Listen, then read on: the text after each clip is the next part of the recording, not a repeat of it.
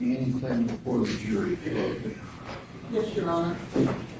At this time, the defense would move for a judgment of acquittal on a couple of grounds. One being that no trier of fact would be able to hear or at least deliberate on the evidence that's been placed before this jury for the following reasons.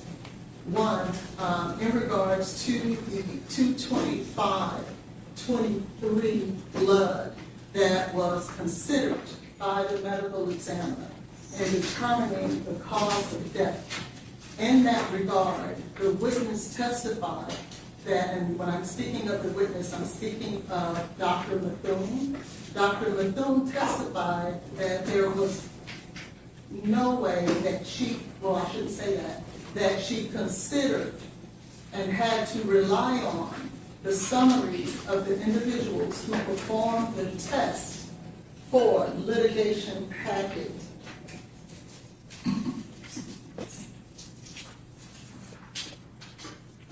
What are you arguing about? Chain of custody? No, Your Honor, I'm the state, Smith v. Arizona, in regards, there was a surrogate witness that was placed on the stand. After her testimony, it was developed that she had to rely on the summaries of the individuals that actually performed the testing on that vial of blood for 225-23 and work order number 231-26889. That is the very vial of blood that the medical examiner relied on in determining the cause of death for Ms. Benning.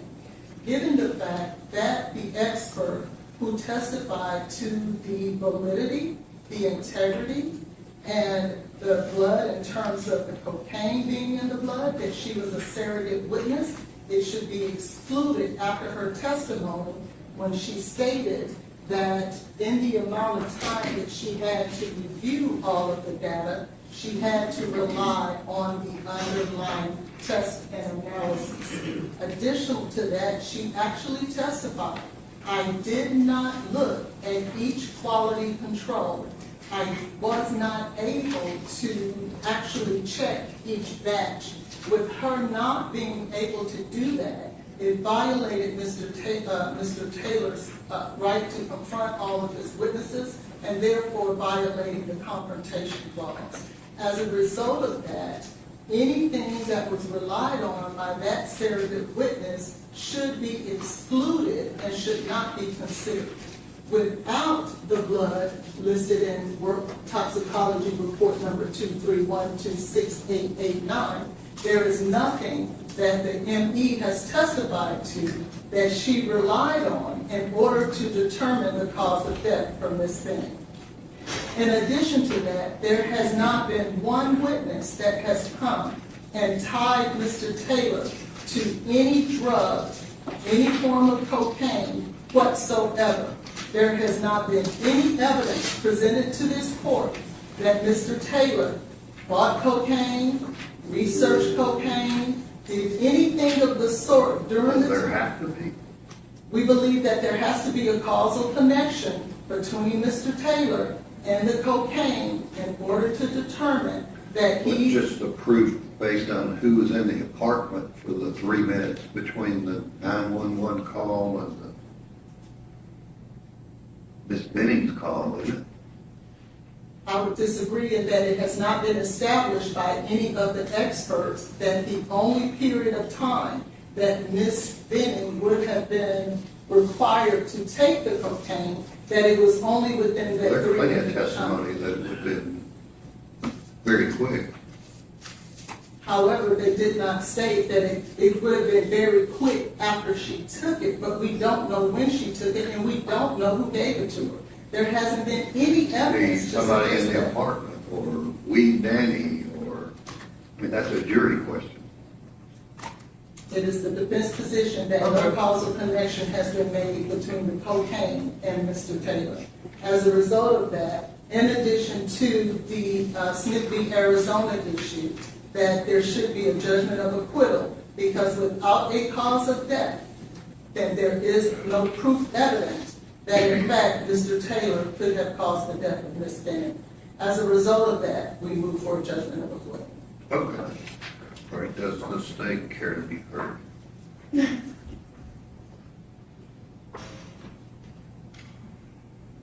Your Honor, Dr. Mithun was very thorough in explaining that she did her own analysis. She was not a substitute witness, just reading from someone else's report. She did her own analysis. She formed her own opinion. She wrote her own report. It is not even a comparison. Her explanation about that there's no connection to Mr. Taylor and the cocaine, the state submits that there is substantial circumstantial evidence of he is the person who put the cocaine in Jade Benning's drink. Her own words were that she just didn't know what it was. Dr. Carney gave very explicit testimony about timing and that it wouldn't take long to feel the effects. She described dizziness as being something that would be possible, as well as the person might be able to walk, but not for very long after ingestion. And she said that a time frame of approximately 30 minutes until Jade Benning would be in full cardiac arrest, that was consistent with everything that she knew, and specifically consistent with the other autopsy she reviewed. That was the only one that had circumstances similar to Ms. Benning's case. There is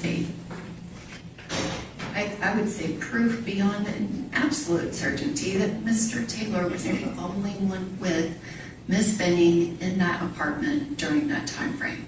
So the state would ask that their motion be denied. Okay.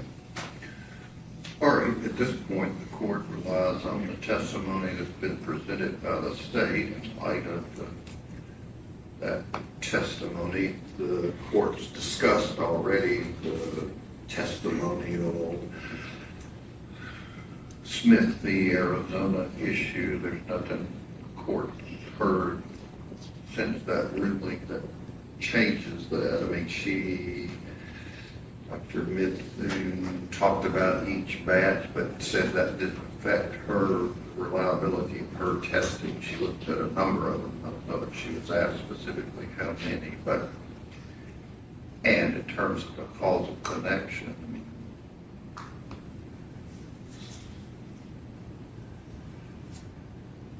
something happened to Miss Benning in that apartment. There is circumstantial or direct proof that Mr. Taylor was the only one there, so that's not my role to judge credibility. If they believe Ms. Jackson's statements, then the excited utterance from Ms. Benning tells us who it was. So I'll overrule the motion for judgment of acquittal. And who is the defense's first witness? Detective James Smith, Your Honor. James Smith, is he here? He is here, I understand. Really briefly, Your Honor, I think we need to test our computer system before we get to jury. Oh, I thought that had already been done. The people were here. I think we're here. I don't think we tested it yet. I just want to make sure we get it tested real quick. Turned on.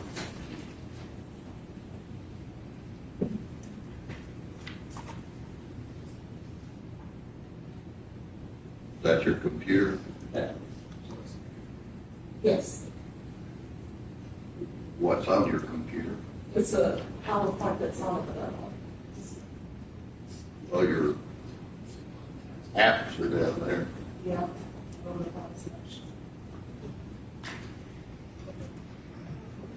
Your Honor, while they're sorting that out, the one other thing I think we're in a See better, where Mark is. I think we're in a better position to have a discussion with Your Honor about the jury instruction Your Honor referenced 4210A. It doesn't have to be right this minute, but at some point when Your Honor's ready, we can have that discussion. You want it in the jury instructions or not? At this point, I think our position is we don't necessarily want it in unless there were substantial revisions to it. which we can discuss, but I think as written, we do not want that. Okay. Well, it wouldn't all come in, it'd be as to motive and intent. The other concern I would point out, Your Honor, is the language of that jury instruction uses the word crime. That's why I asked you if you wanted. It could say crime or other wrongful acts. Our position is that the word crime should be taken out entirely because there is no proof. I don't know, that's what I said, whether the jury thinks discussing with someone else about facilitating or causing an abortion is a crime or not. I think there's specific case law that that's not. So you want it in there if it says other wrongful acts? I mean, What word do you want in there? the closest I think we would, I think that was our position on this entire form. What do you want in there? If Your Honor wanted to charge that, I think we would be comfortable with. I don't want to charge anything. I mean, it's up to you. I'm required by law to put it. We don't want it in. Okay. That's our position. Thank you. What marked on that? But he was here.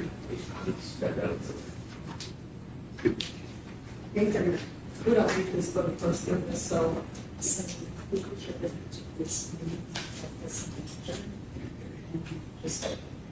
All right, get it, Detective Smith.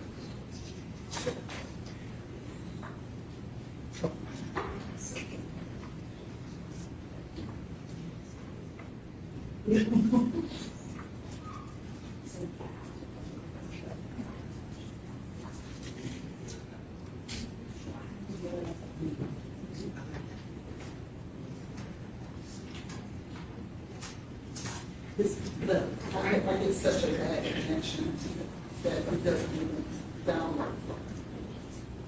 So I thought it took I thought the first version was, I'll just use it. Okay. All right, let the jury step in.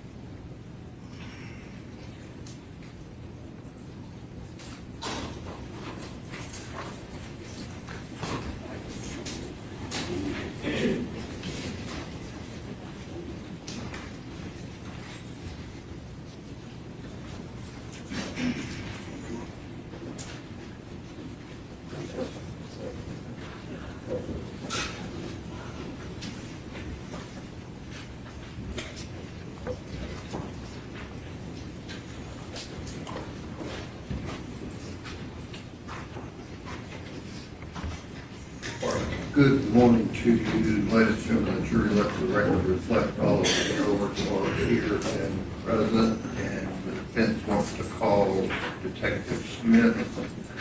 You'll raise your right hand and be sworn. Do you swear the testimony about to give to be the truth, so help you God? I do.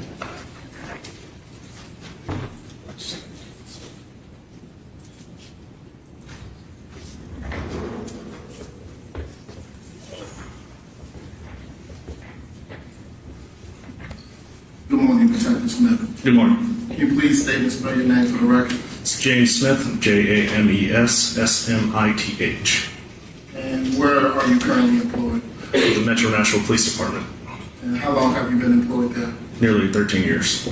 Did you ever have an occasion to get involved in this case involving Mr. Blaise Taylor? I did. Were you the first officer on the scene at the hospital, the first detective on the scene at the hospital? I was the first detective to respond. Did you ever call Andrea Browning and give her permission to go into the house? Initially, I did not recall that spoke. But yes, been talked about, yeah. And would you have given anybody permission to go into the house? Is that something you would have done? The only time that would be done is because I was not doing the search warrant, and the officer, I had released the officer, who initially was going to secure the scene or the apartment at that time. He had been released. The apartment at that time had been released, was no longer in police custody to be frozen and such. So to give permission to anybody, it would have been after that fact that I can't say they can or cannot go in there at that time. And just to be clear, do you have any documentations or recordings suggesting that you gave someone permission to go into the house? I personally do not. And would you have given permission for her or any friends to enter into the apartment? If given permission, it would have just been family. I would have given the family. And did you give family permission in this case to go into the apartment? Based off the recollection that was given to me, it would have been either stepmom or mother. But Ms. Browning would have been the contact. Would an email that you sent refresh or aid in your memory for your testimony here on today? Yes.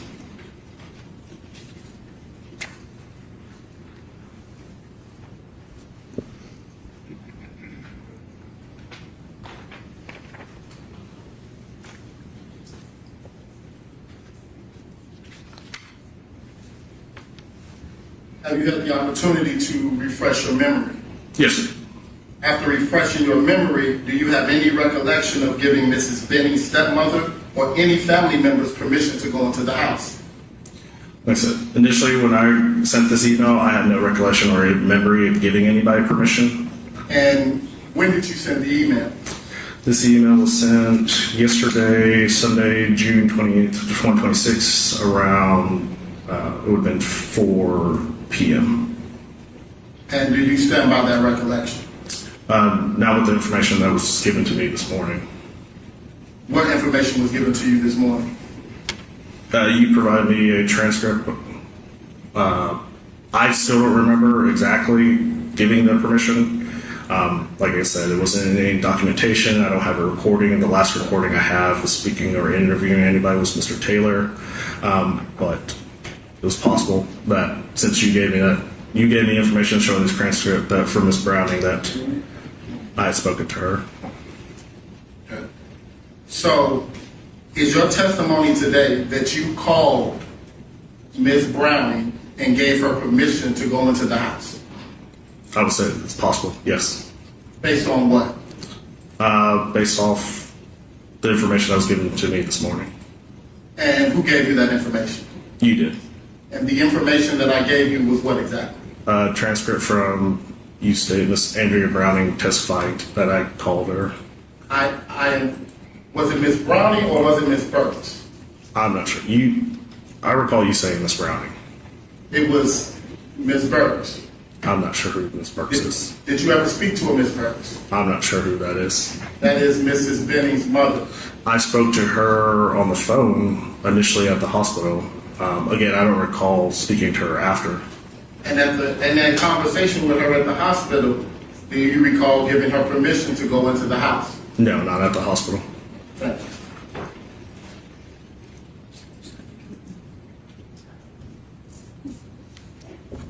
Clerk, any questions from you today? We get Sergeant Smith, correct? Yes, sir. All right. Sergeant Smith, the other patrol, the uniformed officers had spoken to certain individuals, including Ms. Browning, before you did, correct? Yes, sir. All right. And if the timing reflects that your conversation with Ms. Browning was approximately 1:45 a.m., does that sound accurate? Yes, sir. And again, that would have been after Officer Fish discussed, Yes, sir. interviewed her. And so at 1:45 a.m. and thereafter, you knew that there was not going to be a search warrant, Yes, sir. correct? And that there was not going to be any police presence at the apartment, correct? Correct. And so legally, whatever, morally, was there any authority you had to tell them that they could not go into Jade Benning's apartment, secure it, and deal with it? No, sir. Once it was released, I can't say who cannot go in there. Well, when you say released. Oh, Has anyone ever actually been there to put No. up crime scene tape or stand at the door, no, sir. barring entrance? No, sir. And so whether you told her that 1:45 or thereabouts, or later in a call, you had absolutely every right to go there. At the time, yes, sir. That's all I have. Detective Smith, to be clear, yesterday in your email, you said you did not talk to anyone? I said, based off my memory and recollection, I don't recall or recount talking to anyone about giving permission to enter the apartment. And you are aware that your conversation with Ms. Browning, do you know if that was recorded or not? The initial conversation with Ms. Browning at Vanderbilt Hospital is. Any conversation, again, the last conversation that's recorded in my interviews was Mr. Taylor. And you would agree with me that nowhere in that recording with Ms. Browning did you give her permission to go into the house? Yeah, at Vanderbilt Hospital, there was no recording of me giving permission to anybody when I was at Vanderbilt. And Go ahead. sorry. You go ahead. And outside of that recording, you don't have any documentation or recollection of ever giving someone permission to enter into the home. I don't recall having documentation, or like I said, Mr. Taylor was the last recorded interview I had. And you do recall that a request was made for the scene to be secured. I do. Any other questions? No, Your Honor. Thank you. Thanks. Who's the next witness? We will call Sergeant Lynsey Fish.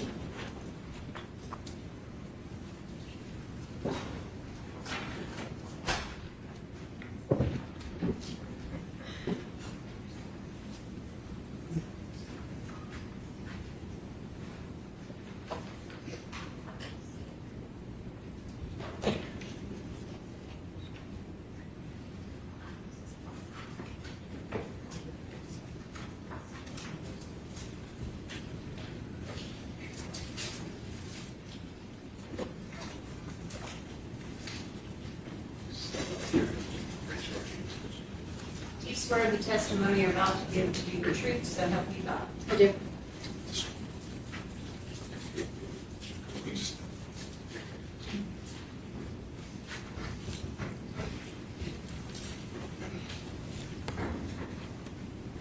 Good morning. Morning. Can you please state and spell your name for the record? Lynsey Fish, Lynsey Fish. And how are you currently employed? I'm a detective with Metro Nashville Police Department And how long have you been employed there? since 2020.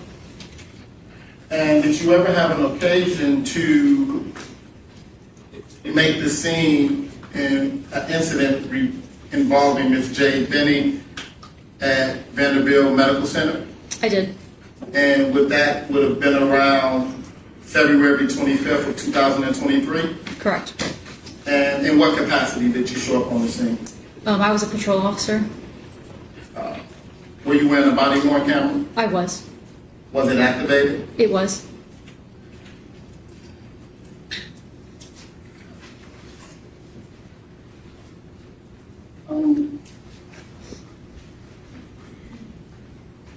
The court officer is handing you a photo, and I want you to take a look at it. Do you recognize it? Yes. Does it purport to be a still image of your body worn camera from that night? It is. And is it a fair and accurate depiction of from your body worn camera that you were wearing that night? Yes. Has it been altered in any way? It doesn't appear to be. Your Honor, at this time, I would ask that this be entered into evidence as a defense exhibit 3, I believe. Yeah, we're just putting it in the medical. 55, I'm sorry. Permission to publish on? Okay.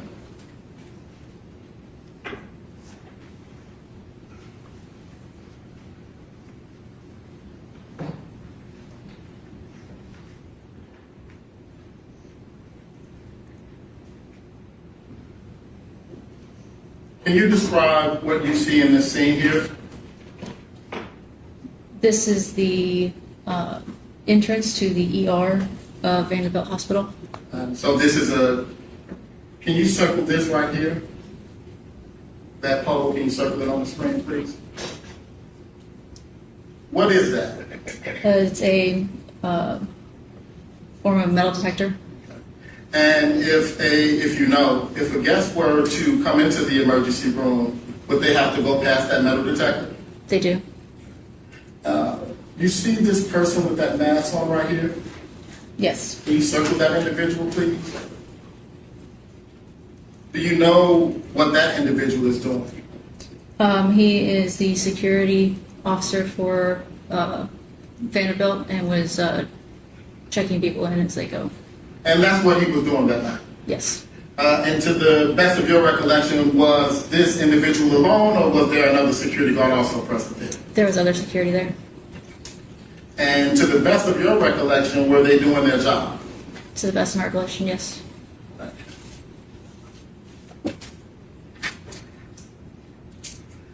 Did you ever have an opportunity to speak with a Miss Brown that night? Yes.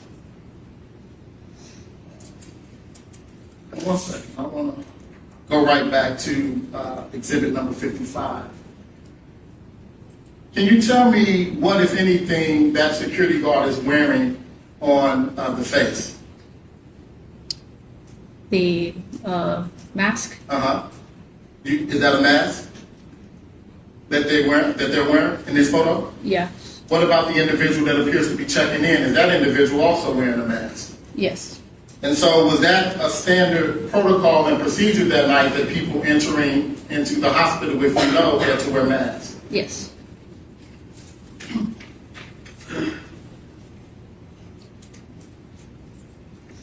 Now, I just want to try to orientate the jury to, when you say you were one of the first officers on the scene that day, Correct.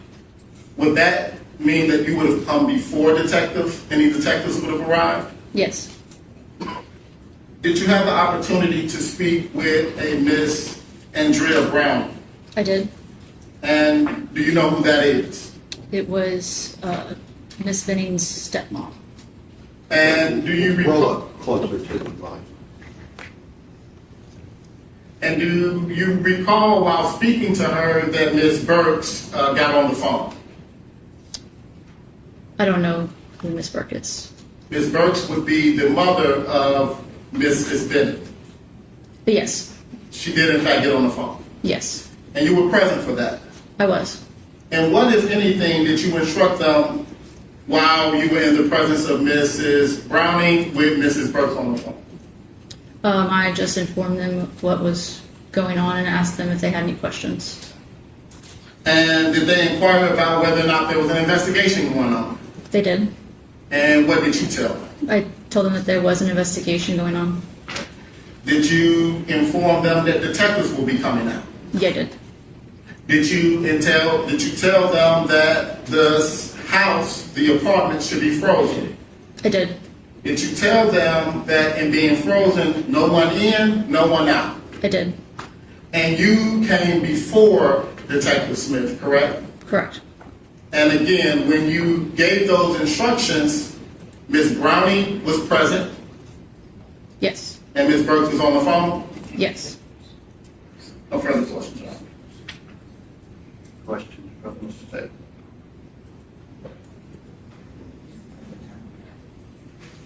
Good morning, Officer Fish. Good morning. You were just asked if you recall telling them that the scene should be frozen, is that correct? I do. Okay. And if your body cam reflects you speaking to Ms. Browning around 12:37 a.m., is that accurate? I don't know the exact time. Okay. But when But it was prior to Sergeant Smith. Yes. And to your knowledge, Metro Nashville Police Department was going to go out, conduct a search warrant, and freeze the scene. I knew that that was a possibility. And if Sergeant Smith's search warrant later got denied, and there's a possibility he told them they could go back to the apartment, would that make sense? I wouldn't know that information. Okay, would it make sense if there was no search warrant and no one was freezing the scene, Metro wasn't there? Objection, call for speculation. The witness says she doesn't know that information. Okay, rephrase your question. Officer Fish, if Metro Nashville Police Department has no legal basis for holding a scene, freezing a scene, if they're not conducting a search warrant, would there be any reason to tell the family that they could not go back in the apartment? No. Okay, those were my questions. Thank you.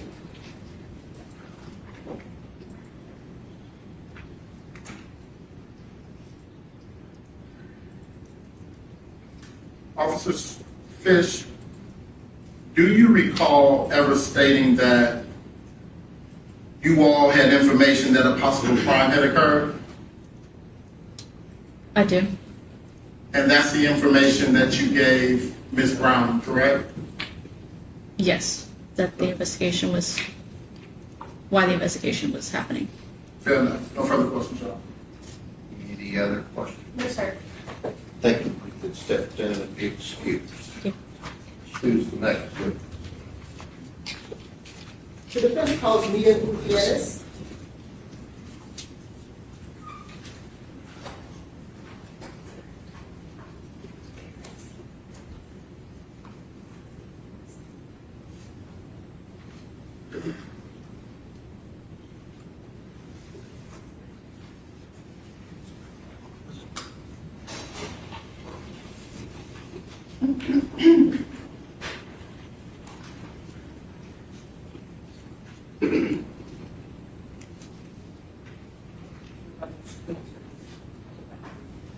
We'll move to Dr. Peters. What's the last name? Sheila Peters. Oh, there she is.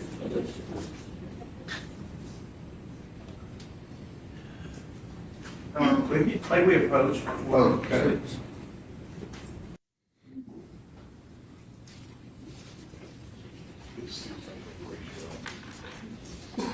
Swear the testimony you're about to give to be the truth, so help you God.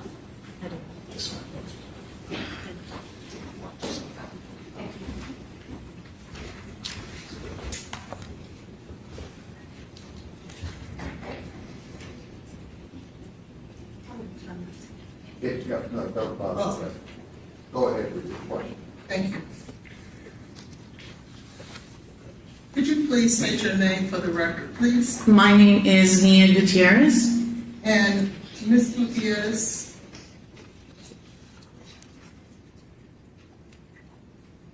how are you employed? I am a Tennessee licensed private investigator and a Texas licensed private investigator. And how long have you been a licensed investigator? In Texas for about a total of 7 years, and in Tennessee, I'm coming up on 1 year. And did you recently move to Tennessee? Yes, last year. Okay. And what company do you work for in terms of for investigations? Out of Texas, I work for Willis and Associates, and out of Tennessee, it is Covert Results. And how long has Covert Results been in business? Since 2017 or 2018, I believe. Okay. Did you have an opportunity to go out to the Ontario apartment where Ms. Benning lived? Yes.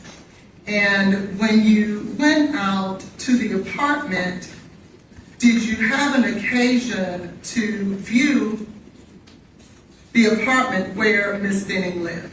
Yes, I did, on the exterior with the door closed. Also, did you have an opportunity to view the marquee for the apartment? Yes, I did. I want to draw your attention. Do you have with you photographs? I have something else not to put photographs with me. Should I have photographs? Yeah.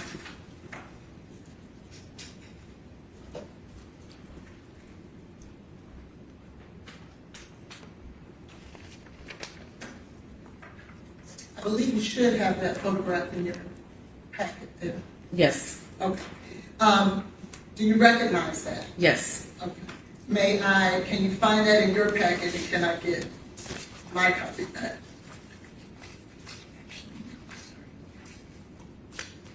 I'm sorry, this picture is not in my packet. Okay, that's fine. Do you recognize that photo that you Yes. took? Yes, And what is that a photo of? it is a picture of the marquee of the incident location demonstrating the physical address of the apartment complex. Okay, may I have it back, please, so that I can publish to the jury? Is it in the same fashion in the way that you photographed it? Yes, And are you the one who actually photographed this? yes, correct. Your Honor, at this time, I'd like to publish.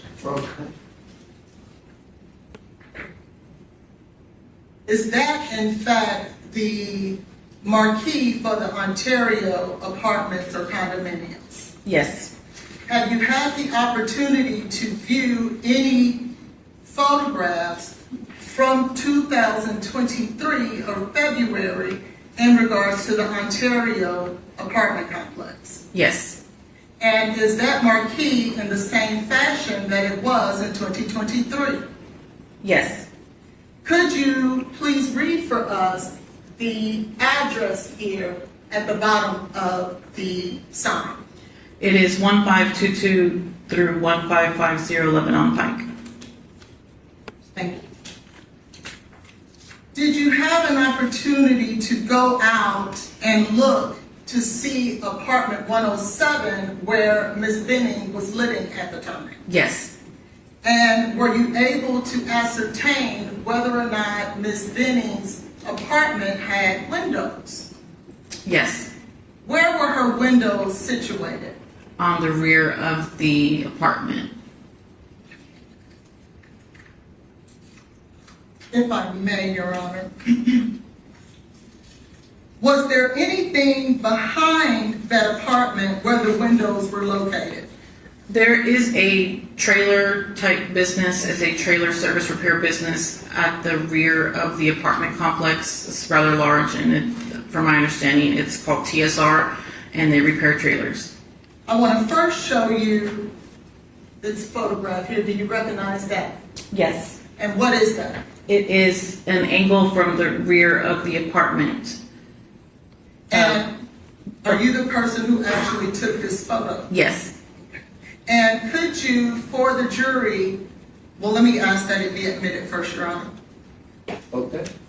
Could you, for the jury, please point out which window belonged to Ms. Benning's apartment? It would have been, I'm not sure. Mark, I can mark on here, sorry. It would have been this one. okay. And I want to now show you another photo. You can clear the screen. Oh, sorry. Okay, Got it. there you go. I want to now show you this photograph. What is this?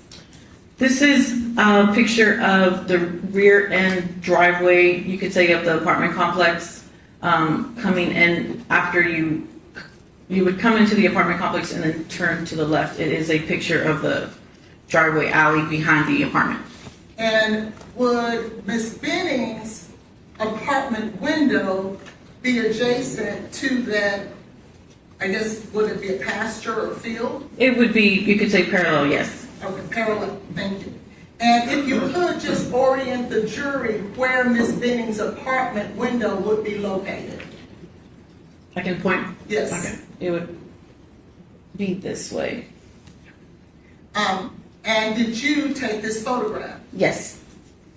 At this time, we would offer, let's see if it would pick this up. We'll just make it collective whenever you Thank you, get all Your of Honor. them you've got. If Ms. Benning was to have a camera in her window, where would that camera, if it was facing out, where would it focus on? Where would it be directed towards? Depending on the range of scope of the camera, it would have captured the entire back alley drive here, or maybe just her back patio, or to where a vehicle could be stationed back there, or all the way up into the trees. It's unsure. Were there any other windows besides those windows that you saw in apartment 107 at the Ontario? That is the only one that I recall. I want to draw your attention now to another photo, if you can clear the screen. What is this? This is an angle closer to the end of the parking where the truck repair service business is located, just below on the hill. Is that also behind Ms. Benning's apartment and the view that would be out the only window in her apartment? Yes.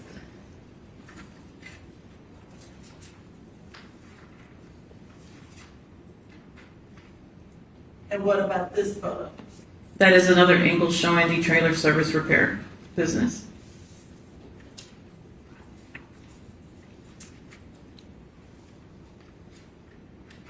Now, did you have an opportunity at our request to do any research in regards to the son of Miss Stephanie Franklin? Yes, I did. Did you determine a name for the son of Miss Stephanie Franklin? Yes, the name is Jordan Franklin. And were you able to ascertain whether or not Mr. Jordan Franklin was in fact a police officer? Your Honor, going to check for relevance of this. Your Honor, there's been testimony that a police officer gave Ms. Franklin. Right, you asked all about it. A police officer told her to do X, Y, Z. Correct. And if I Now- may, I would like to, So what do you want to ask? did you ascertain whether or not Ms. Franklin's son was actually a police officer? Yes, so to answer the question, That would be based upon hearsay. Care to be heard? Yes, it's not hearsay. She did the record search herself, Your Honor. Well, I know that, but would the information be an out-of-court statement offered for the truth? I don't believe that if you are doing, nobody told her anything. She researched to see whether or not a T-code existed So for you Mr. want to litigate whether the gentleman was or wasn't a police officer? I think that's very important for the jury to know, Your Honor. I object. That's on the basis. It's hearsay. I believe it goes on the effect of the listener. Fact, on the list. Absolutely. Okay, it is hearsay. I'll sustain the objection. Also, it goes to 609 impeachment, which allows you to impeach with hearsay. Based on reliable information. Correct. And I believe that the information that Ms. Gutierrez received. Do you is have reliable. someone that you're calling from a police department saying he wasn't a police officer? Yes, sir. You do? We have researched and looked No, I'm at. saying, do you have a person from that department? Ms. Gutierrez called that I'll department sustain the directly. objection.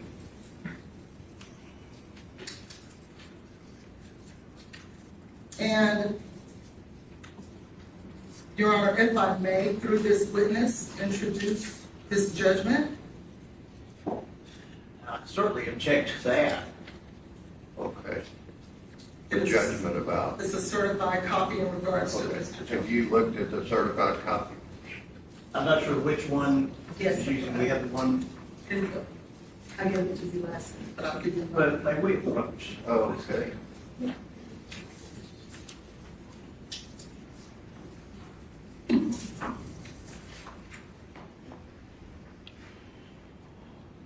Questions? No, Your Honor, not from this witness. Okay, and get those, I think, maybe 5 photos that you asked her about.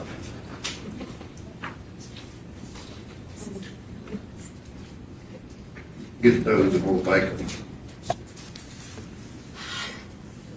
56 collectively. Okay, any other questions? Not of this witness at this time. Okay. Any questions from the state? I would request James. Any statements you have from this particular witness? No, Your Honor. Okay. May I see the exhibit, The photos? the collective exhibit? Yes, sir. Yeah, that's all right.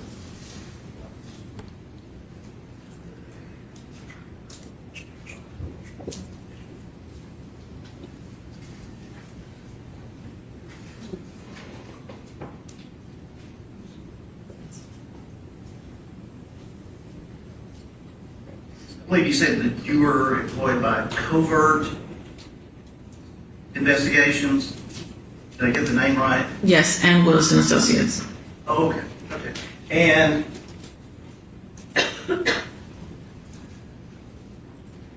is that based in Texas with an office here, or is it totally Texas? The Willis and Associates firm is based out of Houston, Texas, and Covert is here out of Nashville, Tennessee. Okay, and so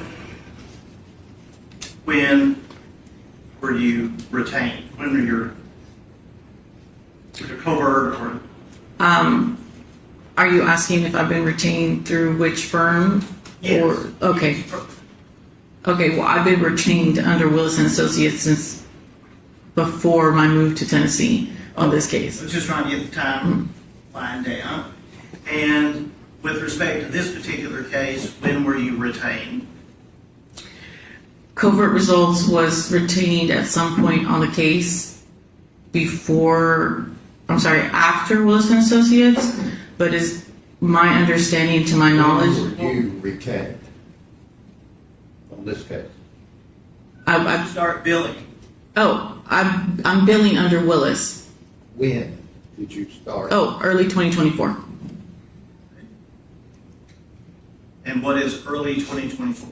I would say probably March. Do you have records of that? Yes, according to timesheets that I turn in correct. And do you have those with you? I do not, but I can get them if needed. Did you have any other involvement as an investigator with this case prior to, when you say early 2024? No.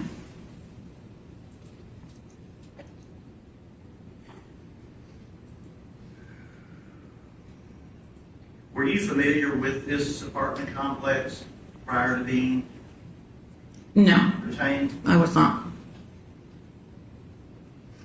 Now, Ontario is an apartment complex on Lebanon Pike here in Nashville, Davidson County, Tennessee. Correct? Yes. And this sign is at the entrance, correct? At the entrance, correct. Main entrance. And Miss Benning's apartment that you were directed to is essentially in the far back corner, correct? I would say the center far back corner building.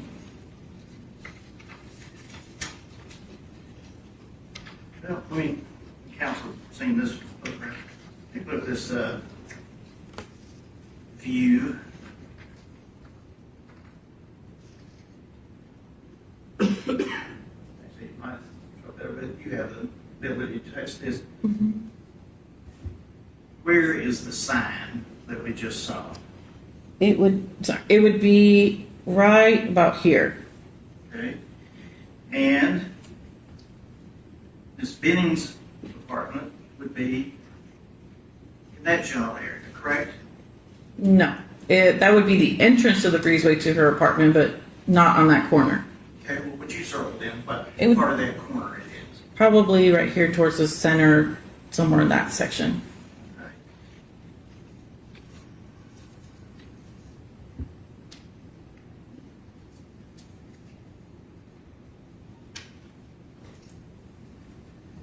Yep, another one that's a little bit further out.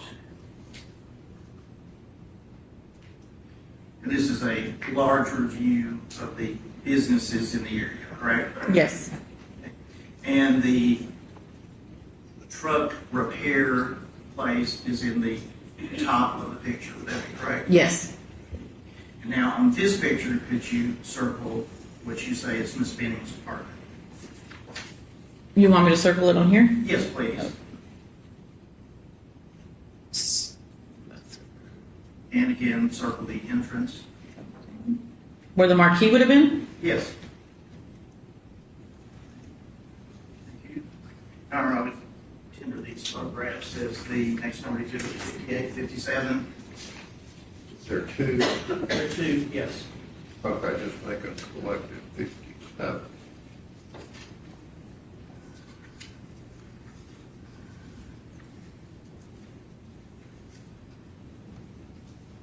And this is part of Exhibit 6 that we've previously seen.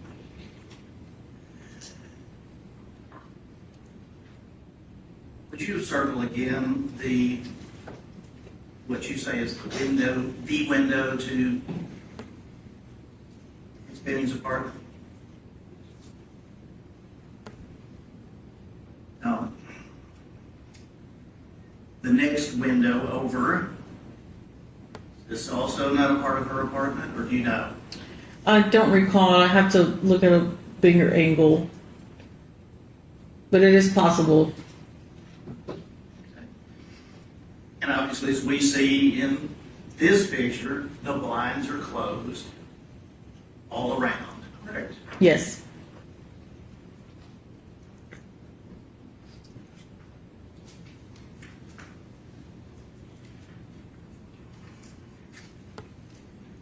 You never went in this apartment, did you? I did not.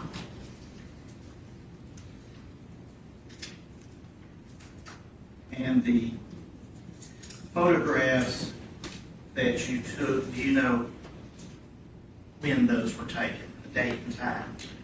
Can I look at my notes, Your Honor? Sure. On June 21st, June 24th, and June 26th, just this recent, I visited the property. Okay. This month, Correct. had you visited the apartment complex prior to that? I had not.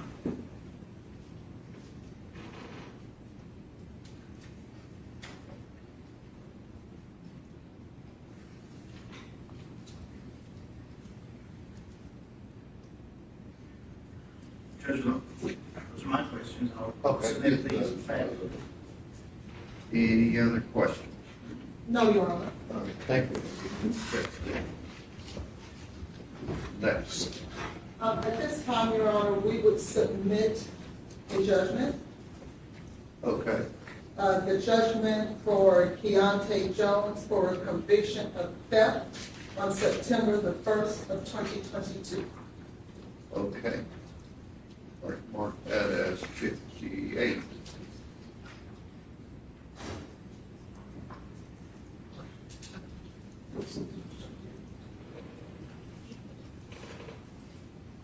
Who's the next one? The defense will call Dr. Sheila Peters, Your Honor. Okay. Yeah, I hate to do this, but when we approach. Okay. Do you swear the testimony you're about to give to be the truth, so help you God? Yes, I do.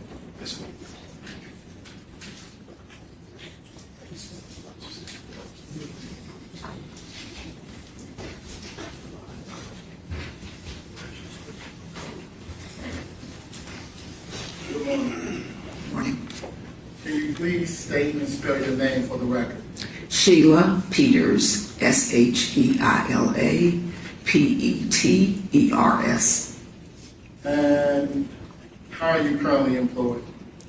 I am an associate professor at Fish University, and I also operate a private practice, Private practice in what?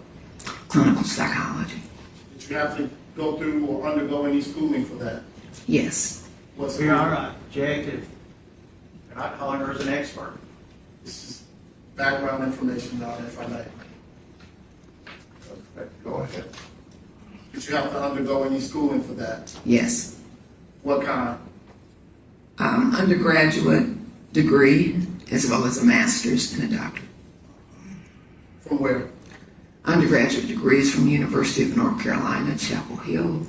My master's and my PhD from Vanderbilt University. Dr. Peters, have you ever been employed with the Tennessee Titans? Yes. In what capacity? As the team clinician, And in that role, what were you expected to do? in that role, I was expected to provide support and assessment for players, coaches, and the entire organization. And when you say support, what, if any, difference is there between support and clinical work? My role was to help anyone that was experiencing any kind of distress and determine what their best treatment would be. Did you ever come to know Mr. Blaise Taylor? Yes. How? During the playing season, on average, I would attend one practice a week, and I would see him as I would see other individuals coming out to practice. And in those general interactions, what was, if any, your impression of him? Your Honor, I object to that. Impression. We're not having. They were co-workers, Your Honor. I'm just asking her what was their impression, her impression of Mr. Taylor. With a time frame. All right, I'll sustain the objection.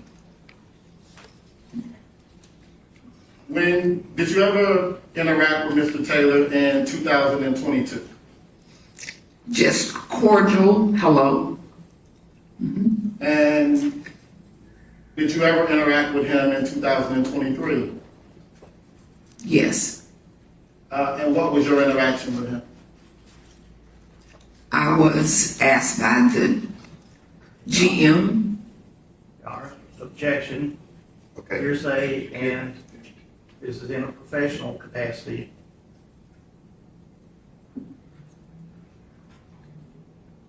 If I may, Your Honor. What is your question? My question is, did you interact with him at all in And your answer is 2023? yes or no? Yes. Okay, she did. Thank you. And what time frame did you interact with him? It was in March. Was it once or more than once? It's twice. Do you recall any dates? Yes. What dates would that be? March the 3rd and March the 8th. And when you interacted with him, what, if any, impression did you have of him? And again, Your Honor, I object. Okay. To Your get Honor, if I an may. impression, she'd have to be declared an expert in what? I'll rephrase my question. Okay. What, if anything, did you think of his demeanor when you interacted with him? Your Honor, I object to what she thought about it, because that would be a Okay, clinical she assessment. can describe his demeanor. What was that? He was concerned about the situation. That would get into hearsay. Yes, sir. So, She just described his demeanor as concern, Your Honor.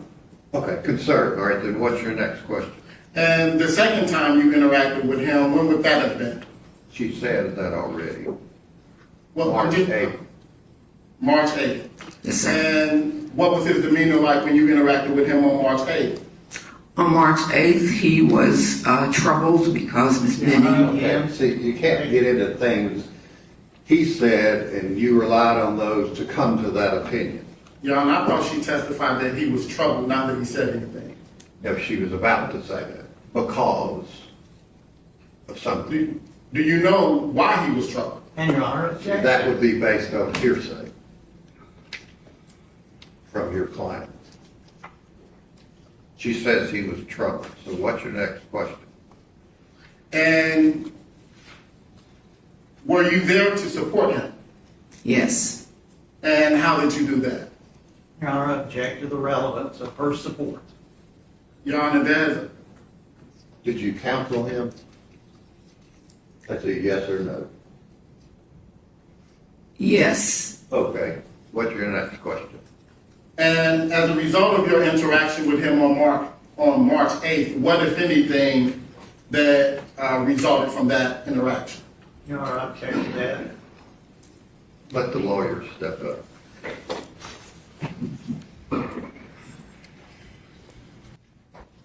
Any other questions?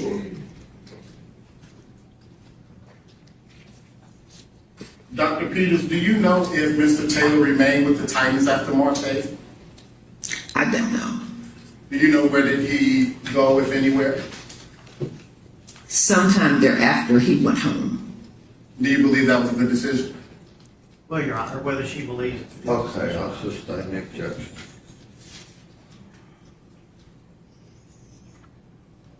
When you encountered Mr. Taylor on March 8th, was there anything out of the ordinary with him?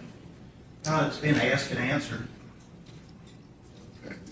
How would she know anything's out of the ordinary unless it comes from hearsay? Well, based off of the impression that she would have got in observing him and interacting with him, what his demeanor may have been. She's described that as trouble. She did, but not in relation to not in relation to what was actually happened when he left. So I think it's a little nuanced there, Your Honor. Okay, well, I'll sustain the objection. During your time at the Titans, did you ever have any personal problem with Mr. Taylor? No. No further questions, Your Honor. Any questions from the state? No, Your Honor. Thank you, ma'am. You can step down.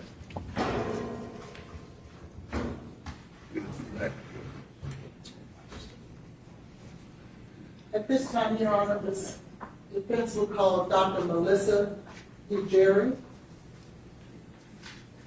Jury.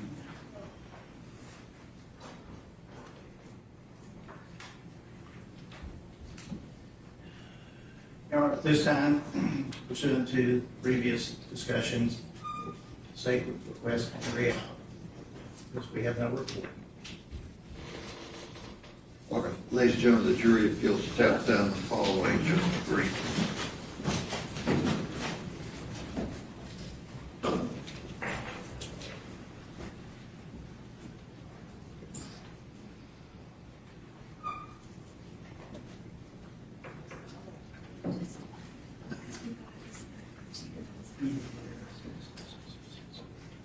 Right here.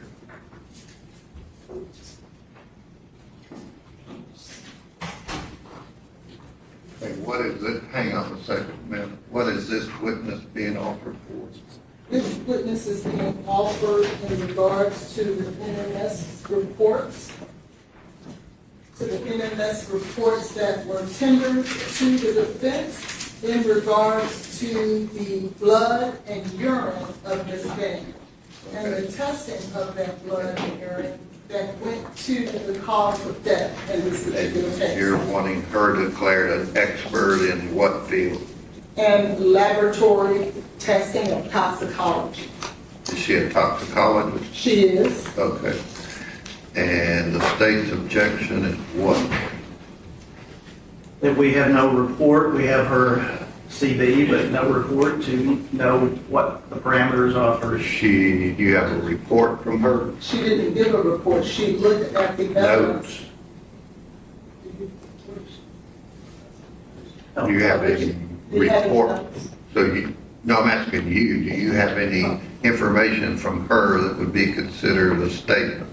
I don't, Your Honor. I asked I'm her. not talking about you, I'm talking about your firm, your counsel. No, I am the firm counsel. We don't have anything. I've met with her on several occasions. I have my work product, but I don't have any notes from her. So she's never emailed you or anything like that? Of course. But it wasn't a report. Her notes. I don't have notes from her. She may have emailed me in regards to what time is the Zoom call, or are we meeting? She doesn't have a report. No. So what do you want me to do? We would hear her testimony out of the presence of the jury for the court to determine whether it will materially assist the jury and basically a McDaniel hearing. So you're thinking this particular witness isn't qualified as a toxicologist? No, it's the substance of what she testified about that we have no knowledge. She just now says about NMS. Well, if we'd had a report, we might know whether to have had. Some people don't do reports for tactical reasons.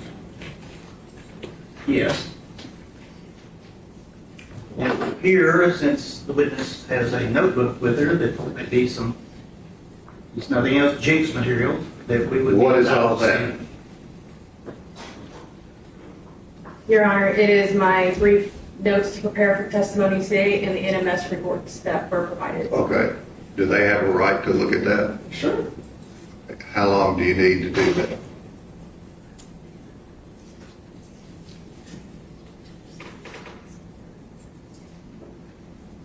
See, the jury's back there thinking, I won't say what they're thinking. Judge, prior to the last trial, when we had this come up, certainly recall that the court said witnesses would be excluded if they did not prepare a report. And here we are now without a report. I don't know if I said that. as well as counsel saying that they are only intending to call Eric Devlin. Well, I don't know who that is. I mean, this person is listed on this witness list. We have provided the state. Lena Gill. We have provided the state a full list of all of our experts and a brief summary of what they are to testify about. The rules and the statute does not require that every expert draft a report. Any notes that Dr. Giguere may have, I don't have those notes, and which they are more than willing to look at whatever notes that she's made in order to assist herself in this testimony in the same manner Dr. Bethune had to give me notes when she turned over almost 10 pages of notes to Do me. you have all of your notes pulled out? They're right here, sir.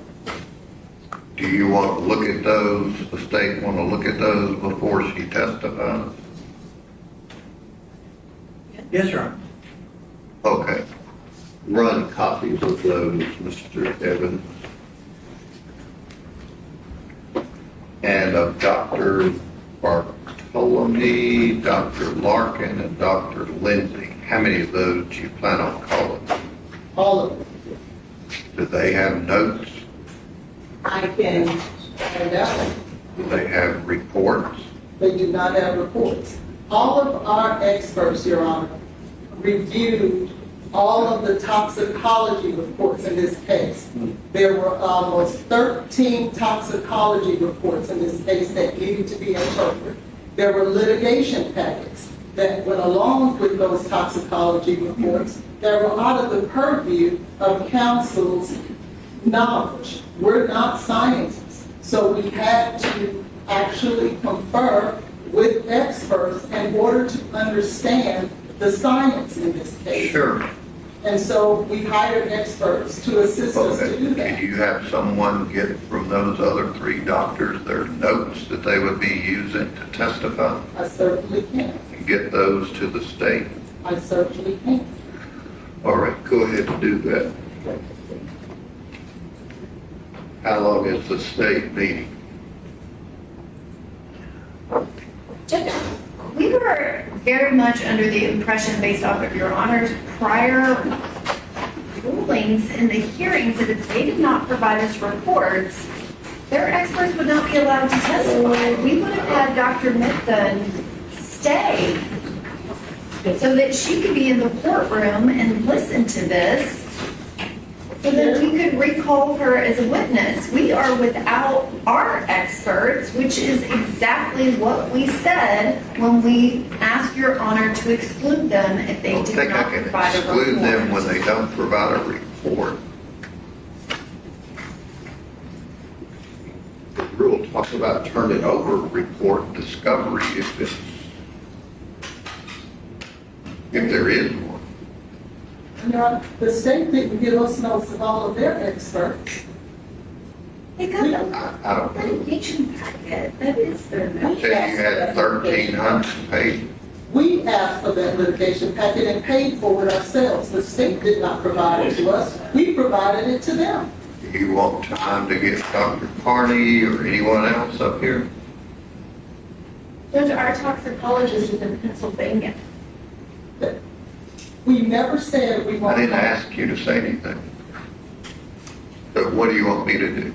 Declare a mistrial? Delay it till next Monday? Would Your Honor allow us to contact Dr. Mithun and see if she is available to watch it by video so we can at least confer with her after this witness testifies? If she was present today, she would be allowed in the courtroom. Sure, she can go on, as I'm understanding it, live streaming and watch it. May I step out to get in touch with her to see if Sure. she's available to do that? All right, get those other notes. We'll be in 15 minute recess.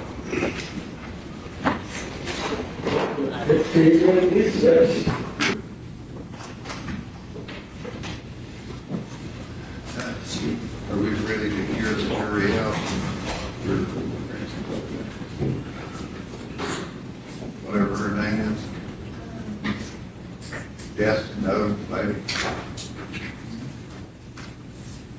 Is the state ready? Yes, Judge, we were just, honestly, to expedite the process, we are no longer asking for the jury out. We have our toxicologist that's on the link, and we won't, if Your Honor is going to allow the witness, we won't object. Okay. I mean, if you want to be heard on your qualifications and all, then I can do that. Not as a jury. Okay. And then if Dr. Minton is to be recalled, I don't know. I haven't heard anything. I don't know nothing. If we should, Your Honor, we would like notes and emails as well, please. what are you talking about? I said, if she is, so that we can get ahead of it, we would like notes and emails as well, please. Notes and emails about what? Her testimony and her notes that she She would be, as you said, offered as rebuttal. and I would like it. Raise your right hand, we'll just bring the jury down.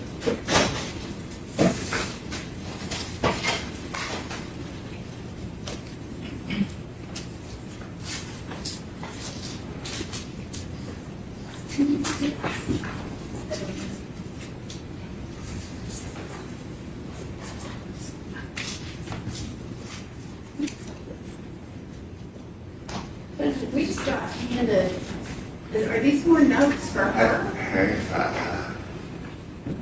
Shut the door there. Did you give this earlier when we were in here, all of your notes? That I had with me? Yes. I have 4 pages that she handed us. What is all of this? I just got handed this. We printed what you asked us to print, the notes. For this witness? Yes. I thought she provided it. You wanted emails, so I. No, I didn't want emails. You I asked, asked her for notes. she gave her her notes. What are these? My emails. These are I not, didn't ask for emails. these are not emails. I just got a whole stack of notes. What is all this stuff?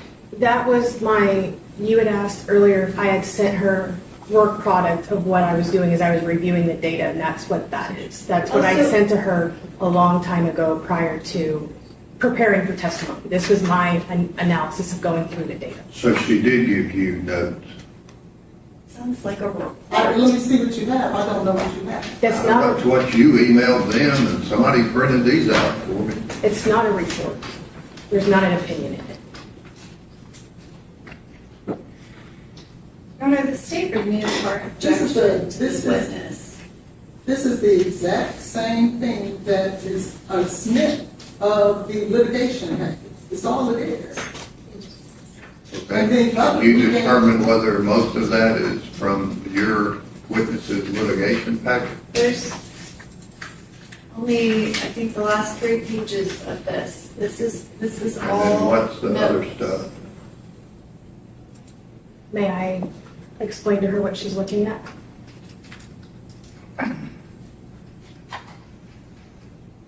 I'm asking counsel. Okay.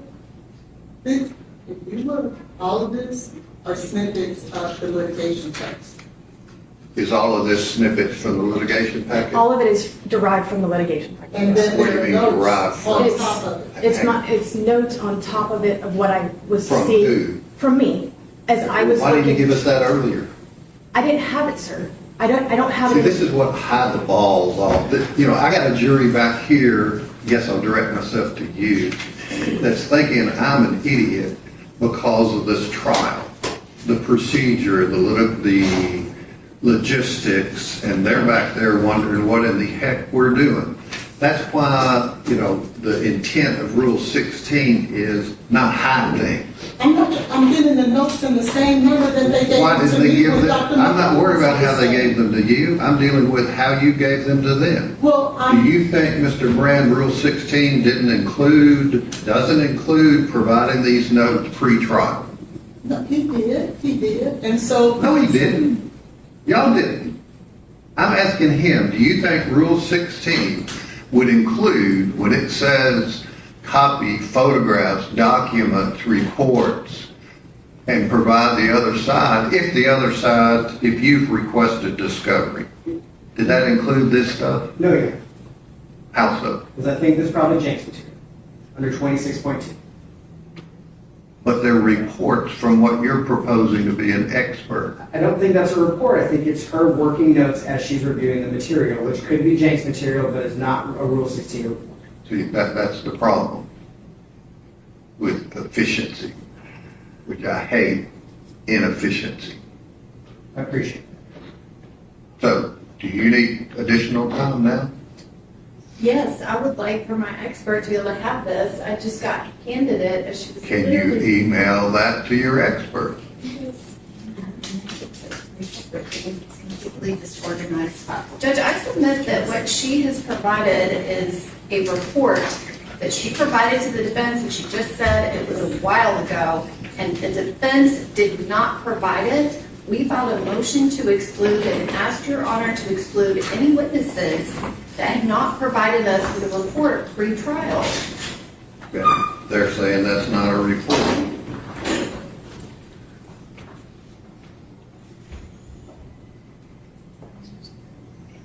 I mean, do we need to have a jury out to determine if it is? If it is a report, is Your Honor going to exclude it? Sure. Well, then I would ask the witness, there be a proffer to the court for the court to make a determination. Inspect if and these copy are or real. photograph books, papers, documents, photographs, tangible objects, or copies or portions thereof, if the item is in the defendant's custody and intended to be introduced as evidence in their case in chief. This is not being introduced in our case in chief. That makes no sense. Well, it's not. It's not being introduced for our case in chief. So you want to orally ask her all about it and then just... I'm not doing the same manner that General Norman did. I'm not dealing with that. I'm dealing with, have you complied with Rule 16? Yes, I have.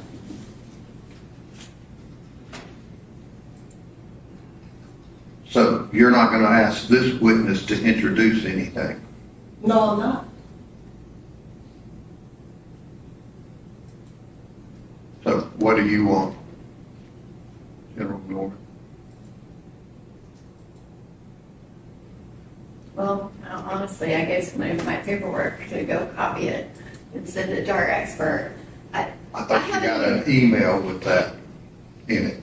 I haven't even had a chance to look at it, but what the little I looked at, it looks like she typed up a report. It's not a to them. report. Where is that?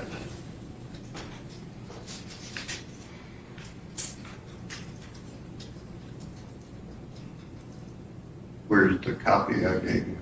Here it is. What page in that are you thinking is a report? There's one that has like 7 or 8 pages and then a couple of pages of litigation packet in the back. I'm not worried about the litigation packet. I'm not either. It's everything that precedes it. Would look like, I don't know, what, page 47, 48, what are all these notations for the litigation packet? Yes. Page 50, 51, so that's just a summary of what she's looking at. 69, 75, 81.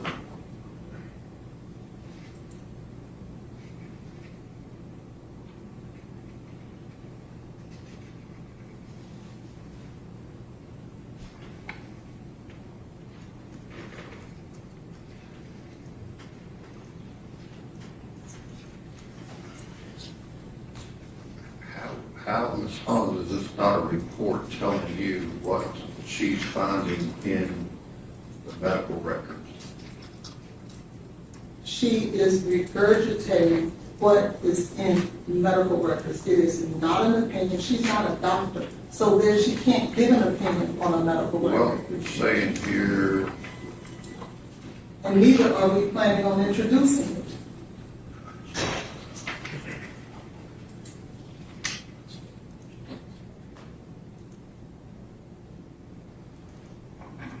page page 75, instrument had an error, incorrect vial, not on our case. What's she reporting to you? What's in the litigation package? That is not her opinion, that is directly taken from the litigation package. Okay, what do you want to do, Joan Norton?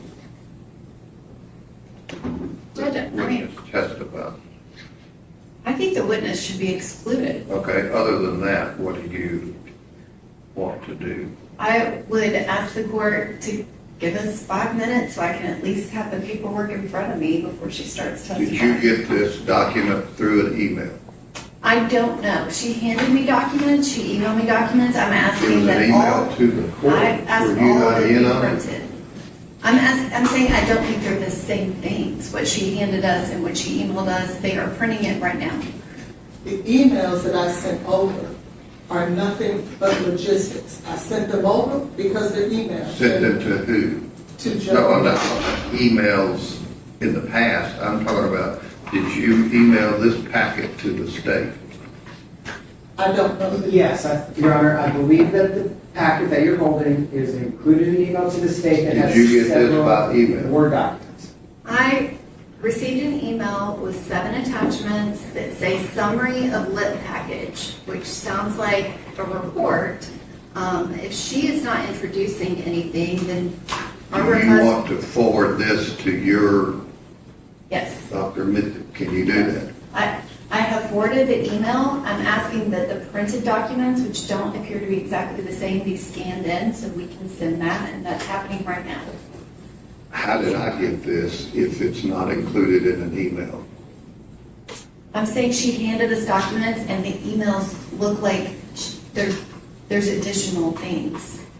Who handed you documents? They did, right when she was walking out to Was the this stand. packet sent to the state as an email? Yes. Yes. Do you have that? Yes, Judge, I received it a few Okay, minutes can you ago. forward that to your expert? I did. Okay. All right, so do you need additional time? I would like to have a copy, but I guess Oh, okay, give that to the state.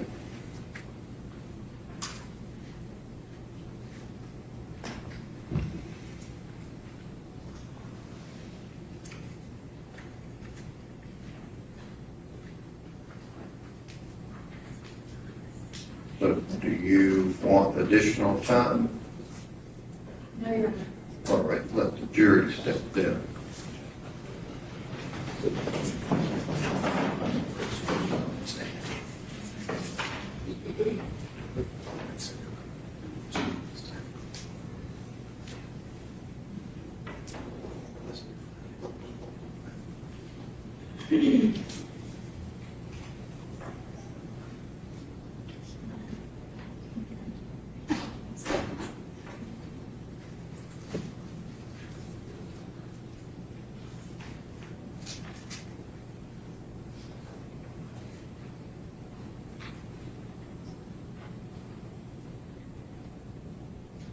Judge, just before they get out here, the state is going to object to her testifying to anything related to any report that was not introduced as evidence in the state's case in chief.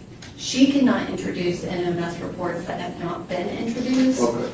And so, These two binders? no, those are the medical records. Okay. So NMS did more testing than what was introduced in our case in chief, and I'm objecting to her testifying to any reports that were not testified to by Dr. Mitten and entered as evidence because it's irrelevant to this proceeding to talk about other tests that were not presented to the jury. Okay. Do you agree with that, Ms. Holland? I do, because we're only Okay. talking about the two. Good, then we don't have a that they problem. testified to.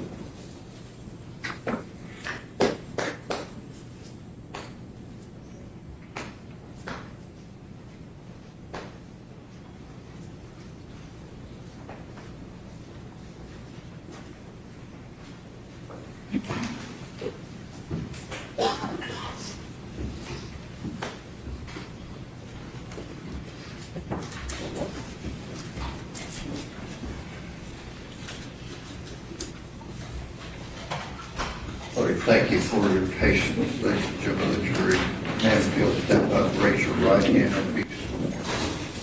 Swear the testimony you're about to give to be the truth, so help you God. Yes. This one.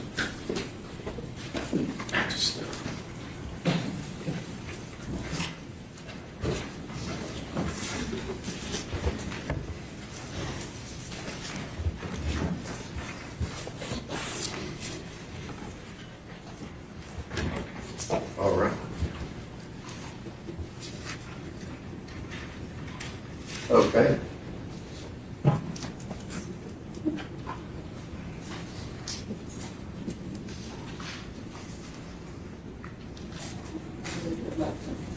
Good afternoon, Dr. Giguere. How are you? Good, how are you? I'm good, thank you. Could you please state and spell your name for the record, please? Dr. Melissa Giguere, MELISSA Giguere. And how are you employed? I am currently an independent contractor for forensics, toxicology, and science. And where are you, in terms of company that you work for, who do you work for? I currently work for a company that I own. It's MG Forensic Consulting. And how long have you been a toxicologist? I started doing toxicology in 2014. And where did you go to school? I received my Bachelor of Science at the University of North Texas, and I also received an Industrial Master's from the University of North Texas in Chemistry. An Industrial Master's is different than a regular Master's because I did not have to do a thesis. I had to be working in the field and had to write my paper in regards to what I was finding in doing the lab work in the field. And then in 2023, I graduated from Oklahoma State University with a Doctor of Forensic Sciences with an emphasis in toxicology. It is not a PhD, it's a professional doctorate. The difference between a PhD and my doctorate is I didn't have to write a dissertation. I had to be employed in the laboratory, and all of my papers were based on data that I produced while working in a laboratory.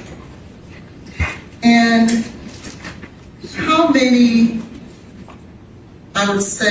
long would you say that you worked directly in a toxicology laboratory?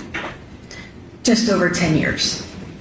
And have you been peer reviewed with your work? And have you also peer reviewed others in their work? Are you referring to peer reviewed and just releasing my data and someone reviewing my work prior for release? Yes. Yes, I've done both ways. At this time, we would tender Dr. Giguere as an expert in laboratory toxicology. Any questions on that request from the state? All right.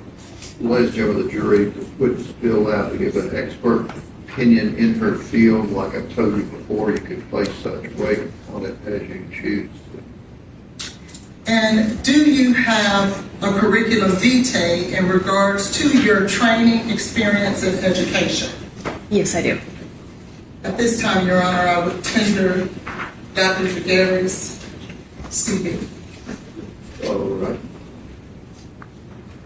You want her to see it?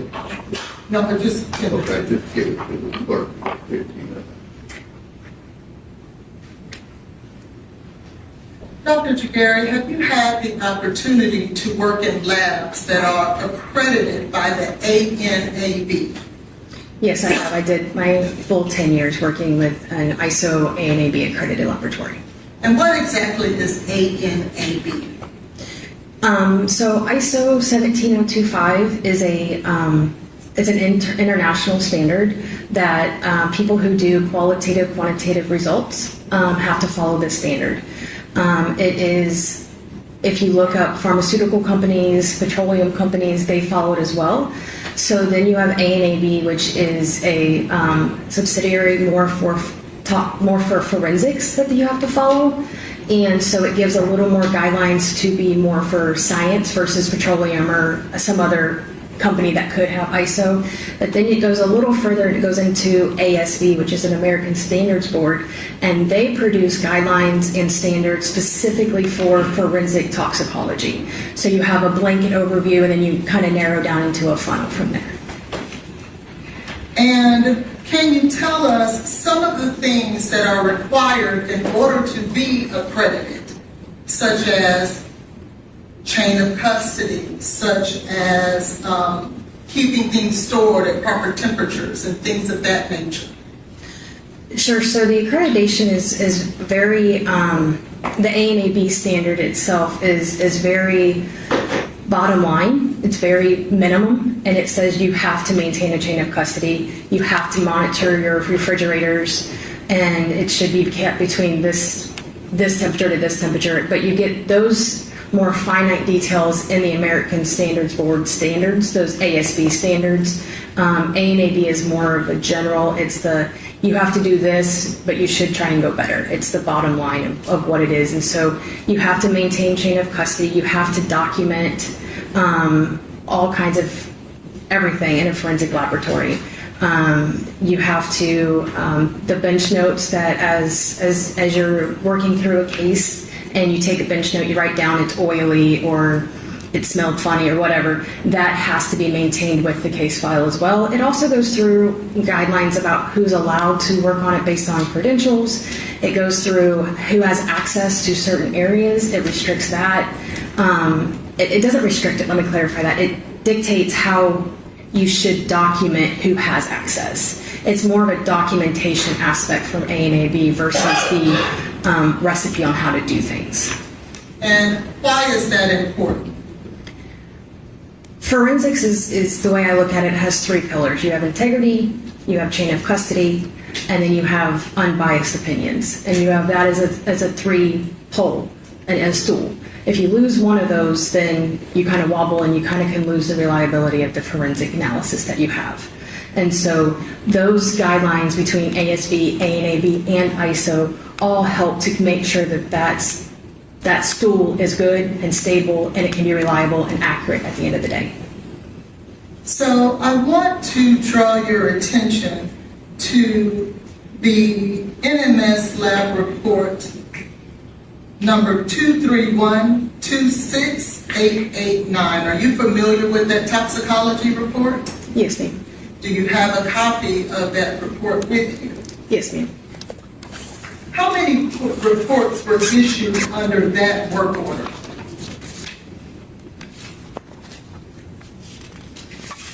I just have the one that was originally provided to defense that was dated 5/16 of 2023. Oh.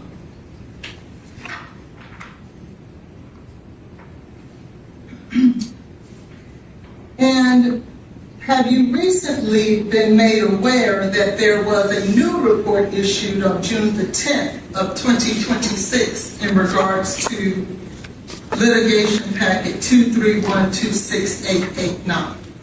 Yes, you informed me of that.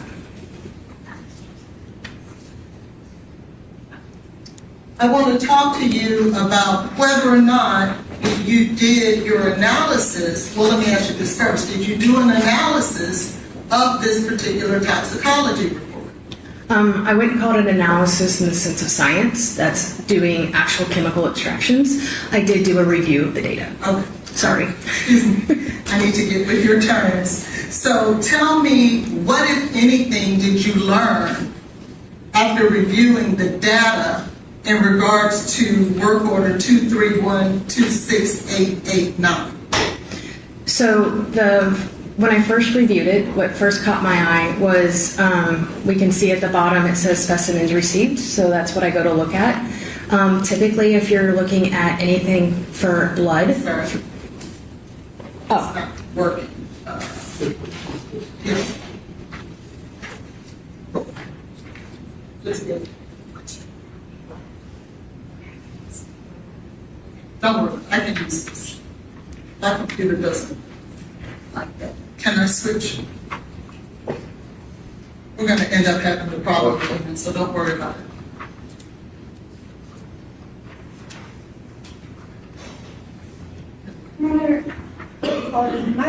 My witness is not in the feed. It keeps hanging up and she's not able to view what's happening.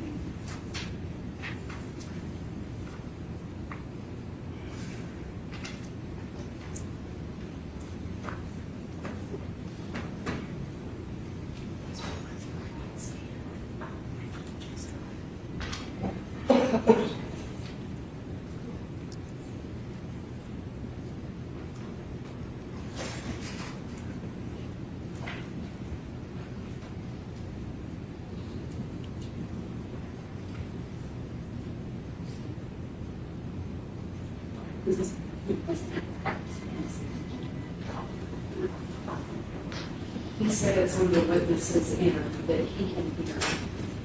It's not that she can't hear, it hangs up, like it just lags and freezes up, so it's not just hearing, it's freezing.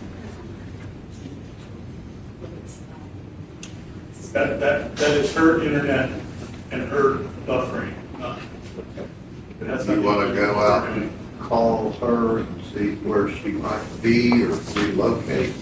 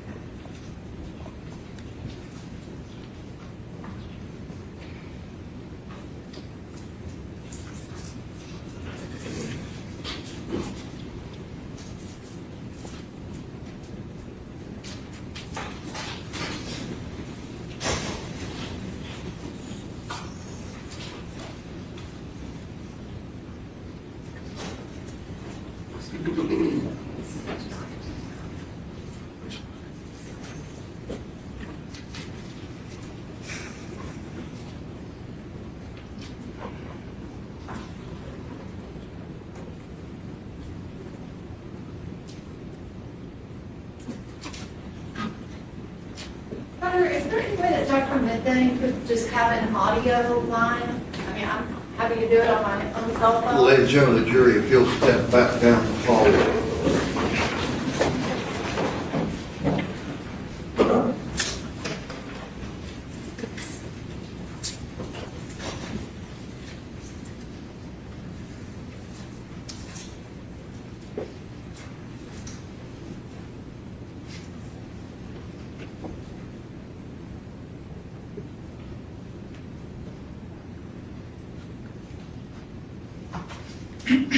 I don't know of any way to do a Zoom link and do additionally what we're talking about doing in this trial.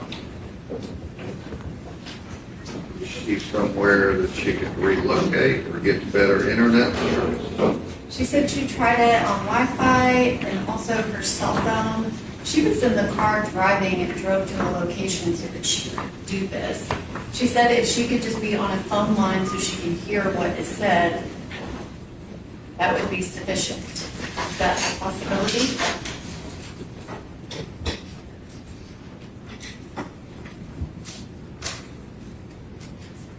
I don't know how well she'll be able to hear, but we call her from that phone up there. As long as she's not speaking. She wouldn't be You speaking. want to come punch in her number?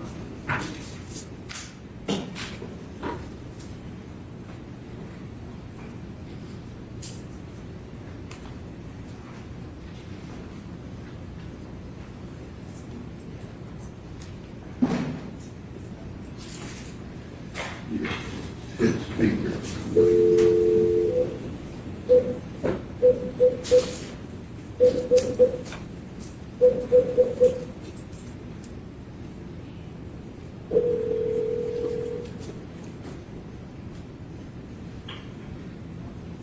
Toxicology, this is Carrie.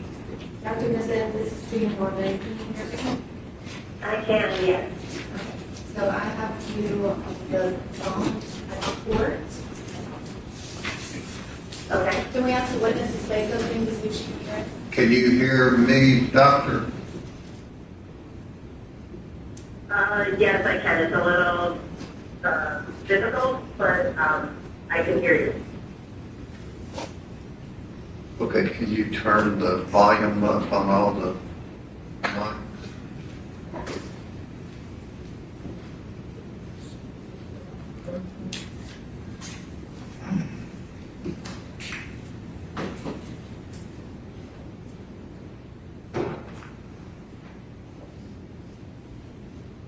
All right, can you state, can you state your name, please, ma'am, for the record?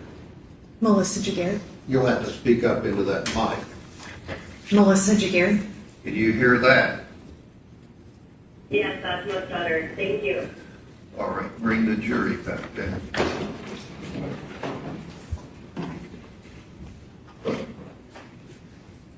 Judge, Dr. Method couldn't hear the report number. Can we just let her know that we're talking about 2312688? 231 26889. 26889. Okay.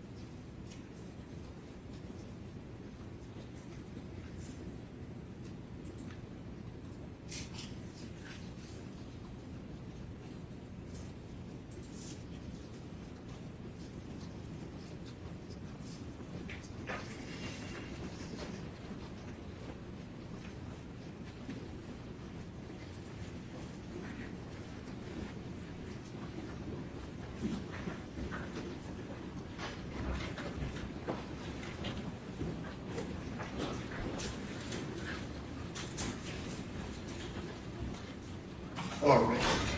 Go ahead, Ms. Thomas.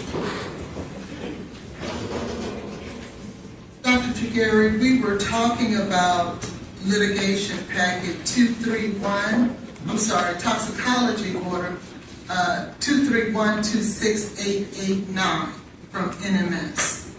Can you tell the jury what sample of specimen is this referring to?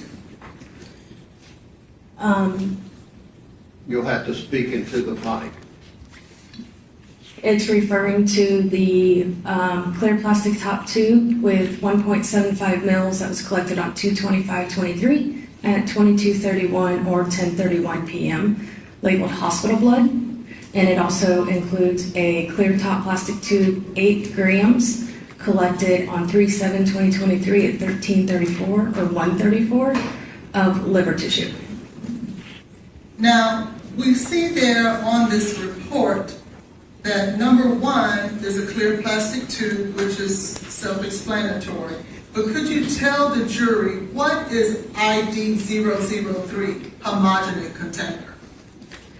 So as you heard from Dr. Methuen, that's where you take it and you blend it essentially and make it so you can, in analytical chemistry, you have a thing, it's called an Eppendorf pipette, and you have to draw up a specific certain amount for the test to be accurate and based on validation. And so you have to make it to where you're able to draw a liquid into this little tip to be able to start the extraction. So the laboratory took, I don't know how much, usually it's documented, but you take a portion of that, you weigh it on an analytical balance, and then you mix it, in my experience, we've mixed it with water, and we put it through a blender, better way to think of it, and you hit go and it blends up the tissue to make it to where it is more pipettable for the equipment.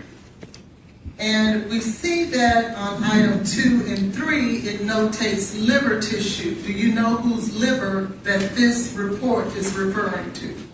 I do not, because the labeled as number is the same. So I would think that I interpreted this when I was first reviewing that the liver was from the same person with the hospital blood. And whose hospital blood does that belong to? Based on the review of the medical record, that it was tied to a Jade Benning.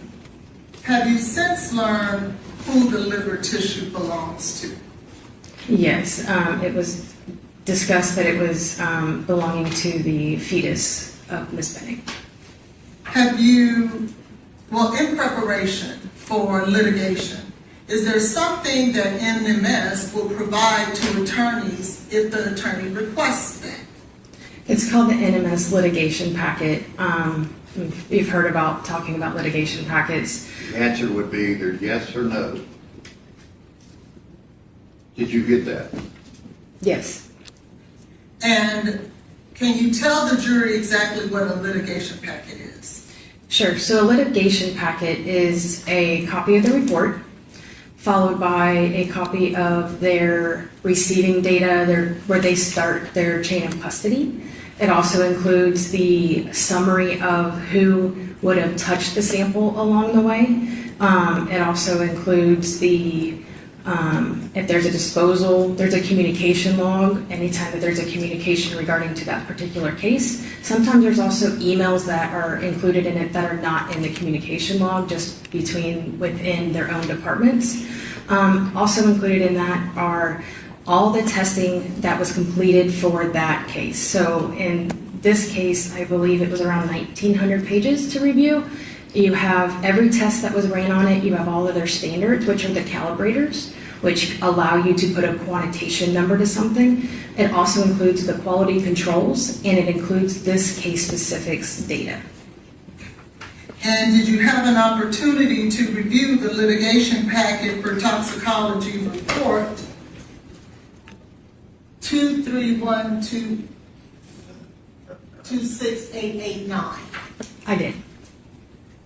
What, if anything, did you find as a result of reviewing that report? Looking at the, and I don't have it up here, I didn't bring all of it, but the request was signed to be relinquished from the medical examiner's office on 3/31.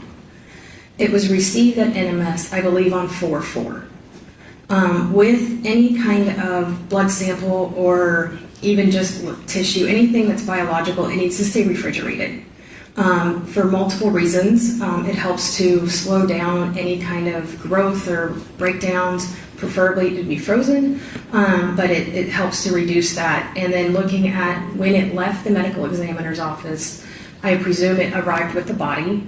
Part of my past experience is I did medical examiner work, and we would get antemortem tubes with our postmortem samples to look at and compare. And when we would get that, they would be multiple tubes to choose from. And so I don't know if there were multiple tubes in this case, and this is the one that they chose.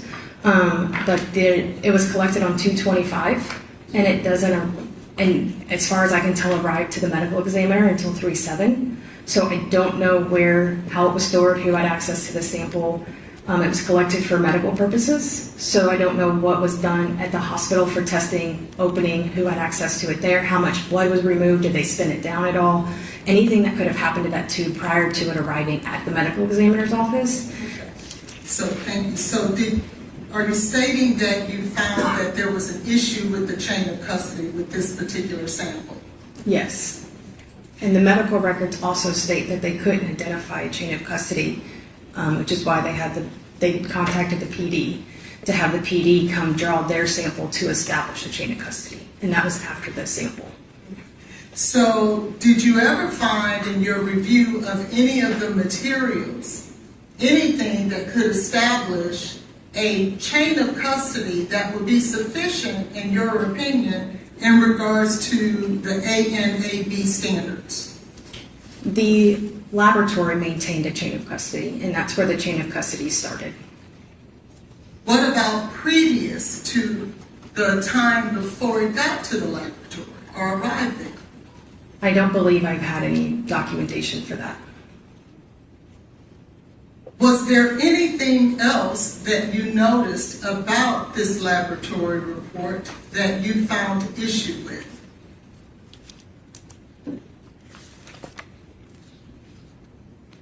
I notated that there was no seals on the tubes when they arrived at NMS. There was no evidence tape over it. There was nothing to seal it. Not saying it was open and spilling everywhere. I'm not saying that. The sample would have been closed because there was notation of no spillage. But there was nothing over top of the tube and a date and an initial to make sure that it hadn't been tampered with or hadn't had anyone had access to it prior to it arriving to the laboratory. is that something that ANAB requires of an accredited laboratory? No, it doesn't require it to be that. It's just required that they document how it was received. What do you find is best practice when you're dealing with these types of forensic toxicology tests, especially in criminal cases? In my experience, we've received our samples for forensic toxicology to be sealed, dated, and initialed by whoever collected it for the integrity of the sample. And was that done here? It was not. What type of tubing was the blood or the vial of blood? What type of tubing was it packaged in? It was in a clear plastic tube, which would have no preservatives. So if there was a dirty collection, meaning they didn't have the site clean and some bacteria got in, there's nothing to even slow down bacteria growth or bacteria formation. And there's also nothing to slow down or retard any of the degradation of any of the drugs that would have been present. Are there, if you could educate the jury, and we've all had our blood taken before, are there different types of tubes that are utilized to preserve whatever the sample is, whether it's blood, urine, whatever that is? Are there different type of tubes for that purpose? Yes, there's different color top tubes. Ones that I'm familiar with from working in the laboratory, we saw tiger top, we saw blue top, purple top, and those are all unique to the medical field of what they're looking for to test. So each of those have a different preservative in them depending on what the medical need is out of that sample. The most common one used in forensic toxicology is the gray top tube because it has potassium fluoride or potassium oxalate and sodium fluoride, and both of those help to slow down or retard the formation of bacteria, as well as help to preserve the blood specimen as best that it can. Now, was this sample actually preserved with the proper tubing? Not for forensic testing. So, did you find that as a result of the issues, well, let me ask you this, were there any other issues that you found with this particular vial of blood?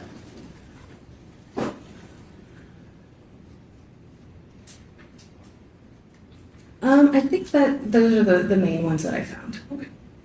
At some point, were you able to ascertain the levels of concentration for this particular vial of blood in terms of what it was looking for? What exactly was this test looking for in regards to this toxicology report, I should ask? So it was looking for cocaine in the products, which is what it's listed as, which is the cocaine and the metabolites. And the blood was also looking for designer opioids, which are going to be looking for your more typical illicit fentanyls and illicit opioids. This did not look for the actual drug of fentanyl. And so are you stating that where we see the testing designer opioids, that does not include fentanyl? It does not. Did you see anywhere in this particular report where it was asking for a fentanyl test? I do not, and they also didn't order a general screen that you typically see with forensics post-mortem that we saw in the liver, which is a very broad, looks for multiple substances, and I believe there was a note in there that it was a direct reflex for cocaine in the designer opioids because they were nervous about the volume of blood that they had left for testing. So they directed the sample instead of taking out of the normal flow of how a sample would have been received and processed. And were there results as a result of the testing for this particular report? Did it yield any results? It did. And what results did it yield? We have benzylecgonine, which is the first major metabolite out of cocaine, and cocaine, which is the parent drug, and then ergonine methyl ester, which is a secondary metabolite out of the parent cocaine. Was there anything else of consequence that resulted out of this blood as a result of the testing that was performed? So the things that are reported are things that are above their, what they call the LOD, the lower limit of detection, or the LOQ, which is the lower limit of quantitation. I'm not sure, it was not provided their SOP or their validations for these methods, so I don't know if those are one and the same. Some laboratories, their LOD and LOQ are the same. Then what that means is that the instrument cannot look below that quantitation level or that limit of detection and be reliable. And so I don't know if that included that, but in my review of the data, I actually did find that there was some of the metabolites that were present that were just not above the reporting limit, so it wasn't reported, but there was presence of an indication of in the data. And what exactly did you notice that was present in this particular report that was not reported? So in this, it would be the item number is 1A1, and I can identify it because it has a 001. So if we go back to the first page and we saw that the clear top tube had 001 in front of it, that is, as I review the data, everything that I find that has 001 is tying it back to that specific item. So I'm not mixing up that with the other liver item or their homogenate. And so I was, there is presence of cocaethylene in the windows. And if it's not there, then the window should be just a flat line. There should be no coloring of the little mountains or peaks in there. But the is this? No, that's 285. I apologize. That's okay. Let me make sure I have the right one. So, did you find, in fact, cocaethylene in that report? I found indication of. I will also say though that the if you'll pull up so I can up or down. Sorry. Over to the right. That's the comforter. Okay. And so the ion ratios, though, on this are out, however. And what that is important to also note that even though it is in the window, the ion ratio is out. So it was below the reporting limit, and it had another criteria that was also out for the reporting limits.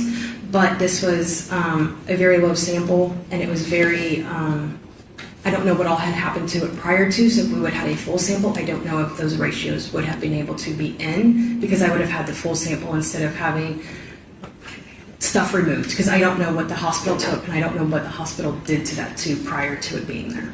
Okay. And so did you in fact find a notation or an indication, if you will, of cocaethylene? Yes, it is present in both windows of the, there's a transition, you have a main transition and you have a second transition, and it looks at, for lack of better understanding, you have my water bottle as one transition and you have this cup as a second transition. You look at this ratio of the height between the two, and that's what it's talking about the ion ratio. That ratio needs to be consistent to call that drug. But just because it doesn't have the ion ratio, it should lend to further testing to look and see if it is actually present or not. Okay. Would this be the correct? No, that's 183. Oh, okay. Sorry about that. So, but you can tell us that it was in fact an indication of cocaethylene in this report. There's indication in both windows, yes. Now, you stated that the ion ratio was out, is that right? Yes. And so how can you then tell this jury that cocaethylene, there was some indication of it? The ion ratio being out doesn't mean that the instrument didn't see the analyte. The instrument saw the analyte and was able to generate a indication or a peaks in the window. If it wasn't there, it wouldn't have a peak in the window. Okay, and did you in fact see a peak in the window in this particular testing? I saw indications of yes. Okay. What does that tell you in regard to whether or not cocaethylene was present in the blood of Ms. Jade Benning? As I said, it would just draw me to do further testing. With the ion ratios being out and below the reportable limit, it would definitely cause me to run the test again, see if we can do, you can do microing, you can pull it down and reconstitute it and make it at a stronger concentration, and then rerun it and see if we would be able to obtain a value or not, to prove if it was there or not. So if I draw your attention here at the bottom of page 3 of 4 of this report, do you see where it states cocaethylene here? Yes. And is this a confirmation test? Well, we're looking at the liver. You need to move up a little bit. Sorry about that. Okay, yeah. Okay. So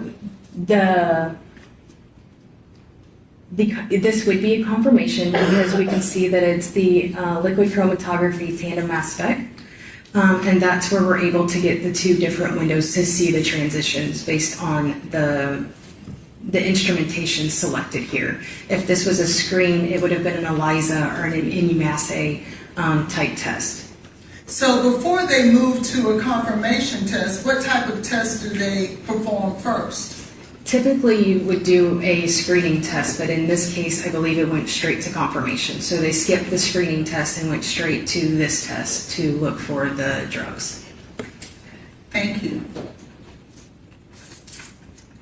Are you familiar with cocaethylene or the metabolite cocaethylene? Yes. What is that?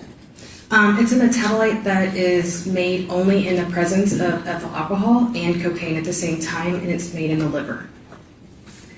And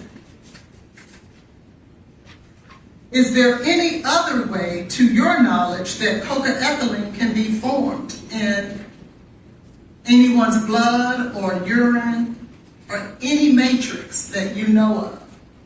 No, and that's what makes it unique about cocaethylene, is the only way it is produced is with mixing cocaine and ethyl alcohol, or what we would call alcohol in our normal language, and it has to be at the liver at the same time. And there was indication that here.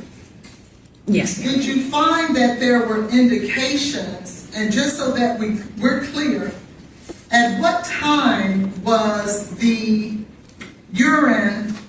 blood sample taken for toxicology report number 231-26889? 2:25:23, 22:31 military time, or 10:31 p.m. And did you have an opportunity to review the medical records in this case? I did. And did you find in the medical records in this case an actual urine drug screen that matched the date and time in this toxicology report? A urine drug screen? Yes, well, urine was taken from Ms. Benning. Did you find that in the medical records? Yes, I saw urine was taken. I don't have it in front of me. I don't know the time, but I know it was taken on 2:25. Did you find that it was consistent with what you saw here? This was a blood. In terms of this report? So this was a blood sample. I'm sorry, not urine, blood, yes. So I did see in the medical records that there was blood taken. There were several orders of blood being ordered at the 22:31 in the ER medical records. Yes, that's my apologies for speaking that. Now let's go now. You were talking earlier that I had showed you the comforter. Do you remember that? Yes, ma'am. And that would be toxicology report 231-29285. Do you remember that? Yes, ma'am. I want to show you now what would be considered the data from that report. Would that be consistent with that? Yes, this is a summary page of the cocaethylene.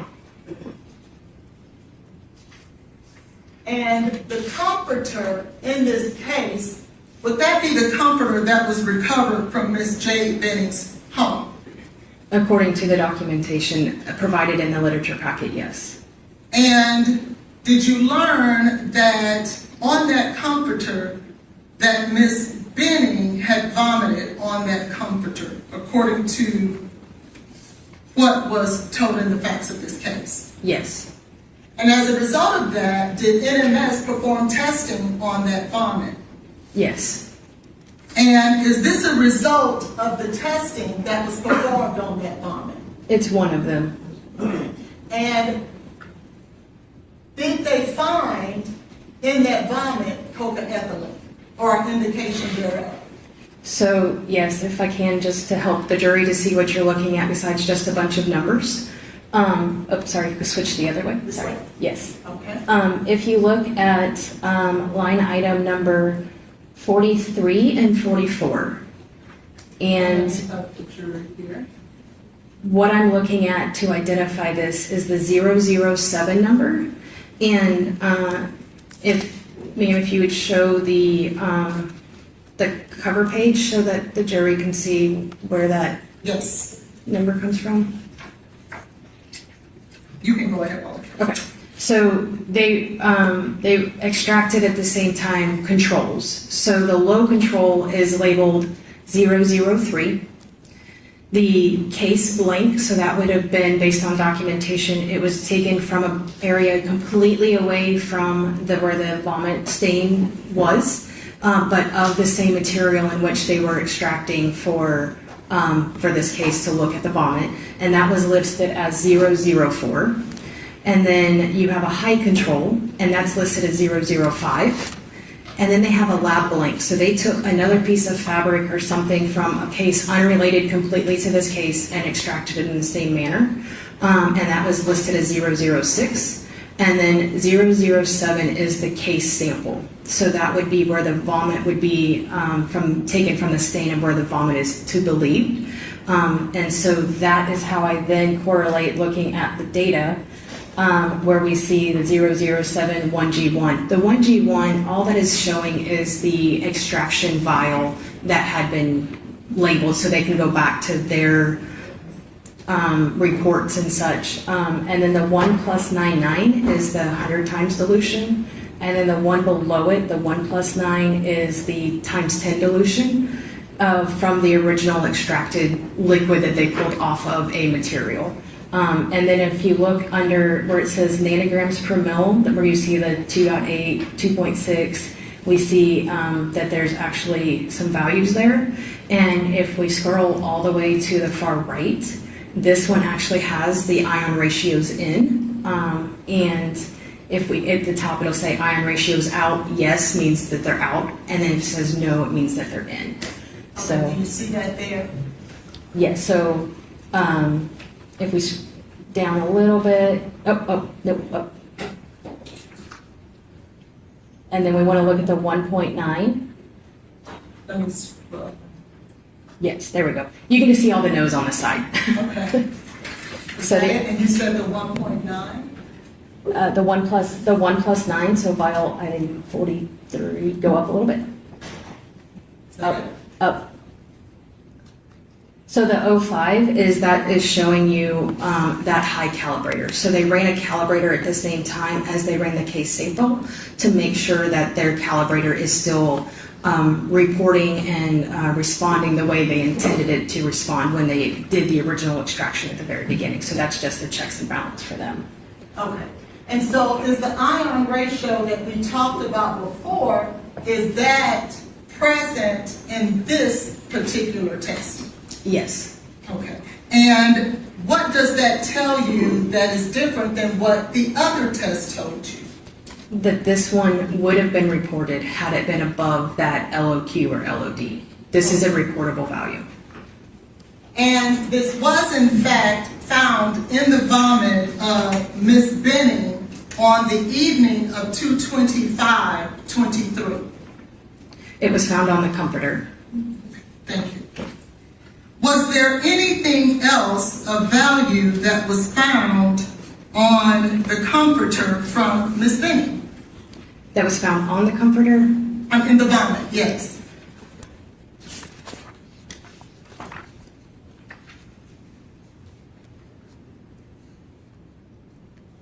No, I think that was it.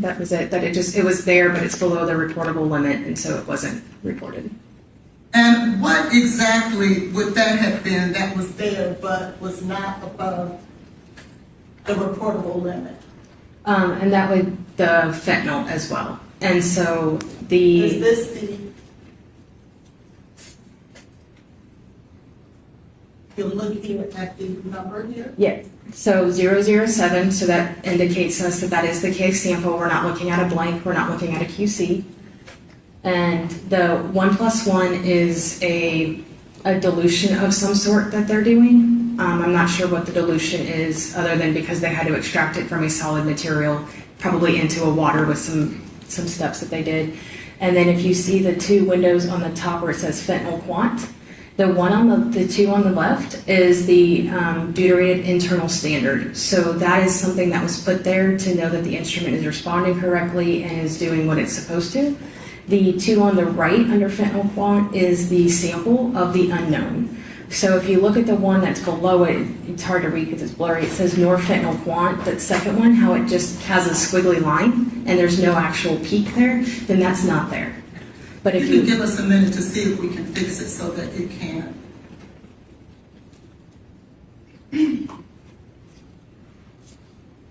That better?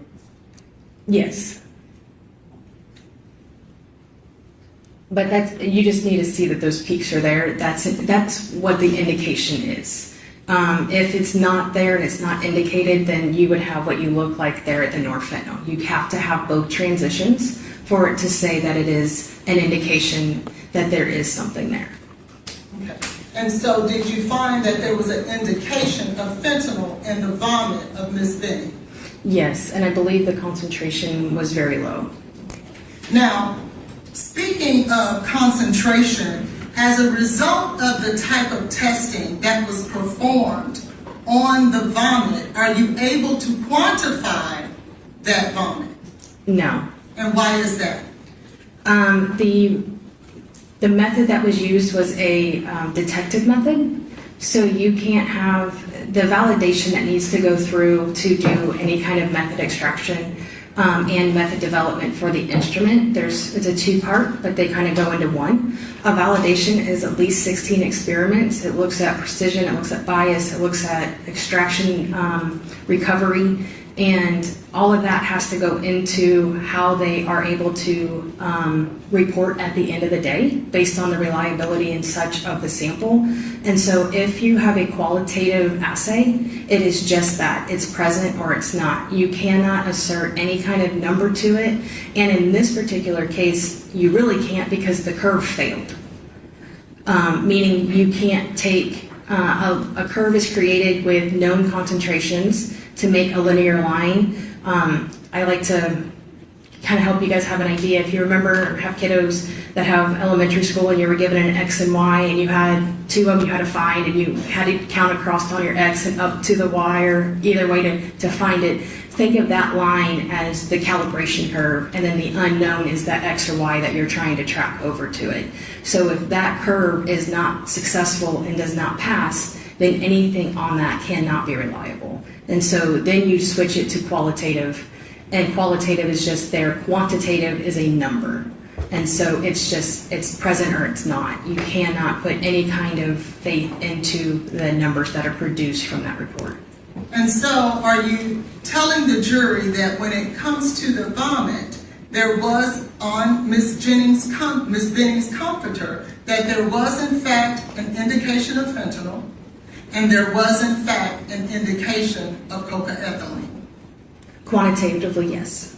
Now, the blood that was taken, as we were discussing previously, in regards to the litigation report 231268889, I asked you whether or not there was a corresponding date and time of blood collection for Ms. Benning. Do you remember that? Yes, ma'am. And that was in fact at the hospital for 225 at 2231. Is that correct? Yes, ma'am. Did you have an opportunity to look in the medical records to determine whether or not Ms. Benning had been given fentanyl at the hospital prior to that time?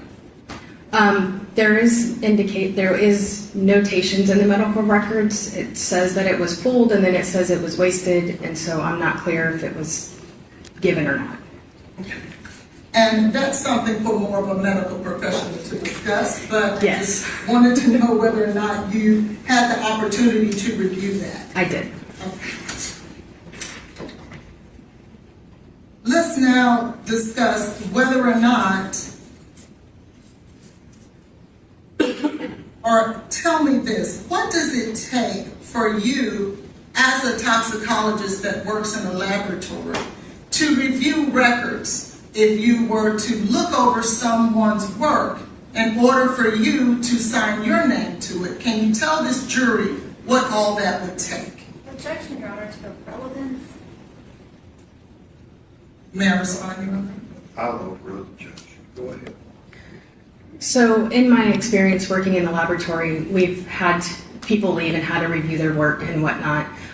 For myself to put my name on a report and take responsibility for that work, I looked specifically at the QCs, I looked at the calibration data or the qualitative data, whatever it is, but I looked at the entire case, and many times I would actually go to the instrument and I would look at the raw data. So there's printed computer data and then there's raw data. Raw data is what is done in the software. That's well above my knowledge as it comes off the instrument and it computes it into the computer. The reason I specifically would want to go look at that raw data is an analyst can manipulate that data and then it will print, and you don't know in many cases if that data was manipulated or not. So if I'm going to be putting my name on that paper, I want to make sure that that data is true as it is on the computer. I want to look and make sure that the entire batch had consistent results. So when you look at the lit packet does include the calibration and the controls, but we're only getting a snapshot of just this case. In many of these samples, there was hundreds of cases ran at the same time.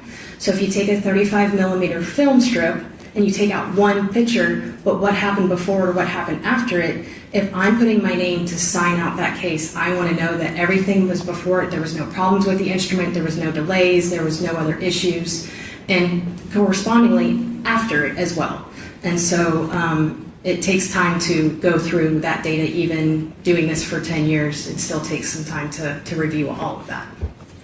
And did you have an opportunity to look at the litigation packet as it relates to the litigation packet we were speaking of that ended in 889? I did. Do you remember how many pages of documents was that litigation packet? I believe this one was around 1,900 pages. 1,912. Do you remember that specifically? Yes. Okay. And in your opinion, in order for an analyst to be able to review 1,912 pages of data, how long would you say that would take? Just to review the lit packet and not look at the entire batch would take a significant amount of time. Okay. What would be a significant amount of time? To tell you, it took me almost an entire day just to go through just the lit packet myself and to look at everything and look at the controls, look at the responses, look and see if there's indications in the windows, and look at the entirety of just the lit packet. That's not looking at the entire batch. And would you believe that you would be able to look at 1,912 pages in a fashion that you could sign off on it as having reviewed it in its entirety in less than 55 minutes? Me personally, absolutely not. Do you know of any situation in your experience as a laboratory toxicologist, with all that you know that it requires, any situation where that could be done based on your opinion?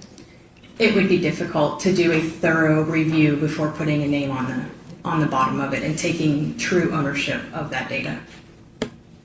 Now, let's say that there was another packet that you needed to review, and that packet was over 2,600 pages. Given the same example and having to review both of those packets in less than an hour, would you believe that that would be possible?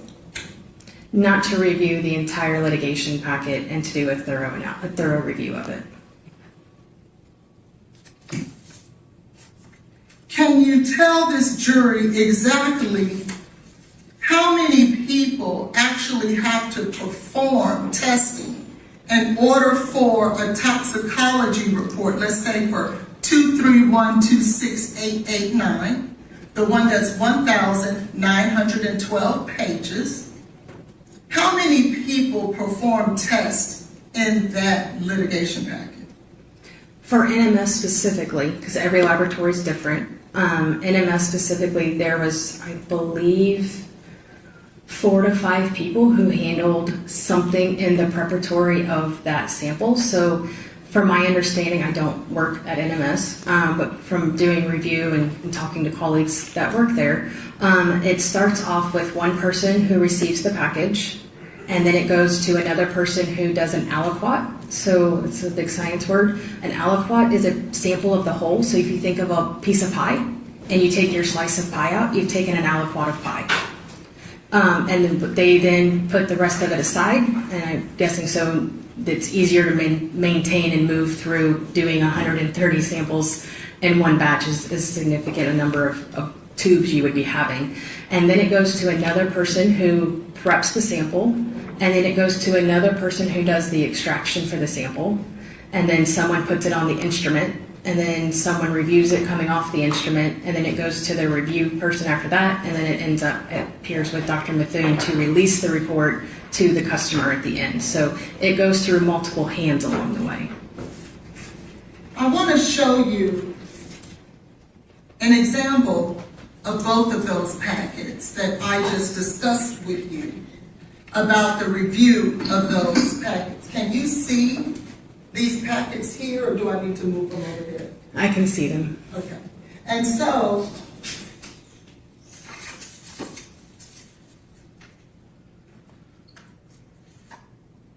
this is the data that is compiled in 2 of those packets.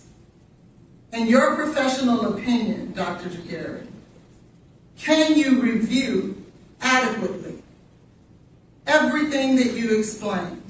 All those individuals who had to run through this testing and perform some of the data that goes along in here. And I'd like to just show the jury and orient them to some of the data that you must review. Objection, Your Honor. This witness cannot authenticate the data, and I object. I'm not asking her to authenticate it. I'm asking that anything be shown to the jury that has not been Okay, admitted. you're just asking to show. I'm just asking a question. You've already asked that question about the volumes. And so, this is just an example of all the data that's compiled in those litigation packets. It's not. It is. And does a analyst who signs off on this packet to sponsor that all of this information is correct, would they have to review all of this paperwork and data? In my opinion, yes, before they put their name on it. Can you do that in 53 minutes, Dr. Giguere? Not unless you're a speed reader. Thank you. I'll pass the witness.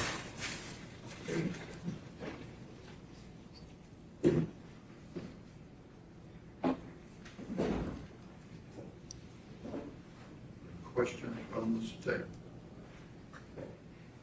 Yes, Judge. Because of the circumstances, can I have just 5 minutes? Okay. If you'll step down the hallway, ladies and gentlemen.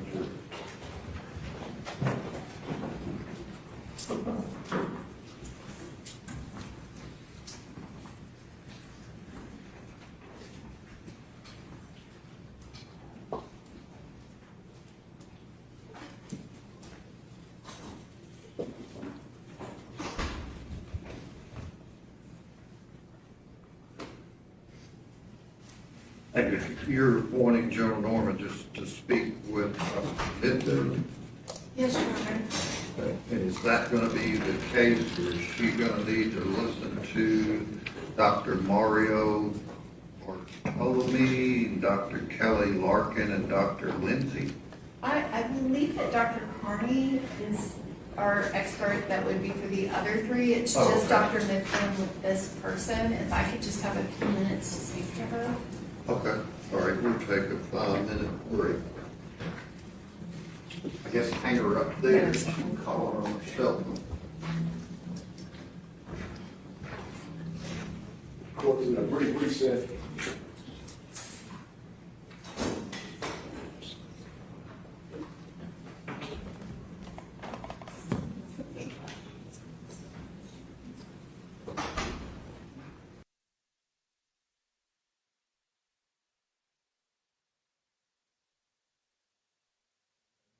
Can you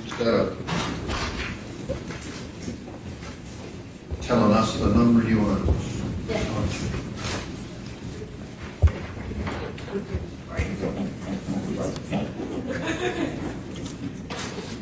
Am I talking into the microphone okay? Excuse me? Am I talking into the microphone loud enough? Yeah. Okay. As far as we know. Okay.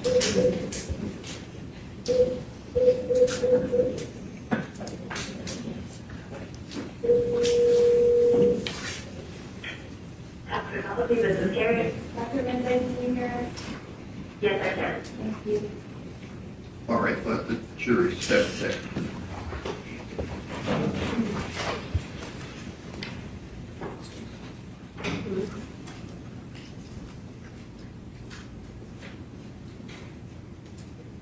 Ms. Collins, let's see those couple of lab paperwork that you showed her when she was testifying.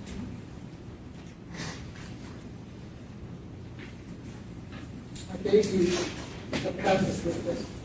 Would there be exhibits? No, they're already in part of the record. Introduced. I gave it to Ms. Pendleton. Yeah, but there was one for the hospital, but I didn't get that.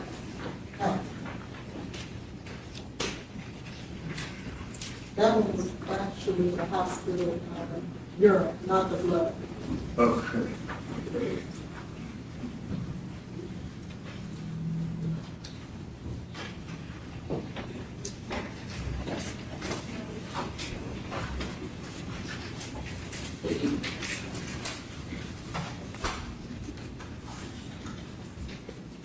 Y'all have a seat.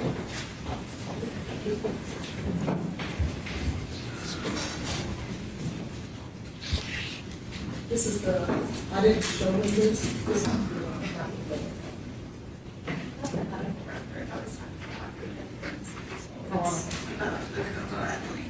So you asked her about something, but you don't have that paperwork? my witness answered my question. You can ask the witness. All right, so are you needing something, or are you ready? No, you're right. Okay.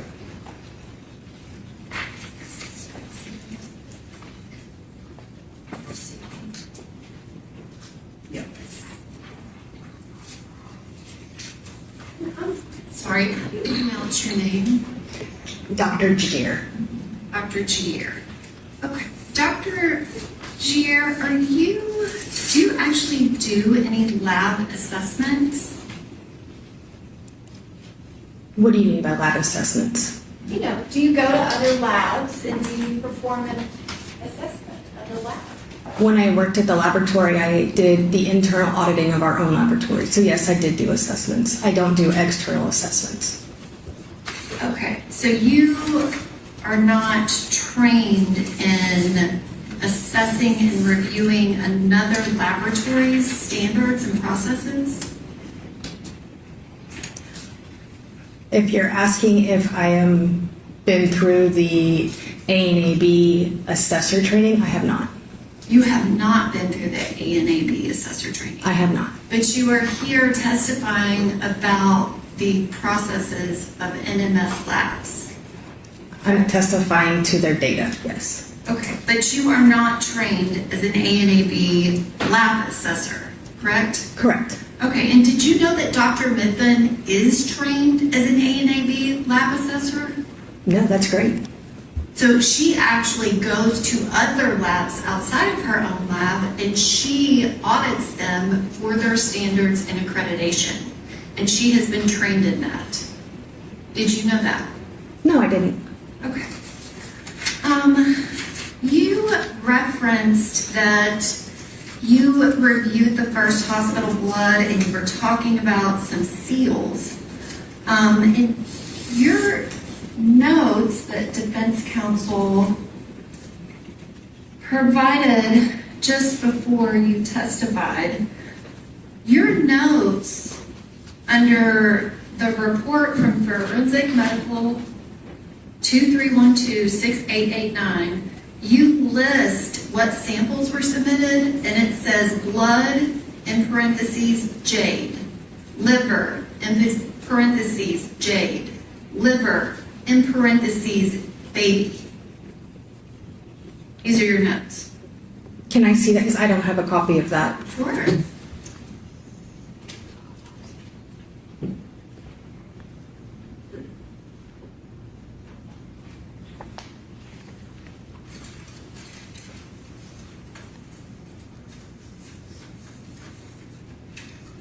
Okay, and what was your question?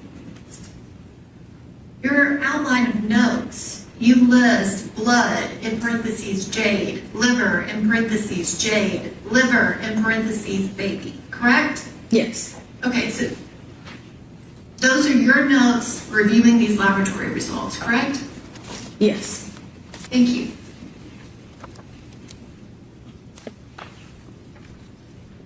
So apparently you are not aware that Jade's liver tissue was not submitted for testing, correct? No, when I made that you're referring to, that was my work product. That was just stuff as I was looking at it, and I didn't know if that was Jade's or if it was the baby's, because there's two listings for the liver. There's the homogenate and then there's the liver. So I didn't know what was what at the time when I made that list. I had since got clarification, and that is an older work product that I had, so that was not updated prior to my testimony for today. You didn't update it when it was clear that it was only fetal tissue that was submitted. It was documented in multiple different places, but you didn't notice that.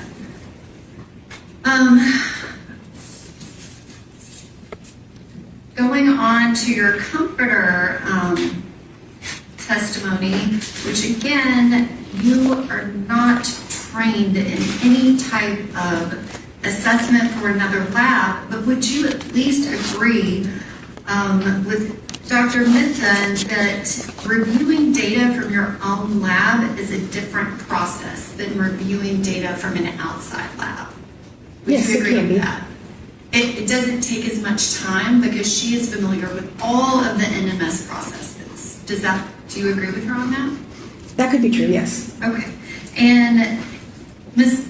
Hollins took all this paperwork and stacked it up. The litigation packet is in no way, shape, or form required or relevant to do a specific case review.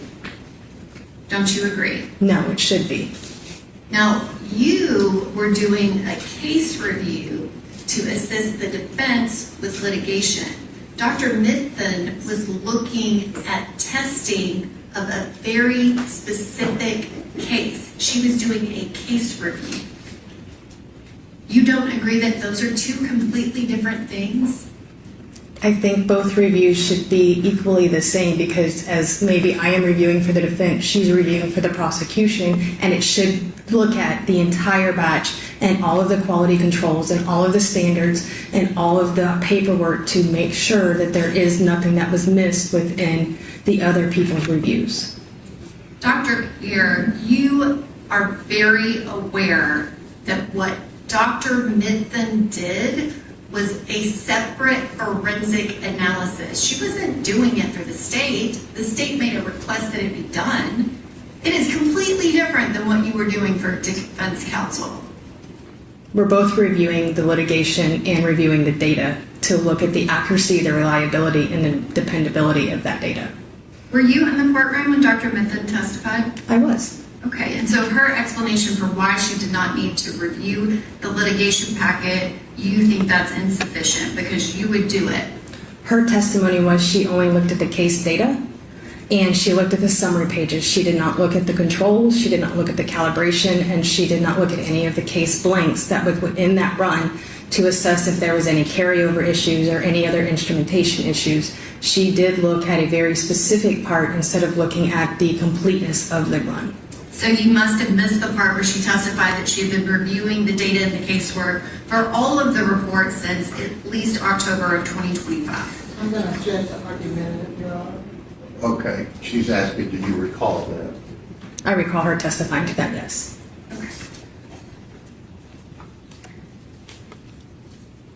And you also said that you were not sure what the dilution level is. Which one are you referring to? There were several that had dilutions. On the comforter samples, you're saying you don't know. I don't know the factors in which they did the dilution. So when I worked in a laboratory, if we ran a dilution, we had to document, we took 5 grams to 15 mils of water to make that dilution, and we recorded that math. So anyone who was reviewing our documents could go back and know what factors and what dilutions we were doing and how we came to get to that dilution. All I have on this is a 1+1. I don't know the amount that it started with, and I don't know how much of the liquid solvent would have been added to it to allow for the dilution to take place.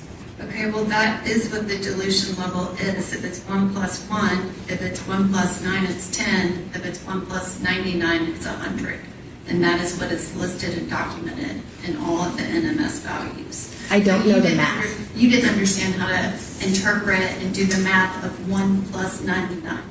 No, ma'am, I understood. Okay, she can ask her question. Go ahead, you were answering.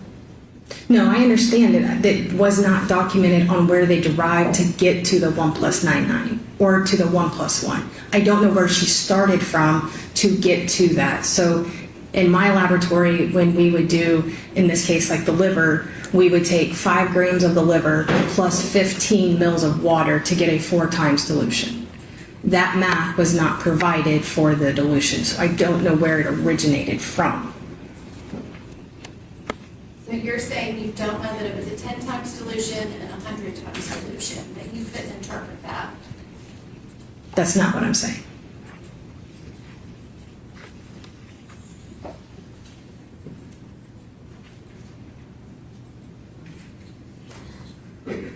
I don't have anything else to report. Just briefly. Briefly, okay. Very good.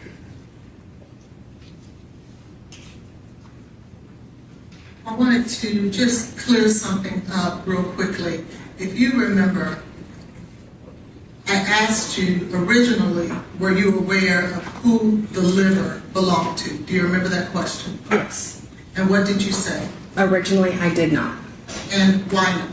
Because of the way it was written on the submission form and the report, it had the same medical examiner number. It was later on that I learned that it may have been maybe marked wrong. It was the liver of the fetus, not of the decedent, as it appears on the report. I want to show you.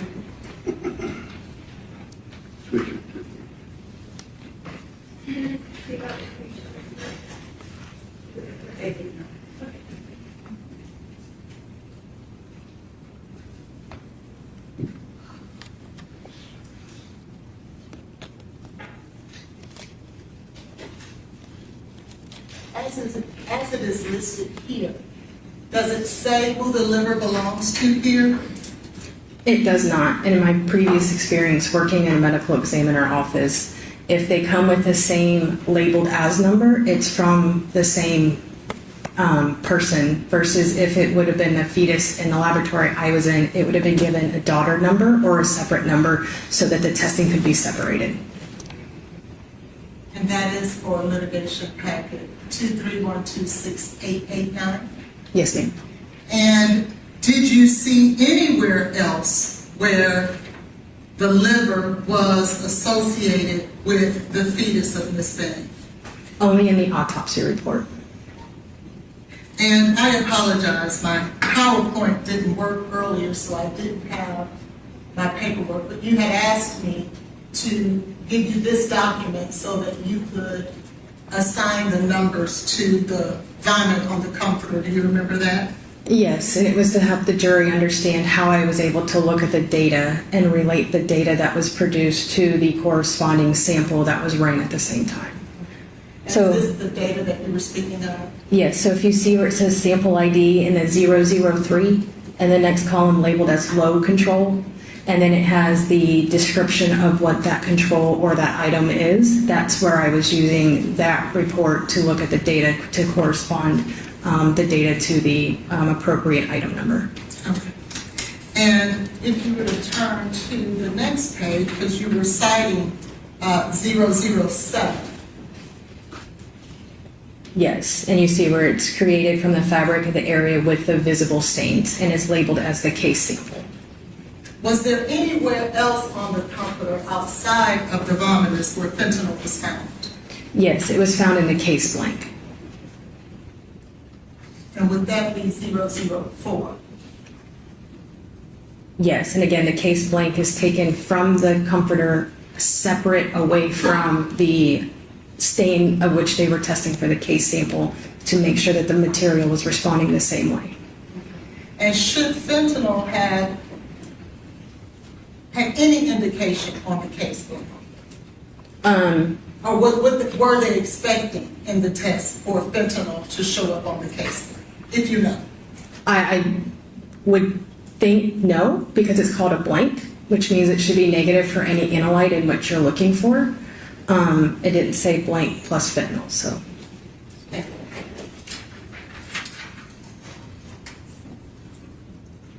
Any other questions?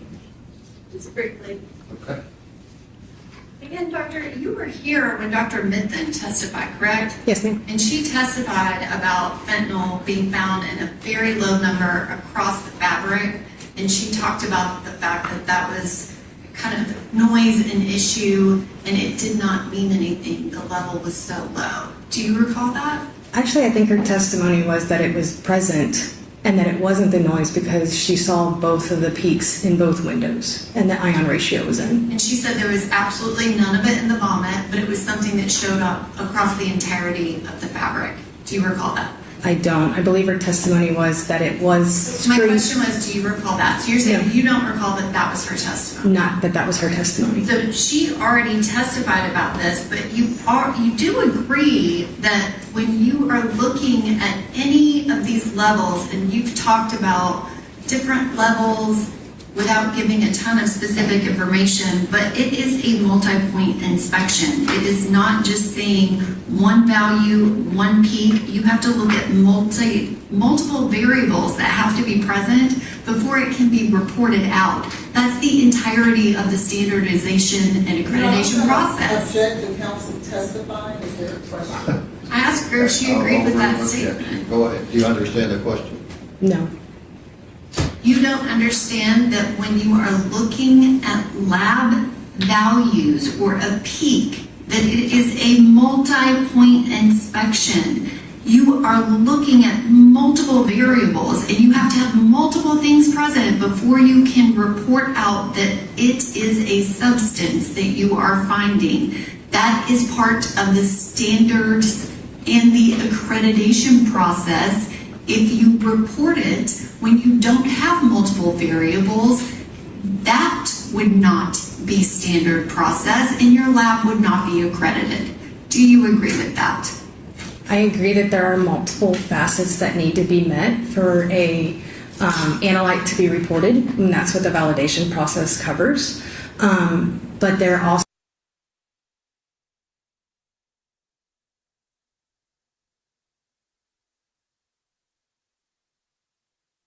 it also has both transitions in both windows, and I believe her testimony said that it was present in the vomit. Well, actually, the standards is part of what's in the litigation packet, which is part of the reason Dr. Minton doesn't need to review it, because she's familiar with the standards of NMS. So you didn't review the standards of NMS laboratories, what you're saying? They weren't provided in the litigation packet, ma'am. I don't have anything else. Okay. Thank you, ma'am. Thank you for your time. You're right.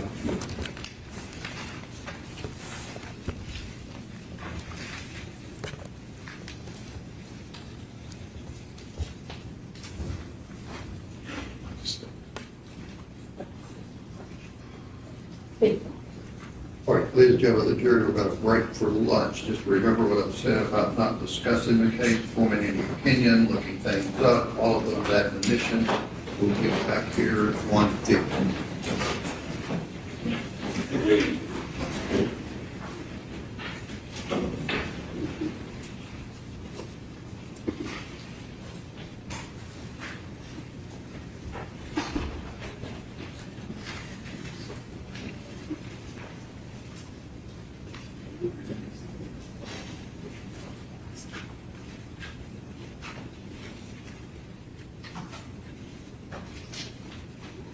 Okay, and Ms. Holland, you said the other three expert or doctors that are listed here will be testifying, and then what about the other 1, 2, 3, 4, 5 people? We will have the 3 doctors, Your Honor, and then, we'll have, 3 doctors, and then we need to read into the record the deposition of Alyssa Smith. And then also we would have our forensic telephone digital person. Excuse me? Our forensic digital person. Who is that? Eric Devlin. And you provided a report from Lena Gill. We don't have anything from Eric Devlin. As soon as he was going to testify to the report from Lena Gill. But From where? Lena Gill, but she's not testifying, and so we will provide the report from Mr. Devlin. You have a report from Alina Gill? I have a report from Lena Gill. I Okay. do not have anything from Eric Devlin. Well, they're gonna have a surrogate witness. And I'm going to potentially object, but Okay, they're objecting to Mr. Devlin. Why is that? He was noticed as an expert. in video surveillance is what we were told. He's a digital forensic expert, and we provided his CV. Okay. With You're all wanting his him to qualifications testify about what? The telephone of Miss Bennett. What I'm telephone? sorry, Miss Bennett. The Miss text? Bennett's telephone, yes. Judge, I would ask for a jury out before they submit text messages to be introduced. The ones in the report. Are you talking about the ones that have already been introduced? No, these are others. From when? From the time period that we are allowed to be constrained with. About what? So the state has put on evidence. About what? It will be about Ms. Benning dating other men. It will be about Ms. Benning's involvement with drugs. And it will be about Ms. Benning's involvement with drugs during her pregnancy. Judge, the majority of the report is completely outside of January and February of 2023. They went all the way back to May of 2022 before she had ever even met Okay, Mr. so Taylor. there's an objection about the relevancy, so we'll need to hear We from will Mr. stay, will represent to the court that we will stay within the time period from when Ms. Benning met Mr. Taylor until February 25th. The state has an objection to relevance, and I would ask for a jury out before she is allowed to call a witness, Okay. especially based Have on you got what happened the yesterday. text you're wanting to show Mr. Devlin? Yes. Have you given them to the state? We're adding a few, so based on the state's presentation of evidence and their case in chief, we are adding. So they've gotten everything but the few you're adding. Exactly. Okay, and Just how do like- you define the few? I'm not sure, I'll check and see where we are in a few minutes. Well, I mean, 2 or 50? It will probably be more like 30 to 40, I'm sure, because they provided us with 30, and then when we got to trial, it was over 100. Judge, I provided them updates. Mr. Brandon, I communicated, I sent him information. Okay, you better get them printed out real quickly. So you have the 3 doctors and then Mr. Devlin, is that it? and the deposition of Alyssa Smith. And who is Alyssa Smith?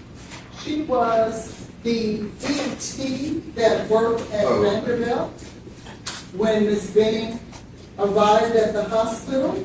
She And is the one. Okay, I got it. Is that not the video?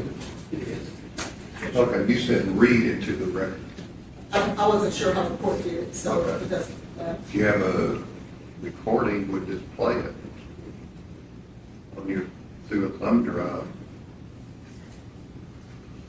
And then we also had Dr. Bruccoleri.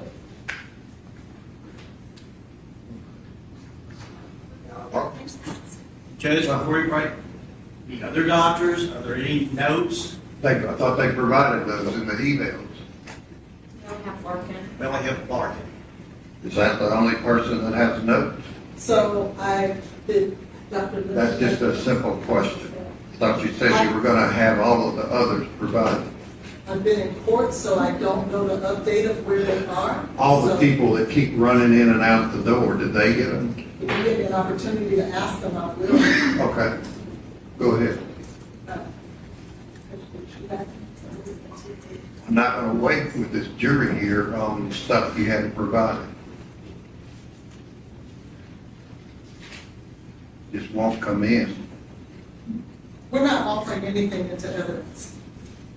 But they're entitled to Jeep's material. I'm giving it to you.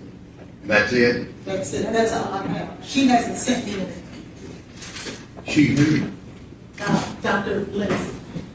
Is she here? She is, you know what? There is a article that she sent. Has your staff asked her if she's got notes? Yes, they did. And she doesn't have it? That's what she provided.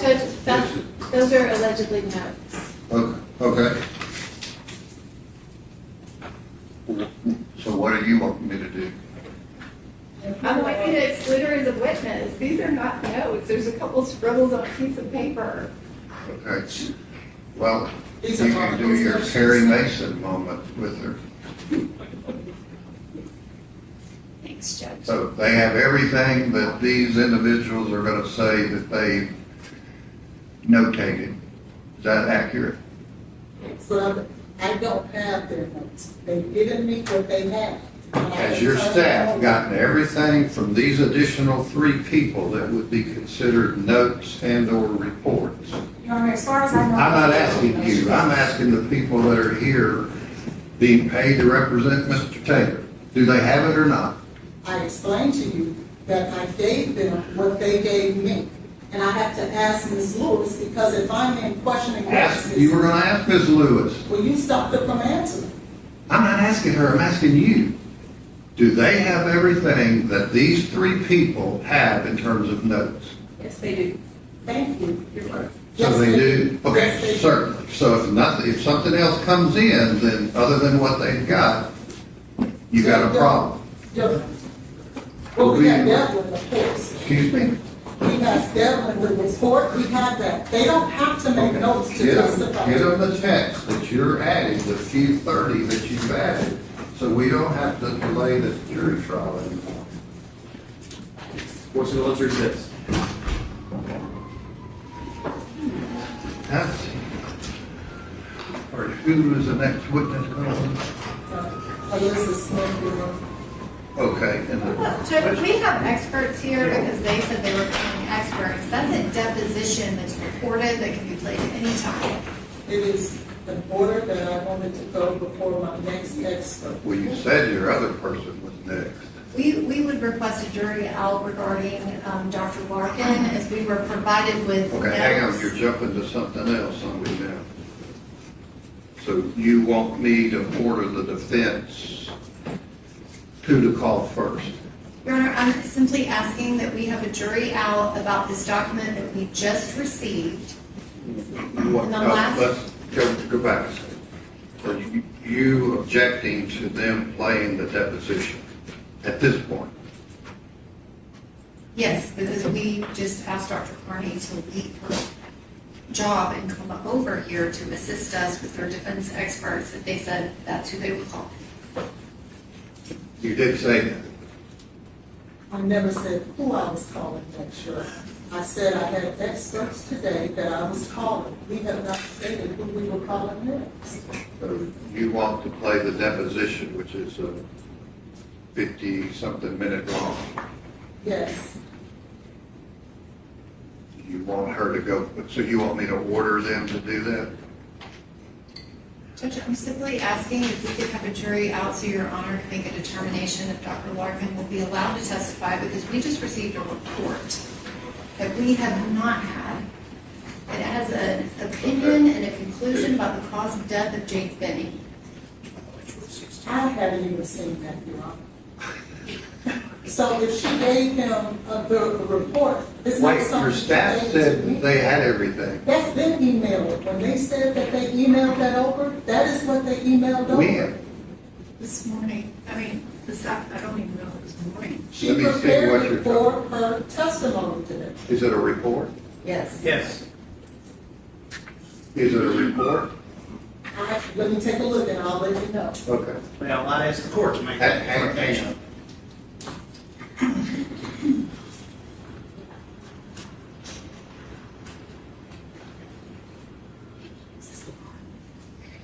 Judge, we received it. I'm sorry.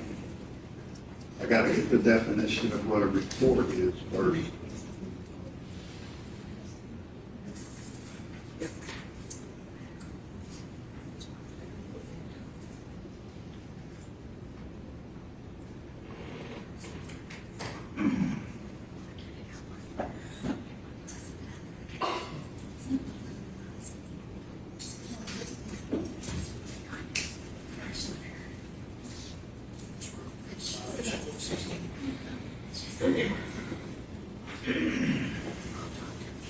It is definitely her opinion, but this is not something that we've had in the past.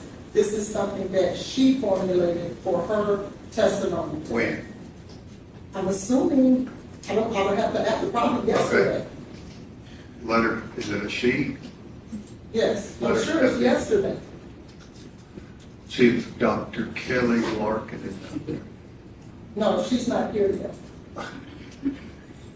She is my last witness. So I was under the assumption that I could call my witnesses in the order that I wanted to. That's normally the case. I was just trying to help do this jury out here while Dr. Carney was here. She's not here yet. So let me have that, make a copy of that. Can Dr. Carney come back? Who is Janice Lynsey? She is a toxicologist. And who is Dr. Mario Bartolome? He is a toxicologist medical review officer. And they're gonna be testifying about, someone said the cause of death? In regards to Dr. Larkin, yes. And Dr. Kelly Larkin is what? She is an ER doctor, a medical doctor. Not a forensic pathologist. No.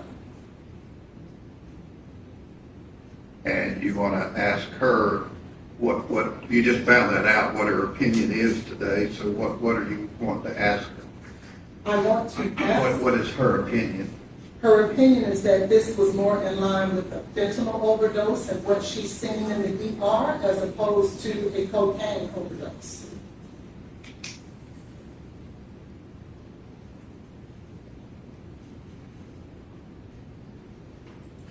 Based on levels of fentanyl that are not reported. No, based on the symptoms that were explained Symptoms. and described. Okay, so back to my question, whether Dr. Carney is available prior to Dr. Larkin testifying, if she does. Judge, are you asking if she's available tomorrow based on? No, we're gonna finish today, I'm talking about today. She will move things to be here. Okay, all right, well, I guess we've got an hour-long deposition. Where are the few extra text messages that you're wanting to introduce. Do you have a copy of those? Yeah, they're putting it on a thumb drive now. It's where? They're putting it on a thumb drive, so I'm talking about copies, hard copies that I can look at and see if they're relevant. we don't have a printer here, so we would have to go back to We the don't have a school printer office. here. We do, but it's out of paper. So we don't have paper here. So we have to go to Ms. Riddle's office. This is Here, not our there's office. some paper right there. So No, get, that's not. Thank you. no, it's just 30. So get those printed out now, delivered in here to me, so I can look at them, so we don't waste more time. So we've got potentially, I don't know, I guess Dr. Carney, she can be available for 4 o'clock or something. I don't know. Okay.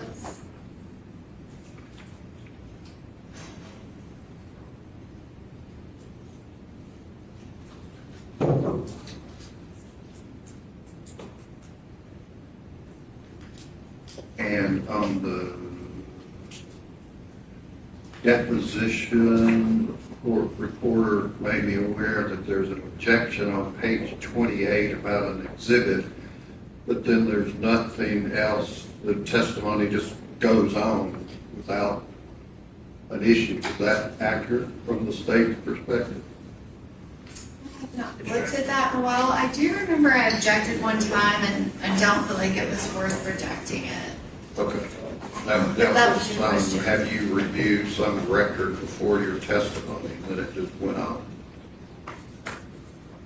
So that's, I don't need to make a ruling on that. It's not my it's my understanding you do not. Okay. I don't know if the defense was asking for that. We're not. Okay, let the jury step in. Yeah, go. Just to clarify for Dr. Carney's schedule, Dr. Larkin will be here at 4 o'clock, and we're doing that at 4 o'clock. I'm just guessing. I don't know how long or how many the text messages will come in with Mr. Devlin. I don't know how long Bartolome or Lynsey will take. I don't know. Are they here? They are here. Dr. Larkin is our last witness. And where is she? She should be here in 20 minutes or so, Okay. maybe by 3. But she's our last witness. So maybe it's 5 o'clock. I don't know. Judge, these are the messages they gave me previously, and they say they have 30 more. Just for Actually, it's reference. not, it's probably shorter than that. Can you get me someone on your They're bringing it now. staff to give me what you're trying to introduce through Mr. Devlin? Did they get that? They're getting it now. Okay. Judge, before the jury comes in with respect to the witness, Dr. San Bartolome, this morning we discussed notes, anything, information, like we were advised, in the court's hearing, that everything had been sent, and at 1:52 this afternoon, we received yet another packet of notes. So, Dr. San Bartolome. once we were finished, yes, they What's were your wrong. staff They roll? were wrong. Let And me once see we were what he's finished, got there. I went and I spoke with all of my experts, and out of abundance of caution, I asked them to turn over everything they had. I was following what the state had been doing. So I I'm didn't not know worried that this about what was the something. state's been doing. We're here to what you're doing. Well, I have to follow the leader over here, so. if No, you they're have to doing follow that the to- rules. They do too, Your Honor. It should So not then be let me on know stop. if you think they haven't.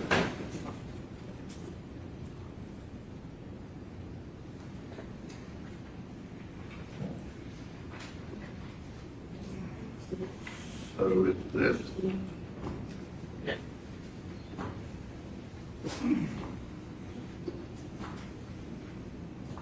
I'm sure the court would note that her team had it apparently at 10:03 a.m.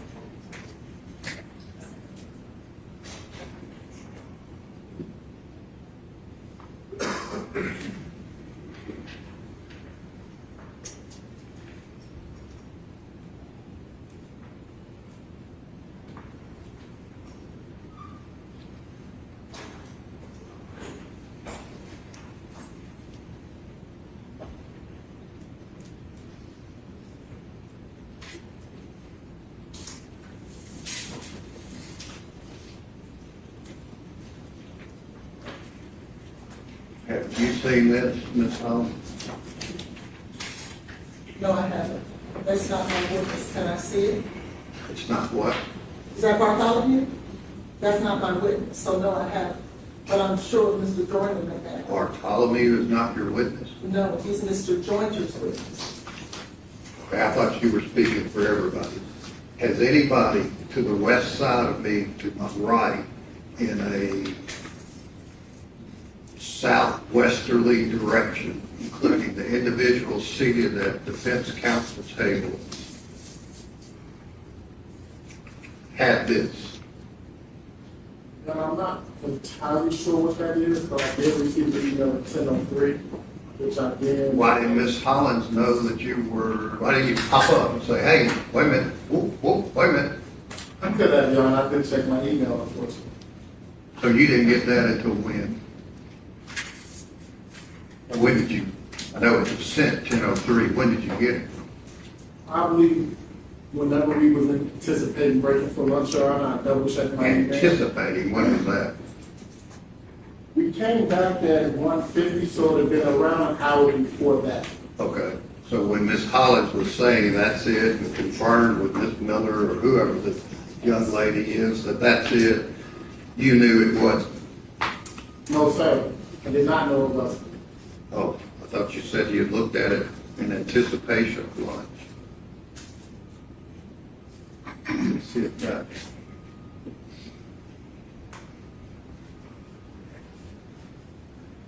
Is the defense anticipating getting into information in this document? What information specifically are you referencing, Your Honor? The sensitivity of identifying a woman with a substance abuse use problem is 80 to 88%, and sensitivity is 35 to 37%. I have no idea what that means, but that's what I'm asking. It is my understanding that Dr. Mario has treated pregnant women with substance abuse issues. Substance use issues, rather, not abuse, but substance use issues. So, what does that have to do with this case? We have a pregnant woman who we believe had substance use. And he's going to say what? He's going to opine as in his professional opinion about whether or not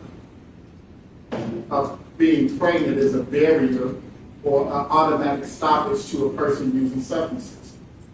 Well, everybody in the nation knows that. It's not like when it comes from an expert, Your Honor. Judge, this goes back to our previous objection. So you're wanting, hang on, you're wanting this jury to hear from Mr. Dr. Bartolome that pregnant women should not use drugs, alcohol, or illicit substances. No, not that, Your Honor. There's been an assertion in the state's case in chief that once Ms. Benning became pregnant, any prior use stopped. Do you have proof from Dr. Bartolome that she did? That she did stop? No, that she did use. We believe that she continued to be involved in... Does he know that? Yes, he's reviewed the records in this case, Your Honor. What record? He's reviewed medical records, he's reviewed text messages, he's reviewed... What medical records show that she was using drugs? Medical records show the absence of a test while she was pregnant, Your Honor. Absence of a what? Testing, drug testing. Actually, there was testimony Does that mean she used? No, that does not mean that she used, but she did have cocaethylene in her system, which suggests that she could have. Everybody, they're saying she used too much cocaine. Yeah, but they were silent on alcohol, Your Honor, and there's cocaethylene in her system. Yeah, and that can be argued for the jury. So what does Dr. Bartolome have any information directly about Ms. Benning's drug usage? He has direct information that was derived from the text messages in her phone, that was derived from the medical records, specifically regarding the OB/GYN records, where there wasn't any text. They didn't do it, so that's just a non-issue. What else? For Your Honor, those two things are central to our defensive theory. If the state is willing to allege she could have not taken the substance because she was pregnant. Yeah, she could have taken a substance. I know, Your Honor, that's not the argument we made. Does the state agree she could have taken a substance? Anything, Yes, there's no evidence, there's no proof about that, all Does of the the state agree that Ms. Benning could have taken a substance? And this witness would not materially assist the Well, the jury answer is yes. in understanding that. Okay. All right, we'll have a jury out as to whether he has any relevant information and whether this should have been provided to the state. Your Honor, I just received a text from Mr. Weissman in regards to his witness, Dr. Bruccoleri. Well, He is asking if it's possible to put this witness on prior to the planning of the deposition. I told him that I would speak with the court. She should be very short. And that's so, up to you. You said it had to be this deposition next. no, I just didn't want it to be Dr. Larkin for certain, but I can accommodate. You said Dr. you wanted to Larkin. put this deposition on next. I do. So I you don't want to mind call Dr. Bruccoleri. Bruccoleri next or the deposition? I can, if you'll allow, I will let him know that he can bring her over. She's very She's short. not even here. No, it seems like he's Okay, at. bring the jury down. We'll play this deposition. One last thing, do we have anything from Dr. Jancy Lynsey? We just turned it over.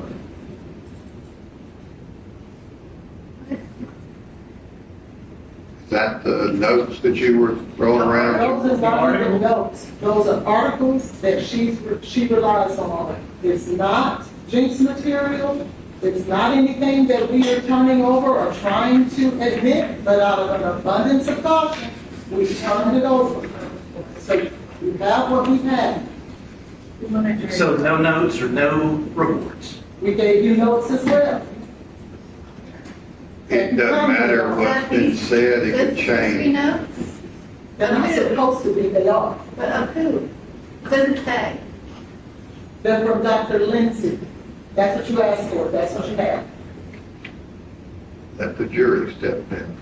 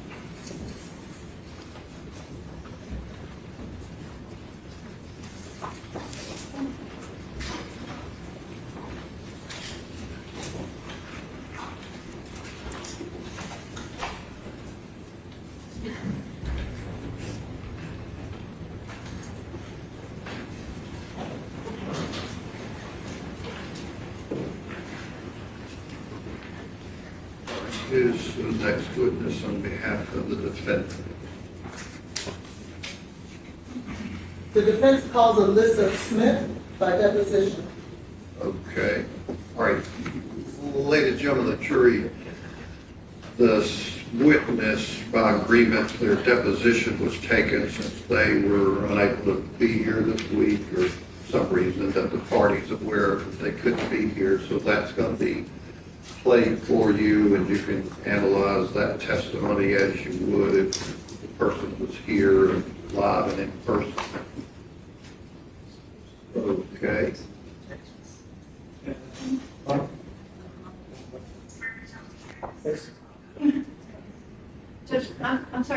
a recording done of this witness? I don't know. I think this is the fourth witness. What did you say? That's not how we had the deposition recorded, but if it, I know it comes. That's the court reporter's recording. Correct. We had somebody from our office that came and videotaped it. Is this not, okay? I don't know. I haven't seen this, but I'm sure it'll be fine. Oh, right. Just for the record, this is the deposition of Alyssa Smith related to State versus Blaise Taylor on Friday, April 17th, 2026. Ms. Smith, could you please state your full name for the record? Yep, Alyssa Smith. And could you spell your first name for the court reporter? ALYSSA. Ms. Smith, where are you employed? Vanderbilt Lifeline. You said Vanderbilt Lifeline, is that correct? Can you explain what is Vanderbilt Lifeline? We provide pre-hospital care across a bunch of different service lines, from events to flight to ground transports. And what is your position? I'm a critical care paramedic. Can you explain what the critical care paramedic does? We provide life-saving interventions in a pre-hospital setting. And that pre-hospital setting, can you describe, are you on an ambulance or some type of vehicle, or where are you normally physically working? In my current role, I could be positioned on an ambulance, or I can just be in a venue. It just kind of depends on my assignment. And would you ever sometimes be at Vanderbilt University Medical Center? Working currently, no. We're not working at the hospital. And how long have you been in that position at Vanderbilt? In my current role since fall of 2023. And prior to fall of 2023, what did you do? I was working in the ER at Vanderbilt Adult. And what was your position in Vanderbilt's emergency department? Paramedic.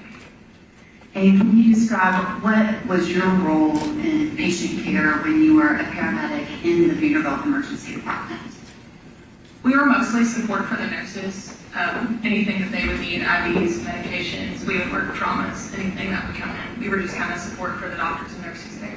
Okay. And that position is an EMT position, but it's a position at Vanderbilt Hospital. Is that correct? Yeah, it's a paramedic position. And so there are other paramedics that would work for Nashville Fire Department with ambulance services. Is that correct? Mm-hmm. Okay. And specifically, were you working in that position as an EMT at Vanderbilt Emergency Department in February of 2023? Yeah, I was working as a paramedic. And were you working specifically on the 9th of February 25th, 2023 into the early morning of February 26th? I was. And while you were working, were you involved in providing any patient care to patient Jade Benning? I don't remember. In preparation for testifying today, did you review records to verify whether or not you were involved in any patient care related to Jade Benning? Yes. And were you involved in any way? Yes. And specifically, did you ever administer fentanyl to Jade Benning? And did you review records related to whether or not you administered fentanyl to Jade Benning? Yes. And in the records, there is an entry from February 25th, 2023 at 23 and 27 hours that indicates that fentanyl was dispensed. Did you review those records? Yes. And can you explain, what does it mean when a medication is dispensed? When we are pulling it from the medication dispensing machine in preparation to either have it on hand to give or to give to the patient. And did you locate in the records whether or not you actually administered that fentanyl that was dispensed at 23 hours and 27 minutes on February 25th of 2023? No. And no, you didn't review the records, or no, it wasn't? It wasn't administered. Okay, so it was not administered. No. Did the records indicate what happened to that fentanyl that was dispensed? It was wasted. And can you explain why Why would it be wasted, and what does that mean? Yes, on the note on the document, it states that patient condition changed. And so that fentanyl specifically was not administered to the patient, is that correct? That's correct. I can ask you for a moment.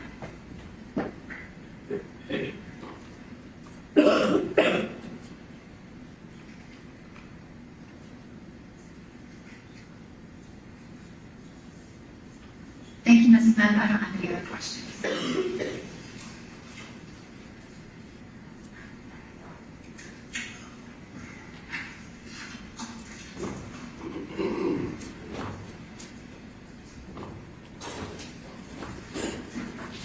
Ms. Smith, good morning. Good morning. My name is Letitia Quinones Hollins, and I'm going to be asking you some questions. If at any time you don't understand anything or feel like I need to rephrase, please let me know, and I'll do my best, okay? I want to talk to you a little bit about your background. Are you from Nashville? I'm not. Oh, where are you from? Arkansas. Okay. And what part of Arkansas are you from? Jonesboro. When did you come to Nashville? When did you come to Nashville? Fall of 2021. Did you come here to go to school? Yes. And what school did you attend? Nelson College of Art for my bachelor's in photography. I'm sorry? Nelson College of Art. Nelson? Nosy. Spell it for me. N-O-S-S-I. Oh, Nelson, okay. College of Art. And you got a degree in photography? Would that be a bachelor's? And what did you do after you graduated? What year was it that you graduated? May of 2025.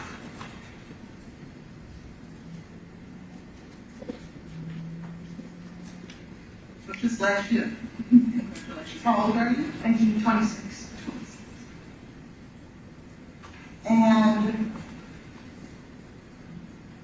so then if we go back to 2023, were you in school then?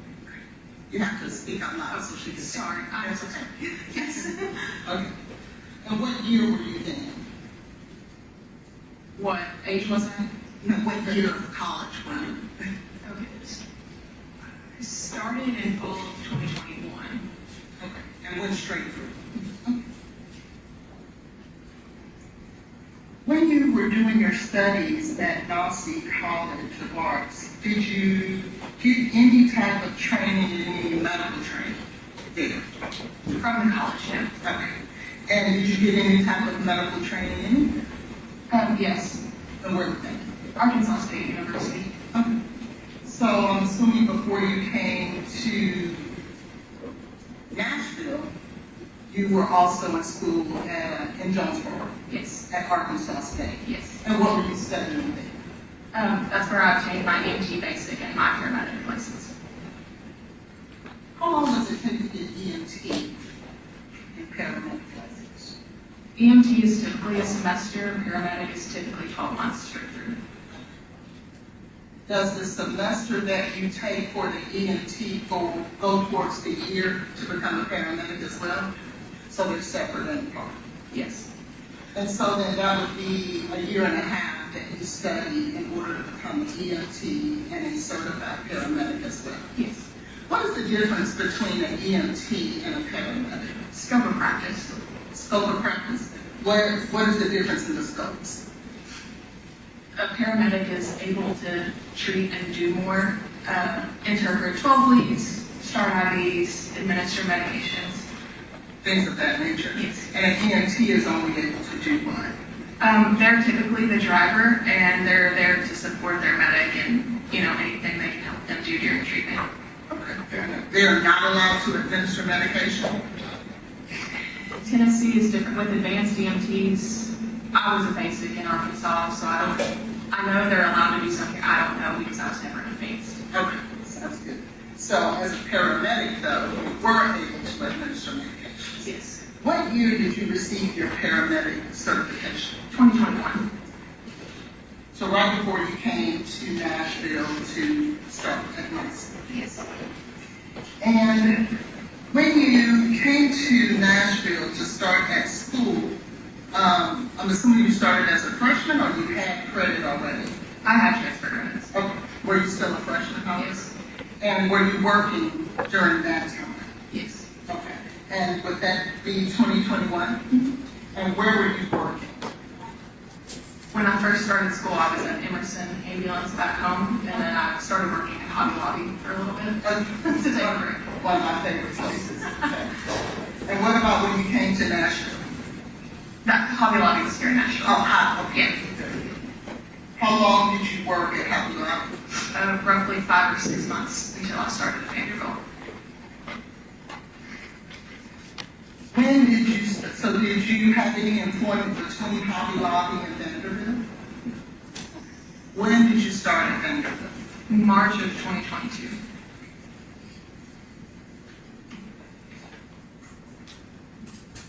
And what position did you start off at Paramedic? What department? Would that be emergency? Yes. Did you work in any other department at Vanderbilt outside of the emergency department before February 2020? No. Okay. So by the time that you, I'm sorry, by the time it's February the 25th of 2023, you have been at Vanderbilt working as a paramedic in the emergency department for almost a year. Is that fair? Yes. And I'm assuming you were going to school during the day? Yes. And then working at night? Yes. What were your hours during that time? If it was in, I started on night shift from 7P to 7A, and I moved to a mid shift from 3P to 3A at some point. I think I was working mid shift by then. Okay. So 3 p.m. to 3 a.m. And I'm assuming you guys work 12-hour shifts. How many days per week were you working 12-hour shifts? 3 to 4. So it's full-time and full-time still? Yes. Could you tell us exactly what your title was from March of 2022 to February of 2023? Paramedic. And nothing else in between? No. Did you hold any supervisory roles or anything of that nature? The last 2 months that I was employed in the ER, I became paramedic lead. Okay. That's it. And can you tell me when was the last 2 months be? I know you said August and September. I left September 24th. September 24th.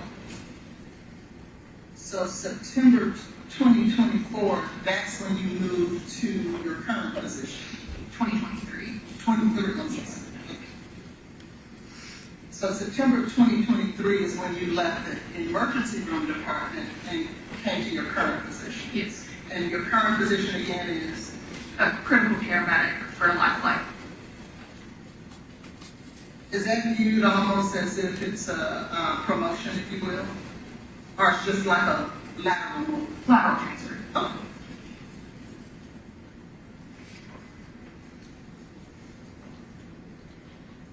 In your position as a paramedic in the emergency department back in 2023, February, tell us exactly what your daily, average day responsibilities were. So I would come to work, clock in, check off all of our equipment throughout the department, look at the board, see what patients we have, get off-going shift report from off-going paramedics, and just help wherever the nurses need me and whatever I was told to do. When you say check equipment, what type of equipment are you talking about? Our crash carts, our trauma equipment, all of our cabinets, all of our carts, make sure everything's stocked for the shift. Okay. And is medication in any of these cabinets or no? So what would be in your carts and cabinets and things of that nature? IV supplies, like bandaging things, basic things. Almost like support supplies for the nurses and things of that nature. Okay. So you would come to work, you check the equipment, see what patients are there in the emergency room, and then I'm assuming you then wait for someone to give you instruction as to where they would need your support. Who would primarily be the people who would come to you and ask you for support? Would it be the nurses, doctors? Yes. Both? Yes. Okay. Was there a particular doctor and or nurse that anyone was assigned to? No. It could be anyone. Yes. How many, if you know, how many nurses would you say would be on duty at any given time at Vanderbilt's emergency back then? I do not know. Oh.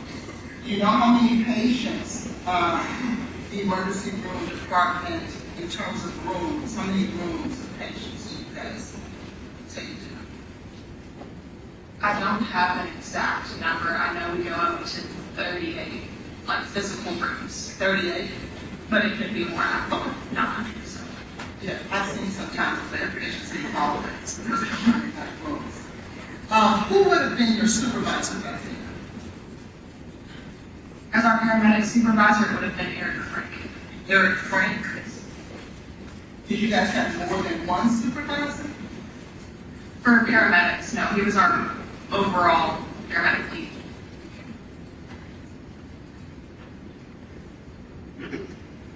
So outside of Mr. Frank, everyone was in the same role and position?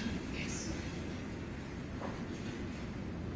Were you supervised directly by any doctors and or nurses? No.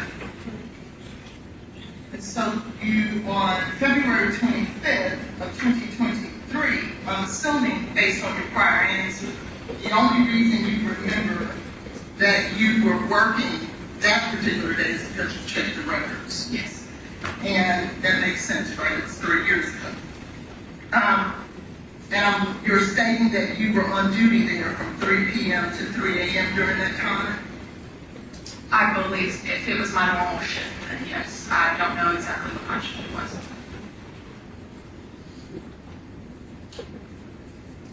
And do you remember at all Ms. Benning coming to the emergency department on that evening?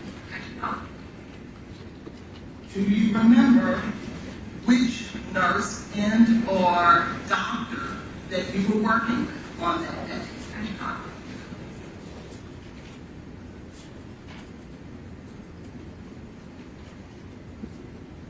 Do you remember whether or not during that time that there were more than 38 patients, or it was pretty hectic during that time, or if it was just a normal call day? Do you remember anything like that? I do not. I should probably just ask you this. Do you remember anything about that day? I do not. And trust me, it's fair. That was 3 years ago. So that's fair. Okay. During your position and your daily duties at the emergency department, do you ever have interaction with family members or things of that nature? Yes. And what type of interactions would you have with individual patients, family members, and things of that nature? If they're in the room treatment plan of what we're doing and what's going on and everything. Would you be the individual that communicates that treatment plan to the family members? It's typically the MDs, but if we come in and we start doing something, that's when I would explain what was going on. And when you say that you would explain what was going on, you would explain what? Like, hey, I'm about to start an IV. Okay. Typical things. Not what the doctors are going to do, just this is what I'm doing to you. Now, do you have any authority to, on your own, determine what type of medication a patient should receive? Not in the ER. Not in the ER. Okay. Do you have on your own any type of authority as it relates to any type of treatment, not medication, but an IV and or a bandage or anything like that? Can you assess a patient on your own and say, this patient needs an IV or this patient needs a bandage? I have to obtain orders from the doctor. I'm sorry? I have to obtain orders from the doctor. From the doctors. Can you obtain those type of orders from a nurse? No. Only a doctor? Yes. And so when you looked at the records for Ms. Benning back on February 25th of 2023, I'm assuming you noticed, like we all, that you had pulled some medication that day. And you said before that you dispensed medication. Yes. Tell us again exactly what dispense means in the EMT emergency room department world. Pulling it from the machine that stocks that where it's stored. Just pulling it out of the machine. Okay. And so if anyone is like me, what do you mean pulling it out of the machine? What does that mean? We go in, type in the patient's name, type what medicine we need, and pull it out of the machine, and we have the medication now. Okay. So I'm assuming then there's some type of machine that houses medication. Yes. And that machine, does it house all medications or only controlled substances or things of that nature? It houses all medications. It's not only controlled substances. Okay. And so if you are dispensing, which we now know the EMT emergency room department world means pulling it out from the machine that houses the medication for the emergency department, we can assume, can we not, that a doctor, because you said you cannot take orders from a nurse, right? That a doctor had to have told you to do so, correct? Because you otherwise would not get medication out of it, correct? What credentials must you put in order to obtain those medications? The patient's name and the first 5 letters of the medication you're trying to access. Do you have to give any identifying information from you? Yes. Okay. Tell us what that is. It's our login, our ID, and our password.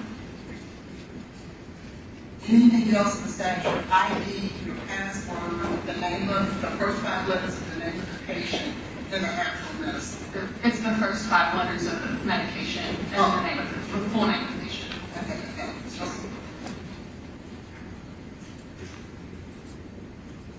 Do you have to give the patient's date of birth? No. No. Do you have to put anything in there as it relates to the doctor who gave you the authority? And so we see that on February 25th of 2023 at 23:27, which is 11:27 p.m. Yes. That you first pulled midazolam. Yes. What is midazolam? Another name for this person, and it's just a sedative. A sedative, and it means that it does what to a patient? It calms them down. We give procedures a lot. It just kind of relaxes their muscles. Okay. Does it put them to sleep? Patient dependent. Okay, so it can make you drowsy, but it's not an agent that puts you under. It can't. It depends on the patient. Everyone handles meds differently. Okay. So it depends on the patient. Well, let me ask you this. If someone wanted to cause someone to go into an unconscious state, would they use midazolam in that type of arena to make that happen? Yes. And then we also saw that you also pulled fentanyl. Yes. What is fentanyl? It is a pain medication. Is it also used as a sedative? Yeah. It is solely for pain. Yes.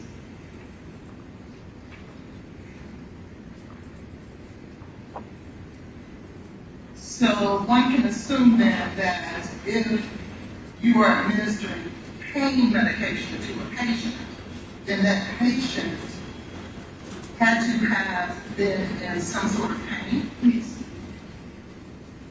And how would you know a patient is in pain? They'll tell us.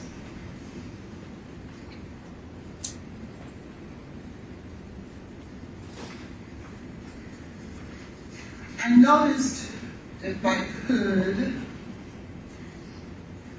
you reviewed your records when you Yes. prepared for today? Yes.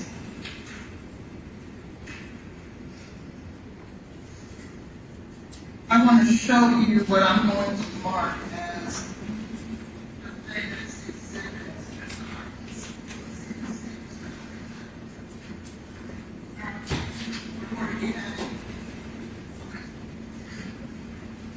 Okay,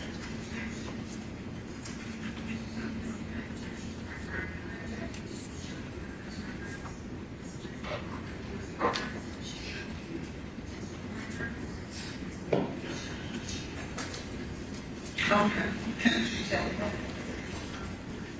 Since she's the witness. I'm gonna mark it once they get, as Appendix Exhibit 1.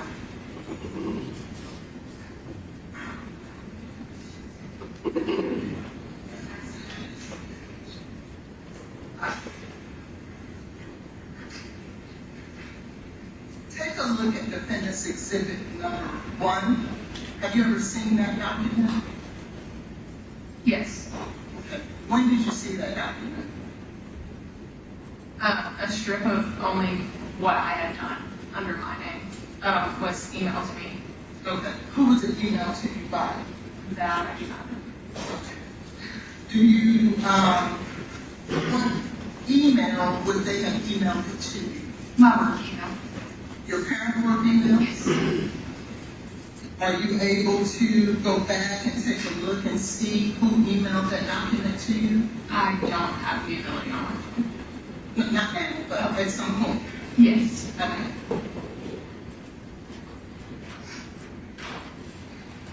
Do you remember when it was emailed to you? No. Was it this year? Yes. Was it in preparation for your testimony today? Yes. And you just don't remember who it was? No. Who have you been in contact with in preparation for your testimony today? My lawyer. Who is your lawyer? Anthony Hills. Have you been in contact with anyone else? No.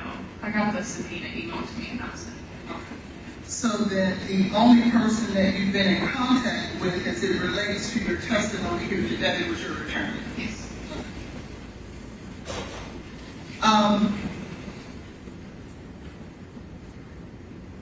In these records, you notice that your name was present. Yes. Do you also notice where it states AES override pool? Yes. What does that mean? It means if we have a patient coming in or a patient that needs emergency medication right in that moment, we can go in and override and just pull the medication that we need as told by a doctor. Okay. Why would you need to override it? Because they don't have time to go in and put the orders in the computer. Because it's an emergent situation and something's happening that we need those medications. Okay, so is there another protocol for dispensing, medication outside of this AES override that would not require an override? No. So in every instance that you want medication, you have to do an AES override? No. So what would you do if it wasn't an override? The orders would be put in by the physician and we would go in and be able to fill them.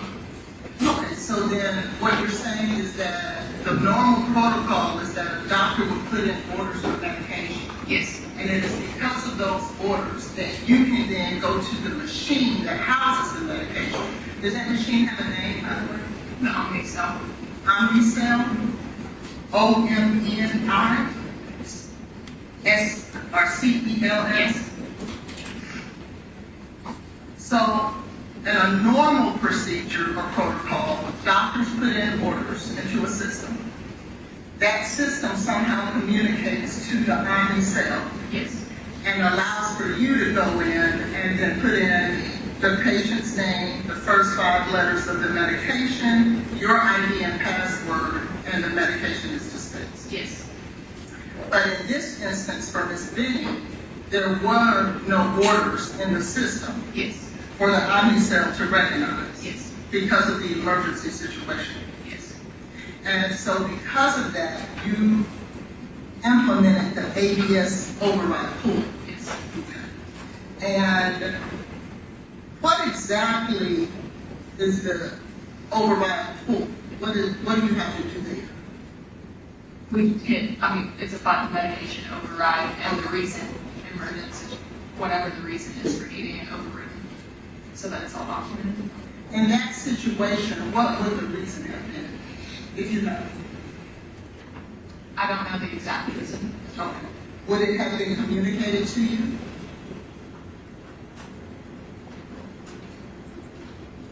Yes. Okay. Who would have communicated that to you? The pharmacist or the doctor. Okay. Is it required for you to put in that reason every time you do an AES override? Yes. Without that, you cannot administer. I'm sorry, dispense it. Correct. Okay. And so then we can assume that when you did this AES override pool, there was a reason stated as to why you were able to do that. Yes.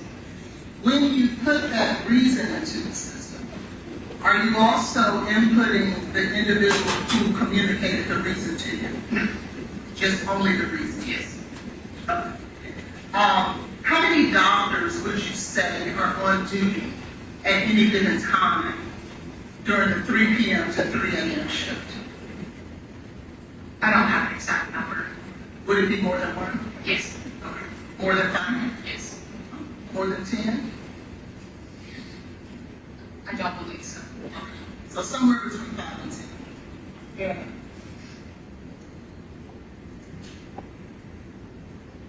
Who would tell you the dosage of the medication? The doctor. When the doctor is communicating this information to you in this emergency situation where the orders are not put into the system, are you taking notes or are you just memorizing? When we pull the medication from the Omnicell, it is the whole vial. So we go and pull the medication, we come back to the doctor and verify the dose before getting it. Okay. So when the doctor is communicating to you before you go to the Omnicell, you're not taking notes or anything at that time, you're just remembering as you go. The medication, yes. All I need to know is the medication. Okay.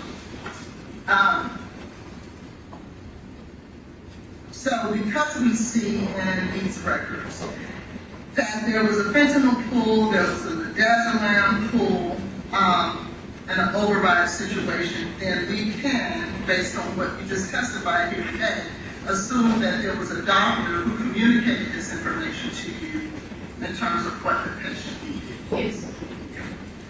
Now, when you dispense the medication, who administers the medication? Meaning, who gives the patient this medication? Either myself or a nurse. Not the doctor? Typically, no. Okay.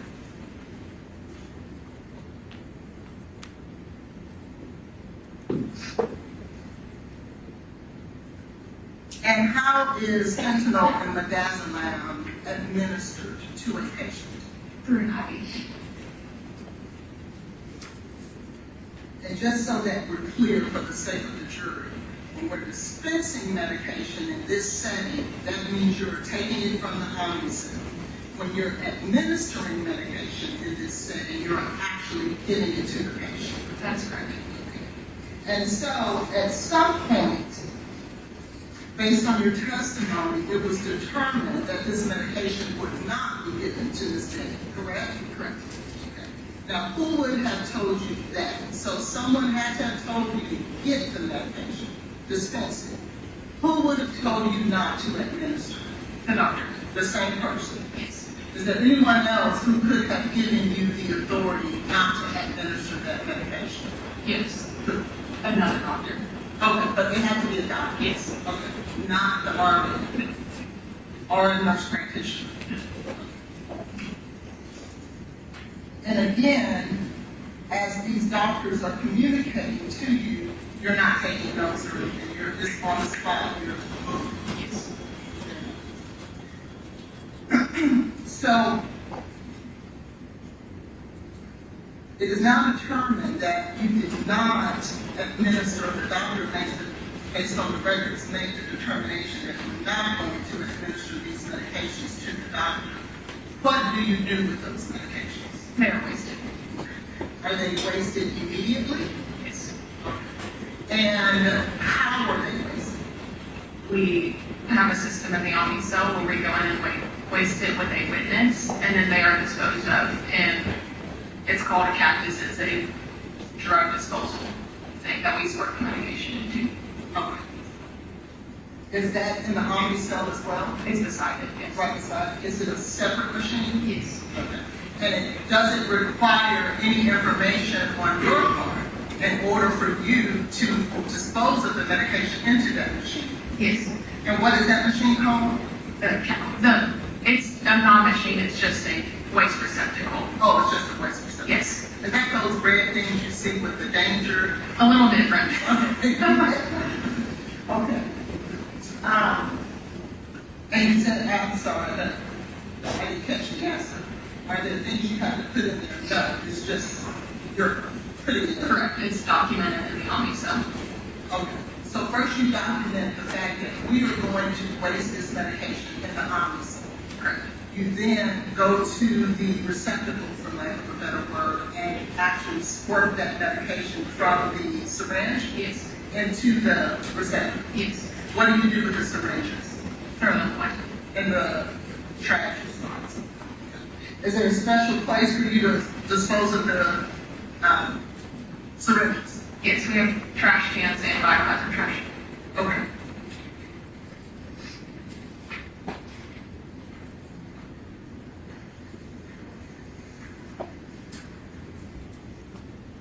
When you dispose of the medication and you're inputting it into the Omni cell, are you also putting the reason that you're disposing? Yes. And where are you getting that reason from?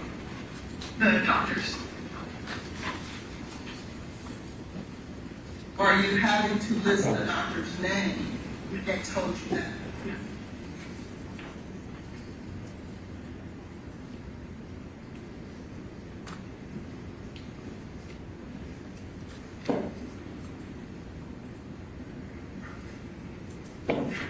And you stated, I think you said something about the patient changed, and that's how you knew that you disposed of it. How did you know that you disposed of that medication? From this Benning particularly? Yes, in the report, it states that I wasted it, and under the reason it states patient condition changed. Okay. And what report are you speaking to in that regard? It's a continuation of this report. Okay. A continuation, you mean medical records? No, it's all of them. It's in the medication report. Okay. On the document Defendant's Exhibit 1 that's in front of you, is that information on this sheet? So there's another document somewhere that states that? Yes. But it's not a VUMC medical record? Yes, it is. Okay. Would your name be attached to that as well? Yes.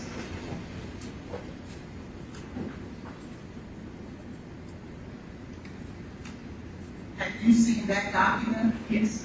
When did you see that document? It's the same one I was referring to, or I don't know when it was sent to me. I'm sorry. That's the one that was emailed to me. I'm not sure exactly when I received it. In addition to Defendant's Exhibit 1? I only received a strip that showed my name and like what I did. I didn't receive anyone else's name. It just showed my name and what my involvement. Okay. And that, was it a screenshot of the document? Yes.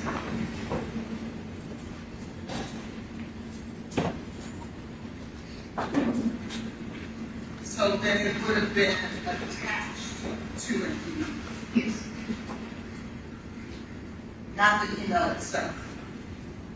And what I mean by that is, you know, sometimes you'll receive an email and there's a screenshot within the email. Oh, yes. As opposed to an actual document that you have to click on and download to review.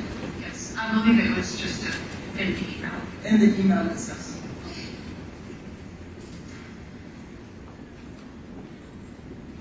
And just so we're clear, because I don't want to confuse that, what you received is different than Defendant's Exhibit 1. Yes, it's less information. It is only my it has these two parts on here and only what I was involved in. It doesn't have, it's not the full of all the other medications. It's only what I was involved with. Fair enough, thank you. And in Defendant's Exhibit 1, is it fair to say that Defendant's Exhibit 1 would be, if you look at just the two strips of where you were involved, would it be fair to say that the information you received is different than what's in those strips shown on Defendant's Exhibit 1 because it doesn't show where the medication was wasted? Correct. Because in Defendant's Exhibit 1, we don't see that, right? Correct.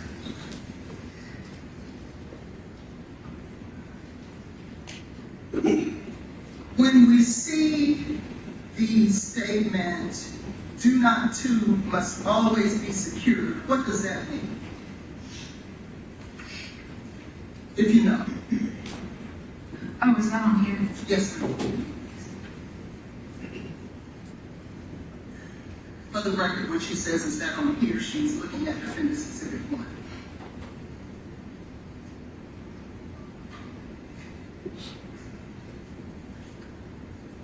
Where on the, oh, there it is.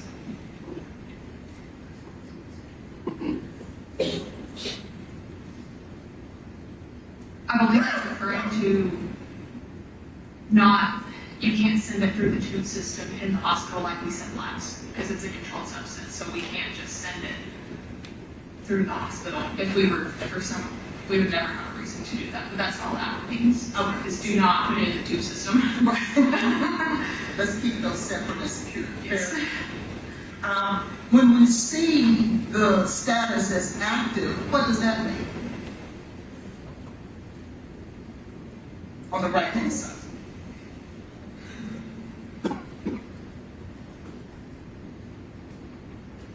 I do not know. When you look at it, it says ordering mode standard. What does that mean? I also do not.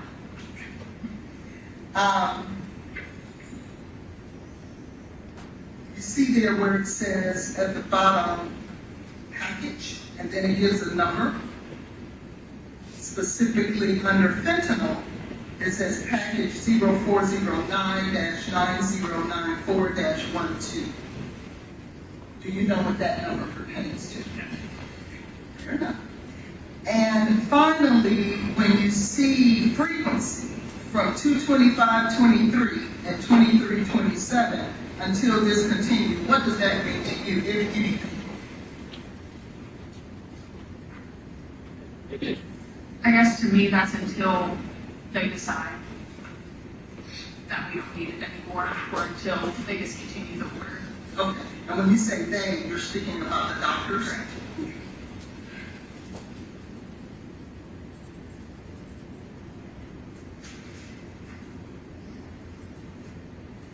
And to be clear, you would have nothing to do with the decision to administer these medications? Correct. Yes. And you would have nothing to do with the amount of medication that is determined that needs to be administered? Correct.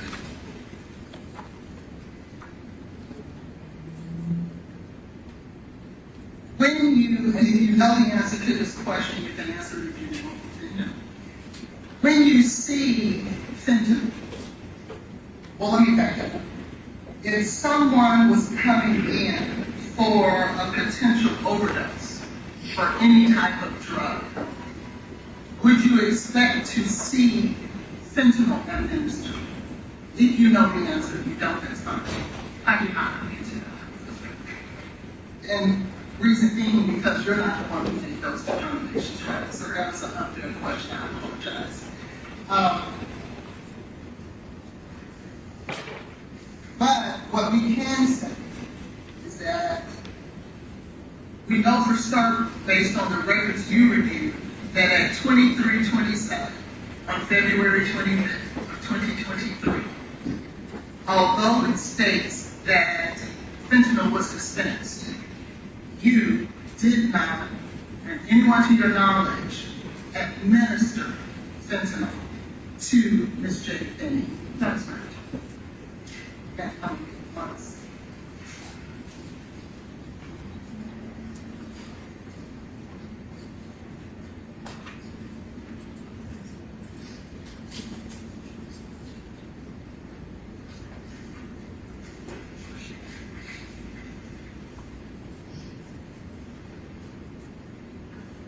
So, Ms. Smith, we're going to, I'm done at this time, but, and this is beyond your purview, but I want to say it on the record. We would like for you to grab that document, that medical record, where it states that you actually disposed of it, so that we could at some point talk to you again about it.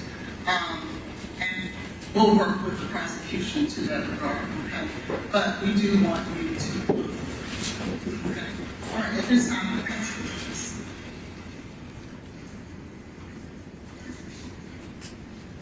And for the record, I would just like to say that we are not done necessarily with this witness until we deal with the issue of this record we have not seen. Okay, here, Jane. Who's the next witness? Dr. Bruccoleri.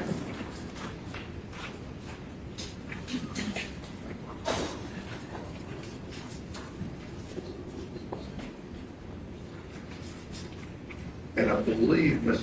Collins, this is in the medical records, but you mentioned it during the deposition. Do you want this marked a separate exhibit? Yes, please. All right, it'll be 60.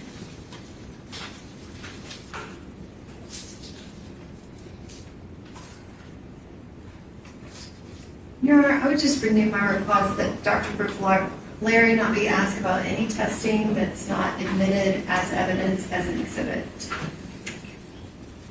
Okay, I would have said not. Let her step up.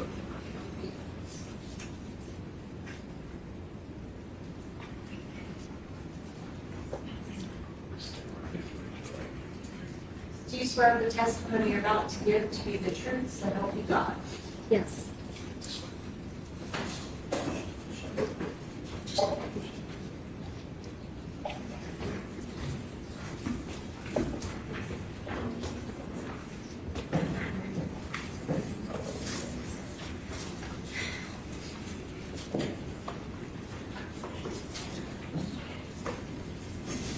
Okay. Good afternoon, Dr. Bruccoleri. How are you? I'm doing all right. Bruccoleri, I'm sorry. Can you please state your name and spell it for the record? Sure, it's Dr. Rebecca Bruccoleri, Rebecca Bruccoleri.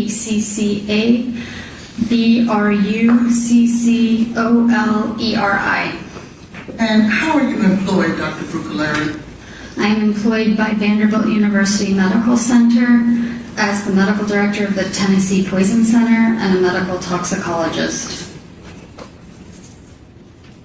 And how long have you been employed with Vanderbilt? Since October 2018.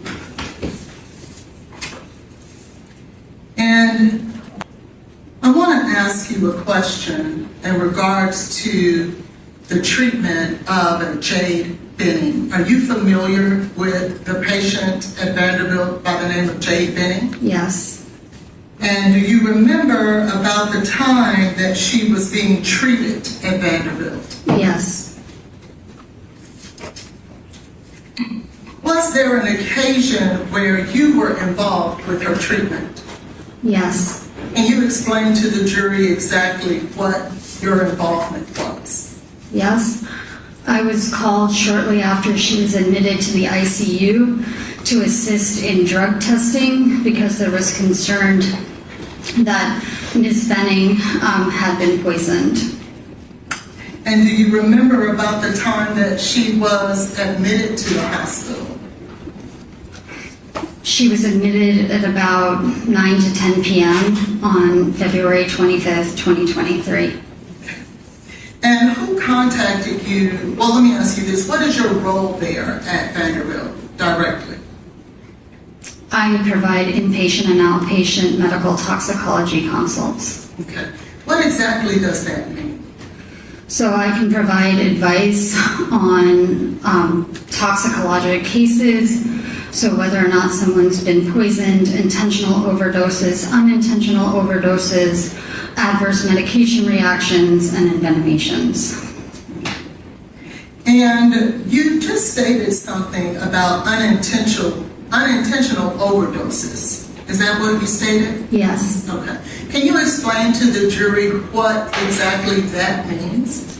So prime example of an unintentional overdose is if a small child finds a pill on the ground that one of their caregivers has left and ingested it, and the management of that. And so what would your involvement be in a case like that? So I would provide advice on how to treat the poisoning. It could be a myriad of drugs that could be one, but for example, something like a blood pressure medication could be ingested by a small child, and then I would provide treatment recommendations to the team on how to manage that. When you were notified, or let me ask you a better question, do you remember the exact day you were notified in regards to Jade Benning's treatment? Yes. And who contacted you? The ICU team. Okay. And for what purpose were they calling you in specifically as it relates to Jade Benning? They wanted help with extended drug testing. And what type of service did you provide? I provided advice on extended drug testing. Did you have an occasion to pull urine for or from Ms. Benning? Meaning, did you order a urine analysis or a drug test, drug screen? I did help with drug testing. Okay. And do you remember what day that was? So I assisted in ordering, I don't remember the exact date and time for each time that I called the lab, but I assisted on add-on testing for urine that was already in the lab, and then at the end of her hospital stay, I helped order arsenic testing. I want to draw your attention as to whether or not, well, let me ask a better question. Once that you order testing, where do you send your testing to? Meaning, where do you go? What lab do you utilize for your testing? So for the add-on testing, there were 2 labs that I had advised or helped with ordering for. That was NMS Labs and Arup Labs. And then for the arsenic testing, that went to Arup Labs. And I would like to show you what has been marked now as, well, I'd like to show you an exhibit, please. What are you referencing? No, I want to show you my exhibit that I'm handing her. It's not offered to evidence. Your Honor, Dr. Bruccoleri cannot authenticate documents, but it's very specific. She needs to be called about what's already been introduced. That's what I, you said it was an exhibit. What number? No, it's not an exhibit that's already been introduced. She's a witness. I don't understand why I can't give her a document, and if she can authenticate it, why am I not allowed to enter it into evidence? Let the jury sit down and follow it.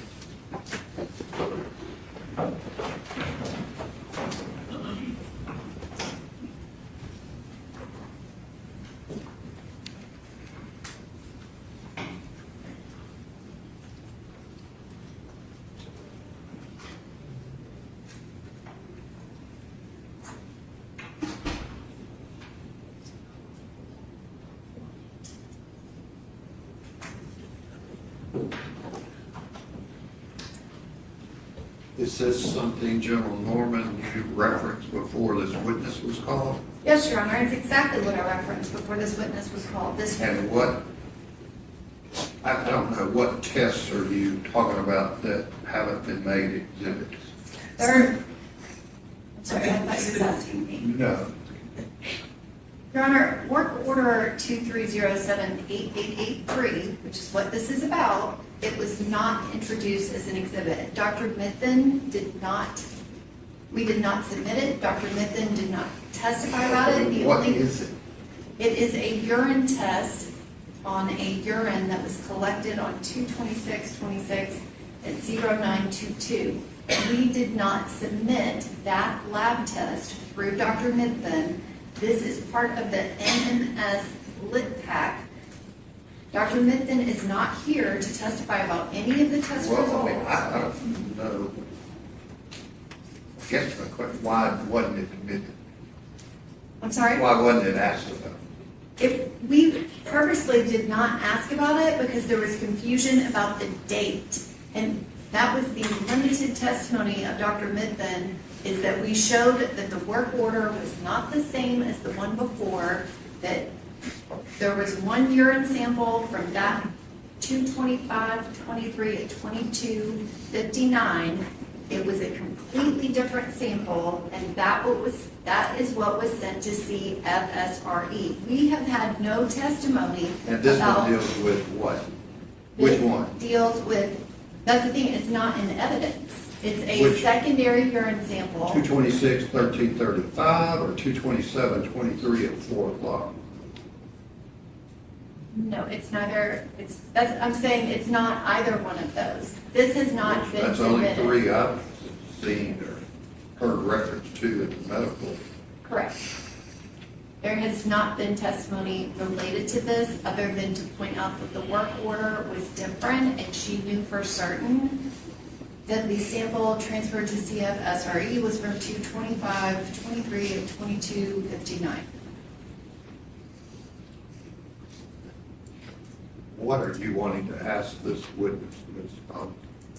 Specifically, I would like to address two things with this witness.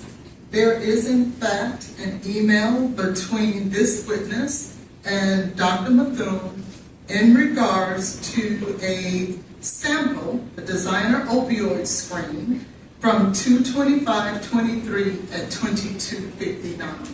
In this email, That's been testified about. I'm sorry? There have been references to that.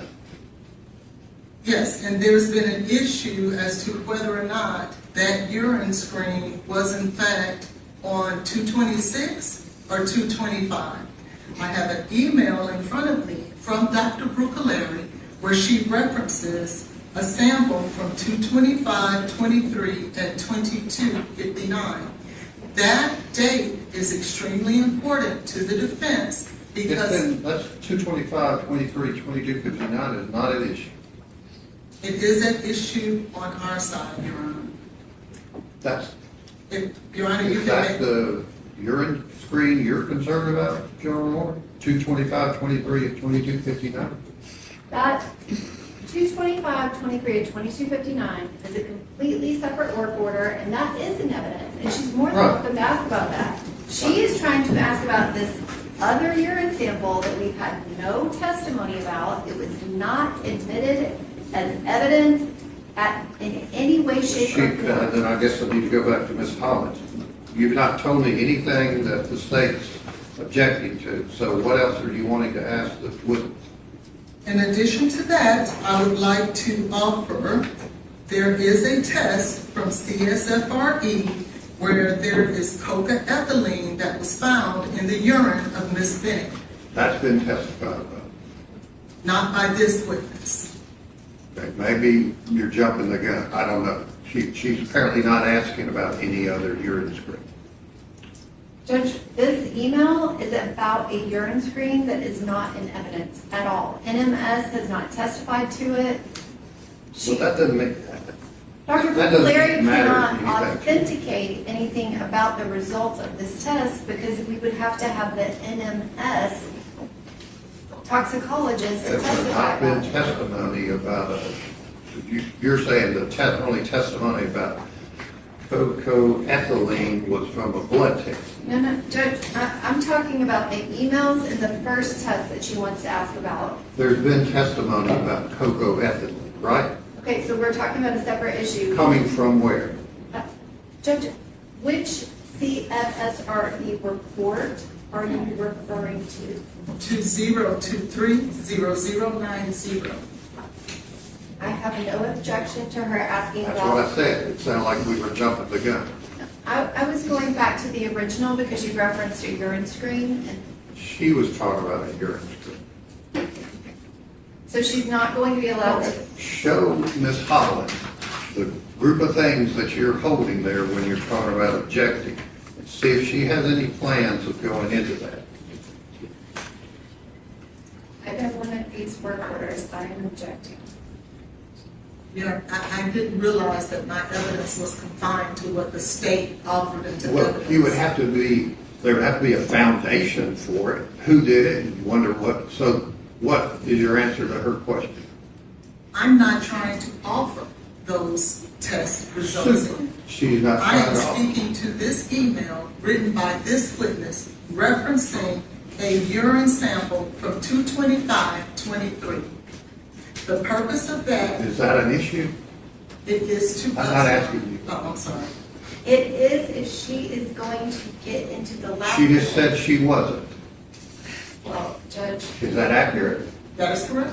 All righty. And in terms of, I am wanting to get into the results of the cocaethylene found in the CSFRE.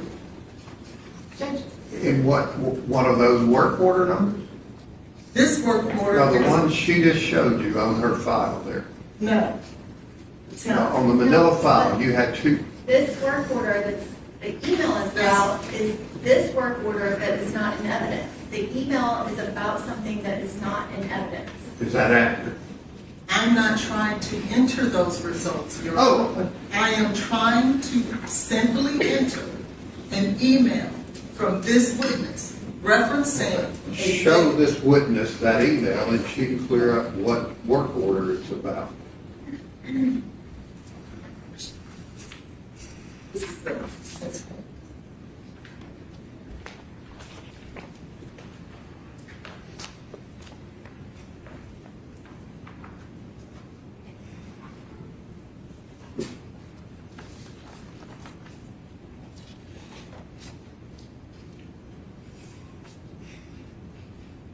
And I included. Hang on.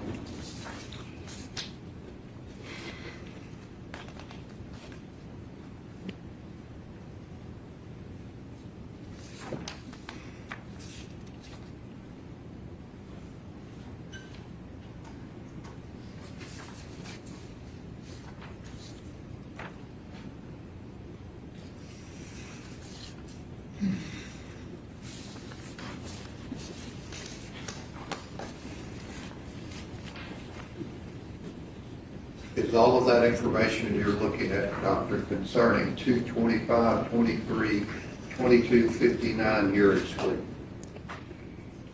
So,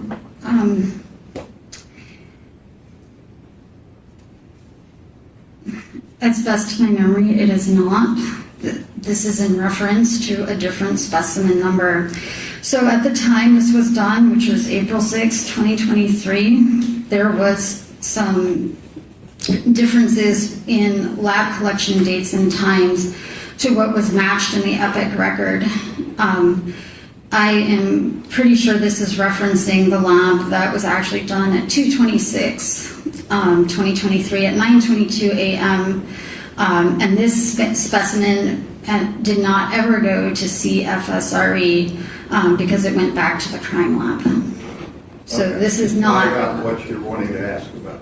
So I'm not interested in getting in the results of that test. I am simply interested. She's saying this email applies to a total another work order that wasn't sent in MS. Again, I am not trying to enter into evidence any results from any test. I Then am why would you simply- want an email about a test that wasn't tested? Because there's a date on there that is very important to Ask my her what you client's wanted to case. ask her. Thank you. Is there a date that you are referencing in your email, Dr. Bruccoleri? Yes, and I am saying at that time it was incorrect because when you backtrace this work order to the specimen ID into the EPIC medical record, it is a different date and time, which was not discovered until after this email was sent. And that's fine. I just want to reference the actual date that you have in that email. Back on April, I believe it's the 6th of 2023. The date that I have is 2/25/23 at 22:59. Thank you. That's all I needed. And then, She's saying that's not accurate. I understand. So you're The entitled to state- introduce relevant evidence, not evidence that's not relevant. The state has made it an issue that that date is not accurate. They have made that Well, an that issue. date's accurate. May I finish, Your Honor? 220, you're saying the state's saying 2/25/23 and 22/59 is not accurate? That is correct. They have stated that in their No, case they're in not chief. stating that. That's accurate. But you're asking about another work order that's not been testified to in the record, so how do we know what the results were? I'm not trying to get into the results. But you're of wanting that an email test. to confuse the jury about what's going on here, right? Sir, I'm not. Okay, well, I'm not allowed this email, so is anything No, else? that's fine. All right, let the jury step up there. I'm not done. Oh. I have another test. As Okay. I stated, there is another work order that Dr. Bruccoleri is aware of where Ms. Benning tested positive for cocaethylene. I simply want her to have the opportunity to testify about that because What it goes work to order my is that? clients. It is work order number 2023-0090. Was that tested Yes, it was. by Vanderbilt? Yes, it was tested by Vanderbilt, but what's in question is what went to CSFRE, which is. What? It went to the Center for Forensic Research and Education. But your hospital tested it and it showed what? So it went to NMS lab. So our hospital drew it, sent it to NMS The lab. hospital didn't test it. Our hospital sent it for extended drug screening to NMS. I do not. Vanderbilt Hospital test what she's asking about. Could you repeat the question, Your Honor? Did Vanderbilt Hospital test what this lawyer is asking about? I don't know if they ran tests on that sample themselves. She has personal knowledge that Ms. Benning tested positive for cocaethylene. Is that accurate? Yes, From what source? that's from the Center for Forensic Research and Education. She didn't do the testing. But she has personal knowledge and It'd be hearsay. she's a toxicologist, Your Honor. And she's treated Jade But Benning. you want everything to be reliable, right?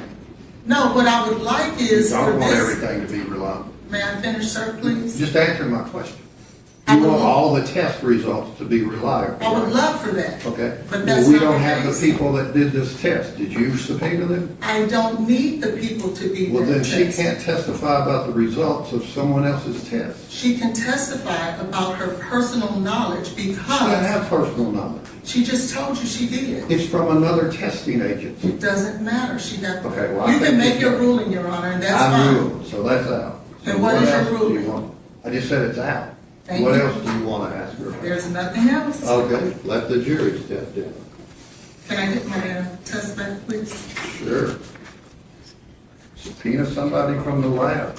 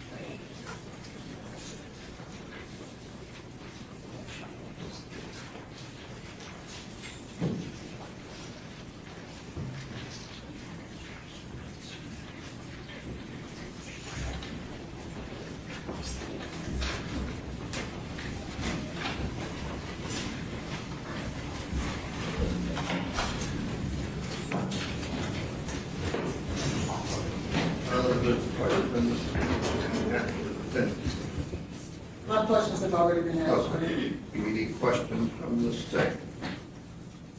No, Your Honor. All right, thank you. You can step down. Who was the next witness? The defense calls, Eric Devlin.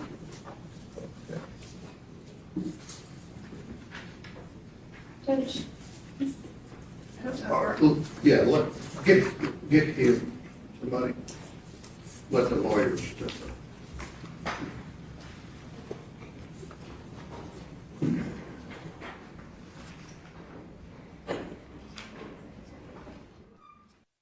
He'll step back around the phone.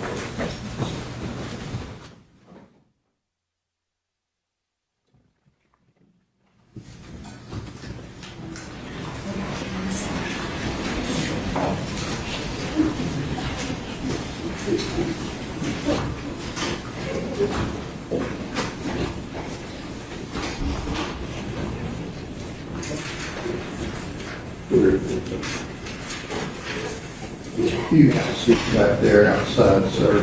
Get us Mario Bartolome.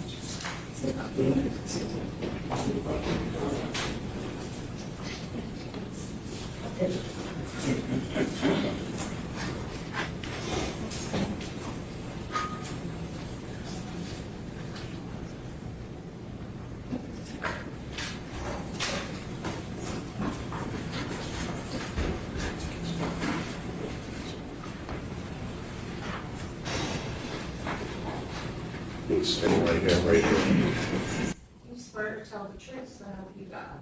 I do.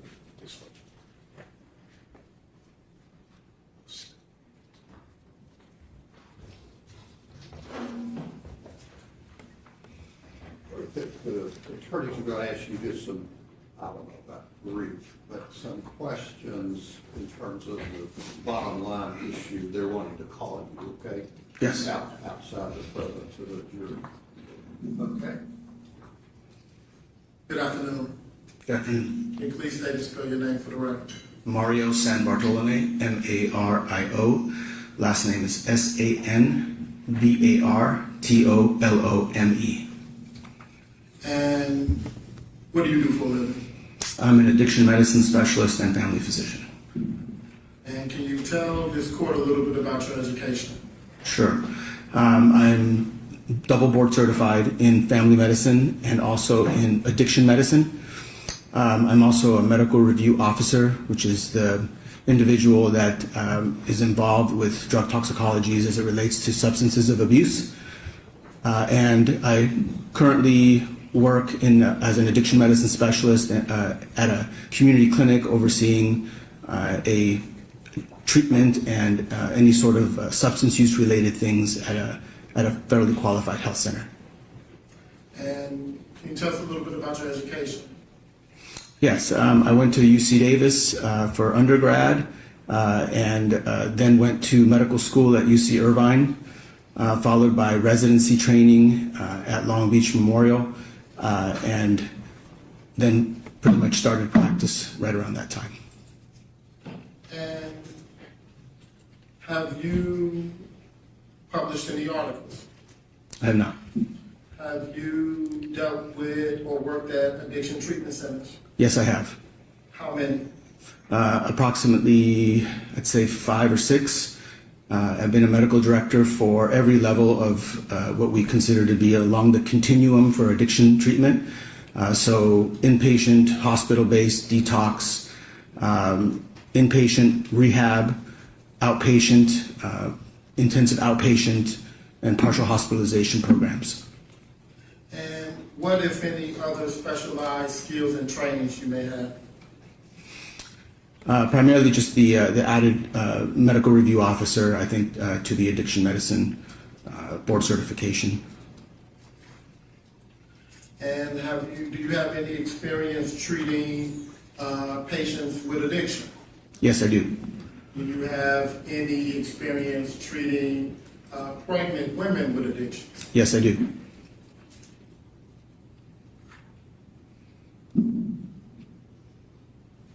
One second.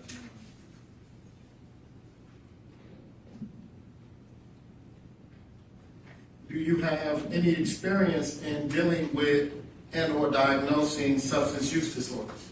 Yes, I do. And what would some of those be? The substances? Is that the question? Yes.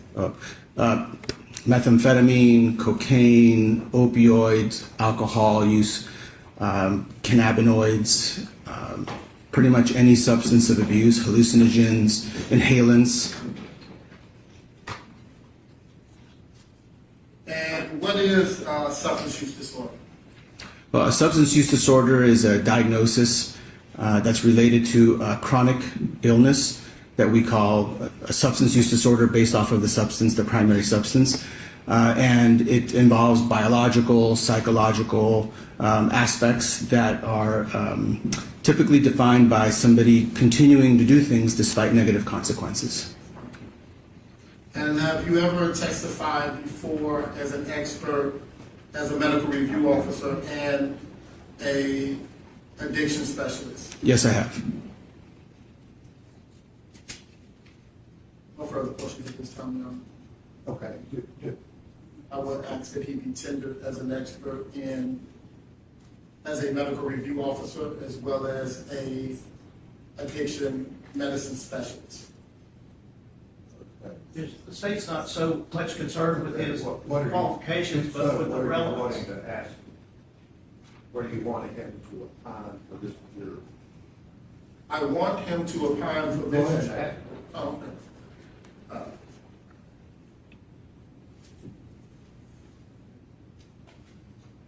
Dr. Mario, in your experience, is pregnancy a automatic stoppage to substance use? No. Why not?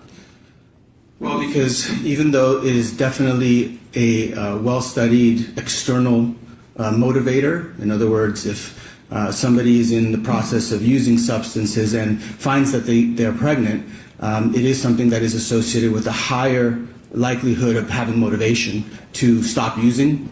But by itself, it's not something that's a guaranteed that somebody would stop using any substances. Okay. And what is addiction medicine trying to understand? Well, addiction medicine really deals with judgment. It deals with physiologic changes that drive somebody to have impulsivity, to have the kind of behaviors that can be harmful to them. And despite those things, there's changes in the brain that cause them to continue the behaviors that hurt them. So a lot of it has to do with judgment, and a lot of it has to do with how substances interface. Can self-reporting in clinical settings, what is your opinion about self-reporting in clinical settings? Well, it definitely is very valuable. That's what we base all of our screens with. People self-report. It has some limited value in that we are relying that the individual is being forthcoming. And that can be difficult in addiction because addiction also, or even without addiction, actually just with what we would consider substance use. That means no addiction, no dependence, just they happen to use a substance. But in the setting of screenings and things like that, there's a lot of stigma, unfortunately, that's attached to any substance use. And so sometimes people, they have reasons to fear being forthcoming with certain things that have to do with substances. If you know, can you please explain what is an opioid epidemic? Well, the opioid epidemic is currently something that we've experienced since around 1999. Currently, we're in our fourth wave of the opioid epidemic, and everyone's probably seen in the news drugs like fentanyl or heroin. These are class of chemicals that typically we use for pain. And the first wave of that really happened somewhere around 1999. And it was around prescription drugs that doctors would prescribe, and sometimes people could get dependent on them. Now, dependency is not the same thing as addiction. It can even just be dependence. It can be around pain. However, it does leave people where if they stop using it, they experience what we call withdrawal. And withdrawal can be a pretty severe neurologic type of reaction to not having the substance, access to the substance, which then, when we clamp down on that and reduce that from the standpoint of the system, it created the second wave. And the second wave was around heroin, where people found that they could no longer access prescription drugs, and so they went to use heroin, which was cheaper and more accessible. The third wave came somewhere around 2012, 2013, which had to do with fentanyl. And that was the beginning of what we see now, where you didn't even have to be addicted. You could just actually come into contact with a very potent opioid, a synthetic opioid like fentanyl, not from a prescription, but something that was either adulterated, added to something that you thought was something else, or the very thing in question being the fentanyl. And that went on for some time, and now we're in our fourth wave. And the fourth wave involves fentanyl plus psychostimulants. And psychostimulants, that class, involves primarily methamphetamine and cocaine. And those are the second highest amount of prevalence that we see next to fentanyl in cases that involve fatal overdoses. What scheduled drug is fentanyl? It's a Schedule 2. What about cocaine? It's a Schedule 2. What about marijuana? It's federally still scheduled right now. This thing is a Schedule 1. What about Adderall? Adderall is a Schedule 2. That's a psychostimulant. And if Adderall is a psychostimulant, does that mean it will fall within the fourth wave? It is. It's an amphetamine. And are counterfeit or fake Adderall pills contributing to the opioid crisis? So that's the big thing that's happening now, and this is why the DEA has put out warnings about this. It's not that people are consciously seeking out, usually when they pass away, necessarily the combination of fentanyl with a psychostimulant. It's that oftentimes they think they're taking one thing, but it's adulterated. That means it's been added or spiked, if you will, to something else. And that can actually happen in both directions. It can happen to people that press pills and make Adderall, they'll add fentanyl, and it can also happen in the other direction. And when clinicians assess risk, do they look at isolated events or overall behavioral patterns? Well, an isolated event rarely leads to any sort of a diagnosis, right? So we're always collecting information. Some of the information comes from the patient. Some of it comes from corroborating avenues from other people or other things that are observed that contribute to the diagnosis. So generally, it's an overall kind of a compilation of processes that we look at, not just one thing. And have you had the opportunity to review medical records in this case? Yes. Have you ever seen, do you know of a pregnant woman who normally would smoke marijuana? Yes, that happens. And are they always forthcoming about their use? No. I mean, in pregnancy in particular, again, there's significant stigma, significant fear of consequences, child protective services, being judged. These things that are unfortunate that shouldn't exist, but they do exist, and I think they're even more marked in that group of people that have any sort of substance use. It doesn't even have to be cannabis. It can be any sort of substance. And in your expert opinion, who would be amongst the most stigmatized class of people when it comes to drug use? I believe it would be the actively pregnant woman. Would it be judges? I'm sorry? It wouldn't be judges? No, I think that there are states that still, and we've had this historically, that want to put women in jail for substance use. So rather than looking at it as a medical condition, they look to remedy that by illegal action to put people away. So I think that's pretty severe. We don't do that. We don't do that to any man that I know of in the same way. And so I think that they're particularly stigmatized because there's an element of another being, the element of a child. So the concept of, well, you're hurting the child, therefore you have a separate action against you. And that's where that comes from. And I think there's also social pressures. It's a critical, delicate time as well. And could that stigma and social pressures lead to a pregnant person concealing their substance use? Sure, it can. Backtracking a little bit, what about mushrooms or psilocybin? What scheduled drug is that? So psilocybin, or what's sometimes called magic mushrooms, is a Schedule 1. It's in a category we call hallucinogen, that people take it and then they can have psychedelic type of reactions to it. Dr. Mario, I want to give you a hypothetical. If there's a pregnant young lady and she notifies her friend that she's pregnant, and that friend says, "Oh, you've been drinking," is that an example of stigmatizing a person? Well, it can be that anytime somebody that is pregnant shares any information about any substance use, that this is why doctors get trained to have more of a poker face about it, that our concern is how do we evaluate what you need rather than judge what you did. And in your expert opinion and in treatment, have you ever heard of someone being able to smoke mushrooms? So in my practice, I have not heard of anybody doing that. After almost 20 years now of doing this, I think everything that could be smoked has probably been smoked by somebody at some point.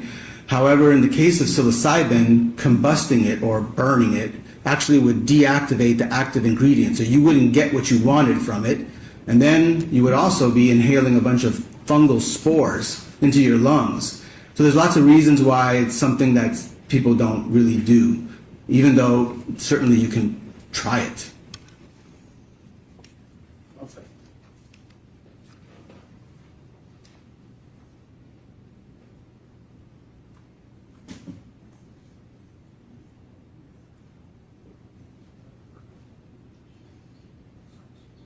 And lastly, if you could just talk a little bit about how substance use impacts, if at all, the prefrontal cortex of a person. Sure, that's really at the hallmark of all addiction. It's one of the most difficult parts to sometimes understand. People that have substance use disorders need help, and this is the reason we look at it as a disease, is because the parts of the brain that get affected, we know. We actually have studied it. We know the parts. And maybe the most frustrating part for a lot of people is how is it that somebody that maybe in other dimensions of their life function well, how is it that they can have this other component that is not functioning well? And the part of the brain that is involved in this is right in front of your forehead, right behind your forehead. It's called the prefrontal cortex, and that's the part that controls judgment. It controls what we call executive function. It's the part that keeps you safe. It helps you make decisions. And unfortunately, certain substances impact the part of the brain that controls a neurotransmitter called dopamine. So there's really two players in the play. The dopamine pathways, which we also call the reward pathway. When you do something that is good for persistence, it obviously doesn't exist for drugs to exist. They're there because of their survival things. So increases in dopamine decrease the function of the prefrontal cortex, which is why in substance use disorders there can be lapses in judgment. And in your expert opinion, if a person is pregnant, but they're engaging in, let's say, facilitating drugs, what would you opine about that person's judgment? Well, that would definitely fall under what we consider to be part of the clinical impression. So the clinical impression, without going into a diagnosis, because you really need to do a physical exam and do a comprehensive exam to come to a diagnosis. But risk-taking is part of the hallmark of addictive disorders.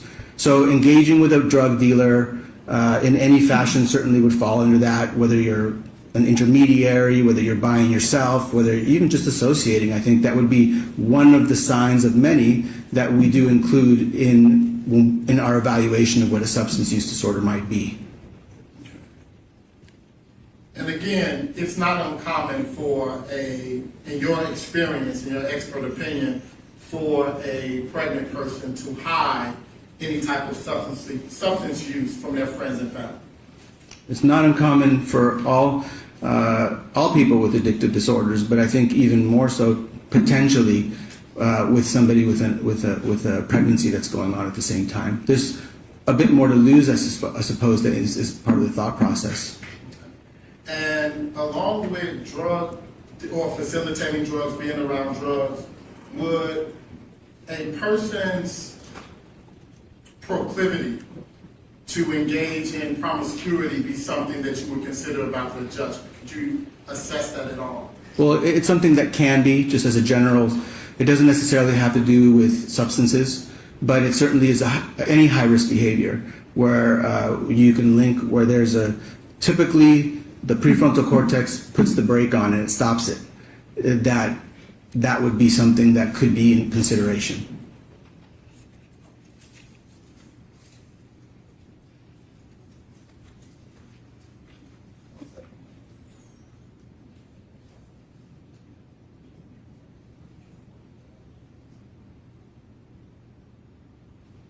Your Honor, at this time, I would like to tender Dr. Mario as an expert, as a medical review officer, and an addiction medicine specialist. Any questions from the state? Yes, Your Honor.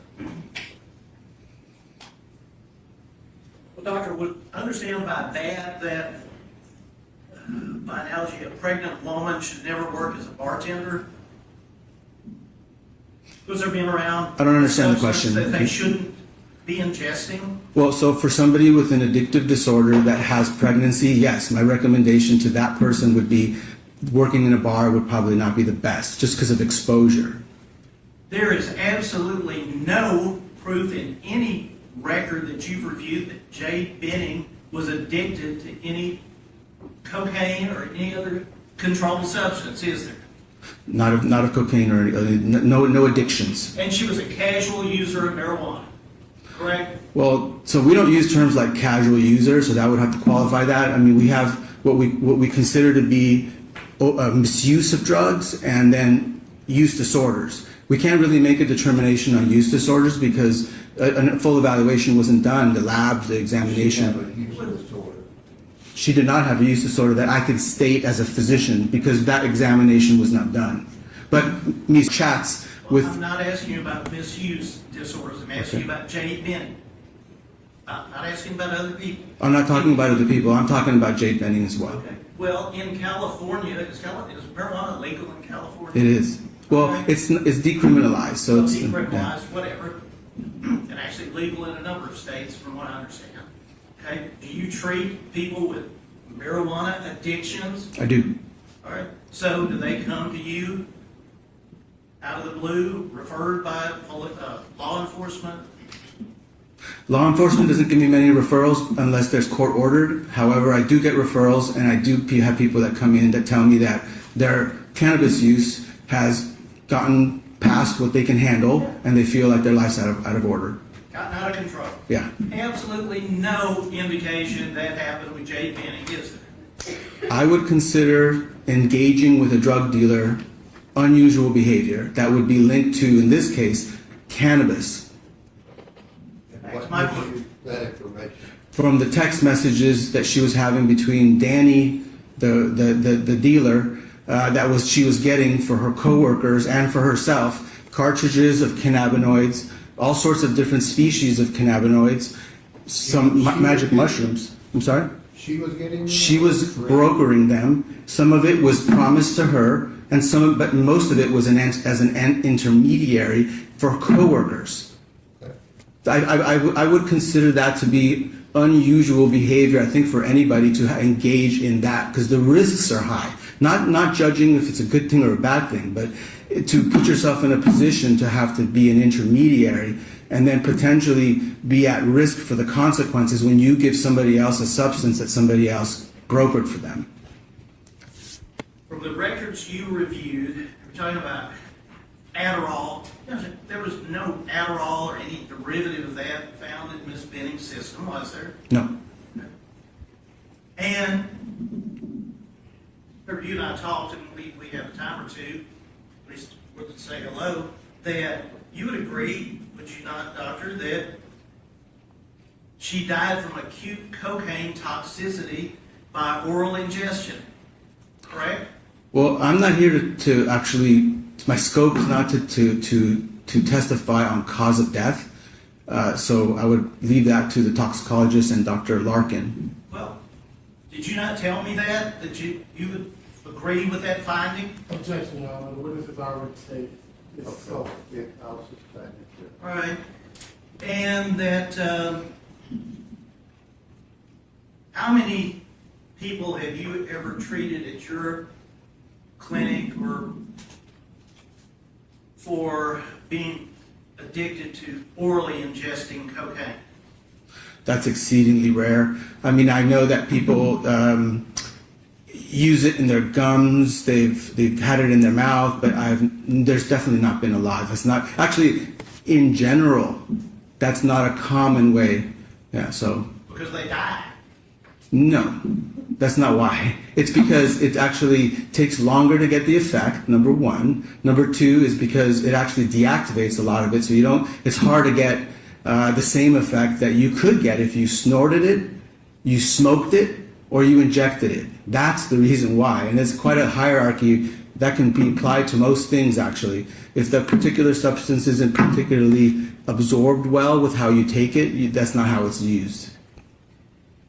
There is absolutely no indication, doctor, is there from the medical records that Jade Benning consumed any drug or alcohol after she found out she was pregnant, is there? Correct, not medical records, no.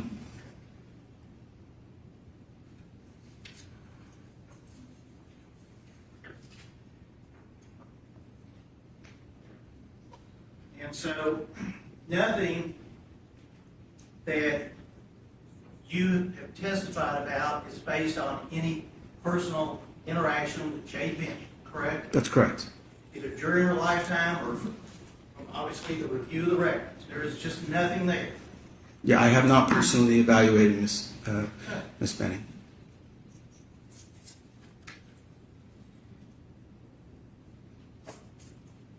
And the phases of heroin has nothing to do with this, does it? No. Are you referring to the different? Your epidemics. Yeah, well, they're not mine. They actually are ours. But I mean, the heroin was just one stage of that, and so that was just one to kind of explain why there are different stages of that exist. That the most recent one is fentanyl and psychostimulants. But your testimony about the phases. What was before heroin? Before heroin was prescription drugs. Okay, before prescription drugs. Well, that's the first one. Prescription drugs. Then there was heroin. Then there's fentanyl, and then there's fentanyl with psychostimulants. That's the four. And we're likely to enter a fifth one now with xylazine, which are like anesthetics that are being adulterated into the supply of fentanyl. And back in the 70s, there were other substances. Back in the 70s, a whole other time of what was available, so I'm not really speaking to that.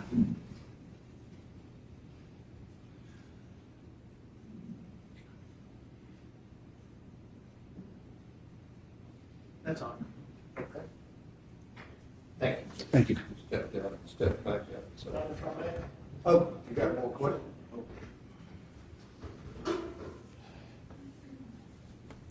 Dr. Mario, can you explain what cocaethylene is? Cocaethylene is a byproduct. Your Honor, I object. Wasn't covered on direct or cross-examination. Okay. I really read the jury out. Treatment specialist, addiction medicine. Yes, Your Honor, and cocaine and alcohol was just referenced. Is that what you plan on getting into with Dr. Larkin if she testifies? We've already heard testimony about it, right? Yes, Your Honor, but however, what was just elicited from Dr. Mario was about a person working at a bar, and was there ever any evidence of any uses of cocaine with Mrs. Benning? Is he aware of any usage of cocaine? Are you aware on whether or not the substance cocaethylene was found in Ms. Jade Benning's system? Well, my understanding is that there's one of the lab reports that did show that there was cocaethylene. It sounds like there's probably contested. It's maybe for the. And what is cocaethylene a byproduct? Well, so when you consume alcohol in the setting of cocaine, you produce a compound called cocaethylene. It creates a high toxic environment, so your heart will work harder. All the things that normally cocaine will cause, it can make it worse. And it's one of the known problems, right, with combining those. And can alcohol be an addiction? Can it be abused? Yes. Can it be misused? It can. And can you be a casual cocaine user? You can. You can be a casual cocaine user, somebody that uses not with great frequency. It's possible. It's possible with alcohol as well. Any other questions? So you can be a casual cocaine user, but not a casual marijuana user? I don't think I said you can't be a casual marijuana user. Said it earlier. That you can't be a casual? No, I don't think I would have said that. I mean, if I did, I misspoke. But you absolutely can't. You can be a casual. You wouldn't use the word casual. Yeah, I wouldn't use casual because in the context of what you were talking about, it was. He's asking you can be a casual cocaine user. So you can be. So if the definition of that is that somebody uses infrequently, if that's what your definition is. When we discussed the issue of the marijuana, I thought you were talking about something more like diagnostic. I just wouldn't use those words for something diagnostic. But they both can be used with low frequencies, for sure. Doctor, just about the cocaethylene, you said someone told you about that? No, I've seen it in the reports from one of the labs. But again, I'm not here to testify in my scope about that. I think you have a toxicologist and you're going to have Dr. Larkin on that. And did you prepare a report about all of this? I did not. I don't have a report. That's all, Your Honor. Anything else? No. Okay, you stepped up.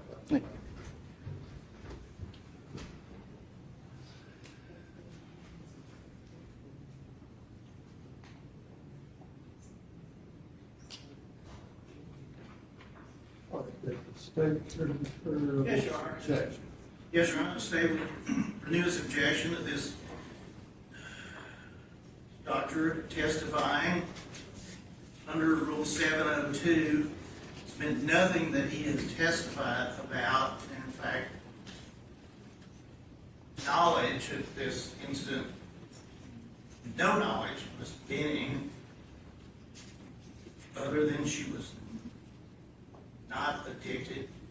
All this testimony would have to come under Rule 702, that it is would substantially assist the trier of fact, the jury. And Merriam-Webster dictionary, synonym is important or essential. But this testimony is not anywhere close to being essential. It's irrelevant. It is designed to, if anything, just attempt to paint Ms. Benning as someone she was not. I would ask the court to exclude this testimony in its entirety. If I may encourage y'all. Sure. Your Honor, it is not only important, but it's a vital and critical issue that the state has put before this jury through multiple witnesses, which is the fact that Ms. Benning would not engage in any type of drug use or behavior because she was pregnant. And so it is very... They didn't say that. They said there's not any proof that she did. And, Your Honor, we believe the contrary. We intend to get into that. But this gentleman doesn't know that. Yes, he does, Your Honor. He has reviewed text messages that suggest she was offered drugs while she was in fact pregnant. We haven't gotten to the text messages, but if those come in, then they come in. He doesn't have to interpret it.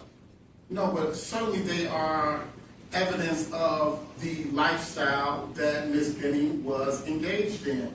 The state certainly has taken the position that it is a barrier to her being involved in anything illicit because she was in fact pregnant.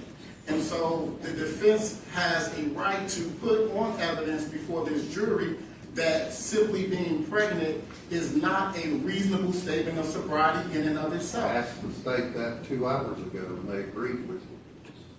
But Your Honor, they can take that position because they have rested. They've already paraded a bunch of witnesses before this jury who have said otherwise. So you think you need this person to tell the jury that women that are pregnant can still use drugs? And that they are stigmatized, and that may be a reason that they would not disclose to family members and loved ones. Okay. Thank you. All right. And in terms of the cocaethylene that was brought up on redirect and then recross, as the own witness said, he's not here to interpret what that, he knows what it is, but he's not here to say one way or the other about what that means for Ms. Benning. The other proffer involving pregnancy, not being an automatic stop using drugs, pregnant women can still use drugs, the testimony about fentanyl overdose or epidemics, I don't know if that word was used, the detective's already been asked about, testified.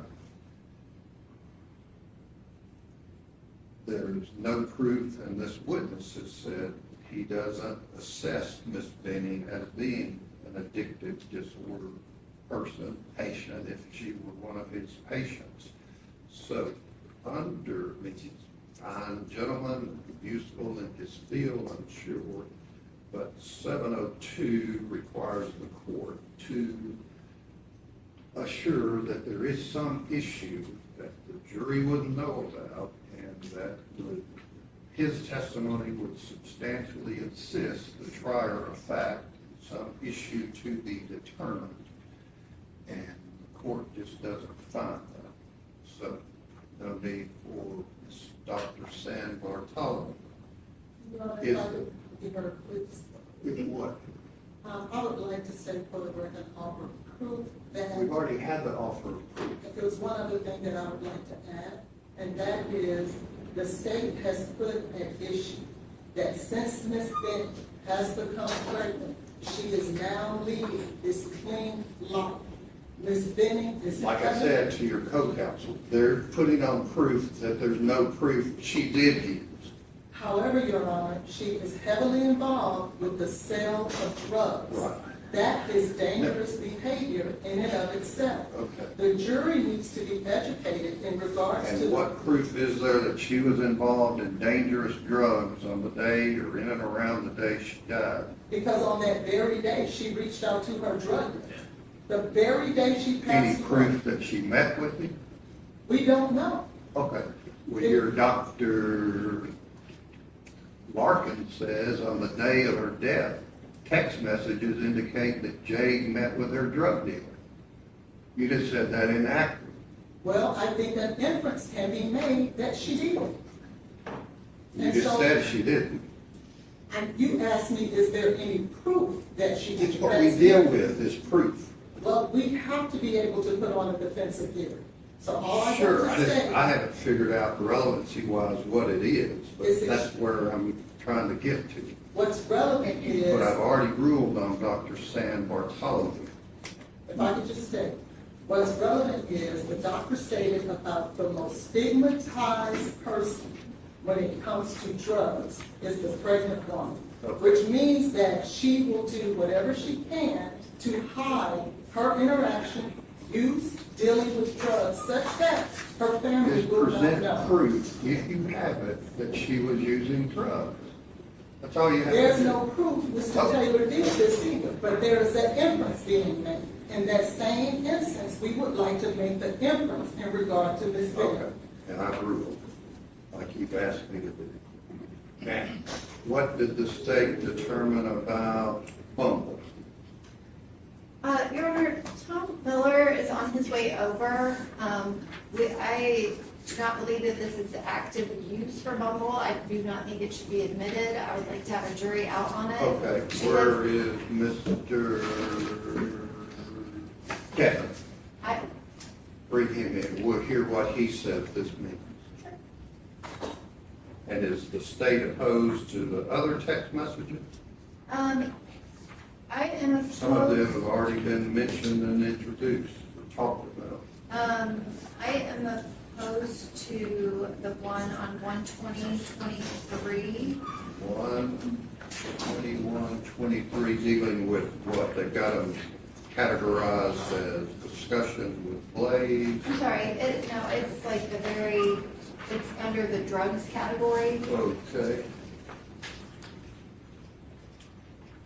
Which, is there 8, I got a 5, a 6, and a 7? 4. 4.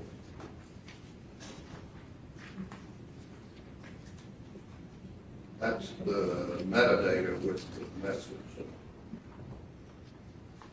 You're talking about, could I get an 8 from top shelf? Correct. What is your objection? My objection is she's not ordering this for herself. It's in January and it's not relevant. We've already had testimony related to the same thing. Correct, but they can put on other proof. What's your other objection? On page 5, that is a received message, not a sent message. I don't know what Mr. Devlin's gonna say. So it's received, but it's still drug related, right? Correct. Okay. Anything else? Yes, on 6, it's from 11/5/22 and it's received. The state submits it's not relevant. Okay. What else? Also number 7, it's received, it's from January 18th of 2023. Okay. Anything else? On page 8, the reference to Adderall, I feel like we have already been through. This is not Adderall that Ms. Benning was requesting for herself, it was for her friend that was. Right, we just confirms that, right? I'm sorry? This just confirms that. That it's Yes. for someone else. No. Right, this is like someone else is asking for it, not Ms. Benning. I got it. Anything else? Anything else? Number 8, I feel like actually clears up the That's the Mario one you just situation. asked about. I'm sorry? That's the one you just mentioned. I'm sorry, that was number 9, was the one that kind of clears up the Mario situation, because she wasn't ordering it for herself. On number 10, there's no date on this. Also, it just seems cumulative. So there's no date for the message sent. There is a date, they just cut it off, and the thread, they included 235 messages, which doesn't seem useful, but it doesn't tell you what date this message was sent. Okay. We'll see what they have to say in their product. Anything else? Number 11, like, everything, he's printing stuff without the usernames in it. This message would have a username, but it's clearly someone else asking for narcotics. It just seems like it's Mario, and that would be important to the other text. Anything else? 12, I don't have an objection. Pages 13 through 15, no objection. Communication with Blaise Taylor, no objection. Plans with Blaise Taylor, again, I don't have a specific objection. I just have no idea why we would submit a message without the person the message is sent to. And then the Bumble, I have a giant problem with. Okay, we'll hear about that. And the Jerry's quarter messages, the state's objection is that these are not relevant to any issue before the court. According to the defense theory, it shows she talking with another guy, texting another guy. These are texts from December. Right. The first page is from December, so she's not even speaking to Mr. Taylor then. All right, if you'll step up, Mr. Devlin, raise your right hand if you swear. You swear to tell the truth, so help you God. I do, Your Honor.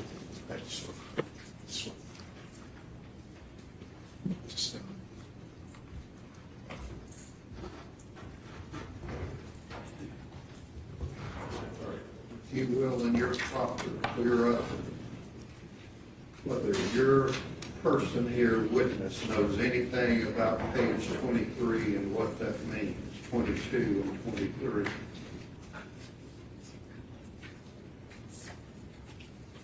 Mr. Devlin, could you please state and spell your name for the record?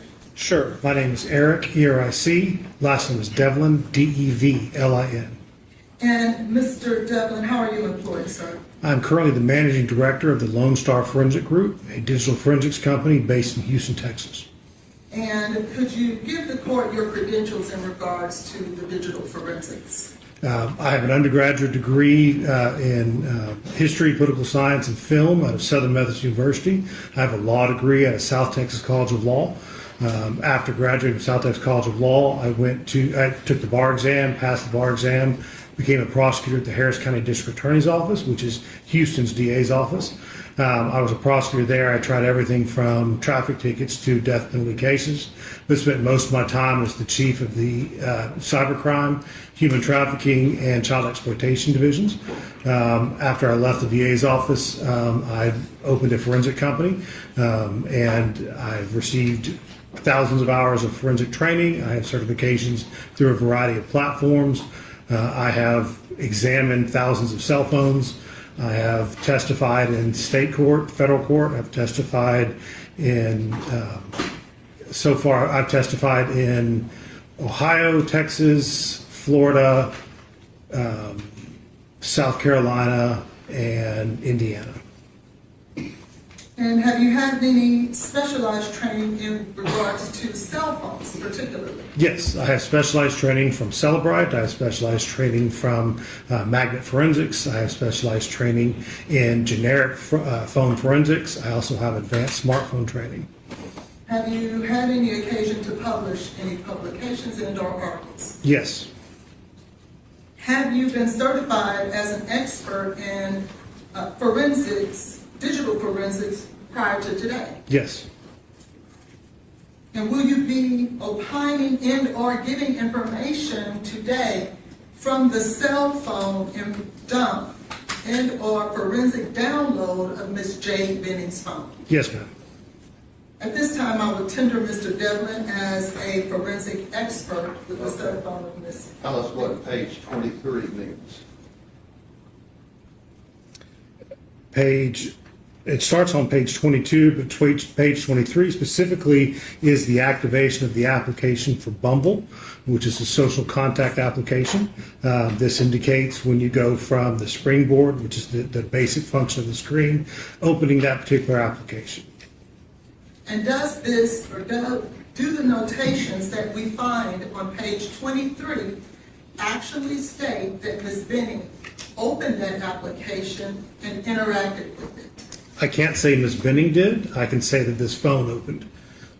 Thank you. And did they do so on each and every occasion? Did this phone, every notation that we see here, did it in fact interact with the Bumble application? Each one of these is an interaction with the Bumble application. And it's not simply just a notification? No. Interacting how? Either opening it, closing it, switching it, adding in, making contact with the actual application. Can you tell me that Ms. Benning was communicating with, accessing information about other men? No, sir. Can you tell us what is the purpose of the Bumble application? What is its purpose? What is involved? The Bumble application describes itself as a social contact application. So while many people use it for the purpose of dating or hookups or other interaction, other people use it as a contact social media application, that type.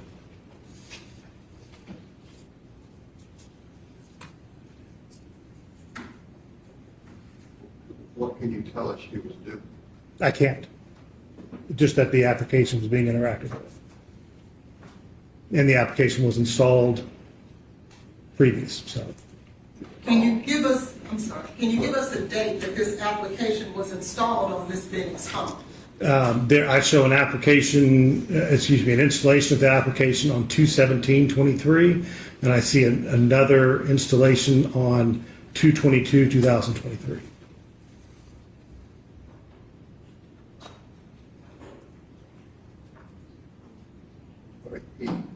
Any other questions?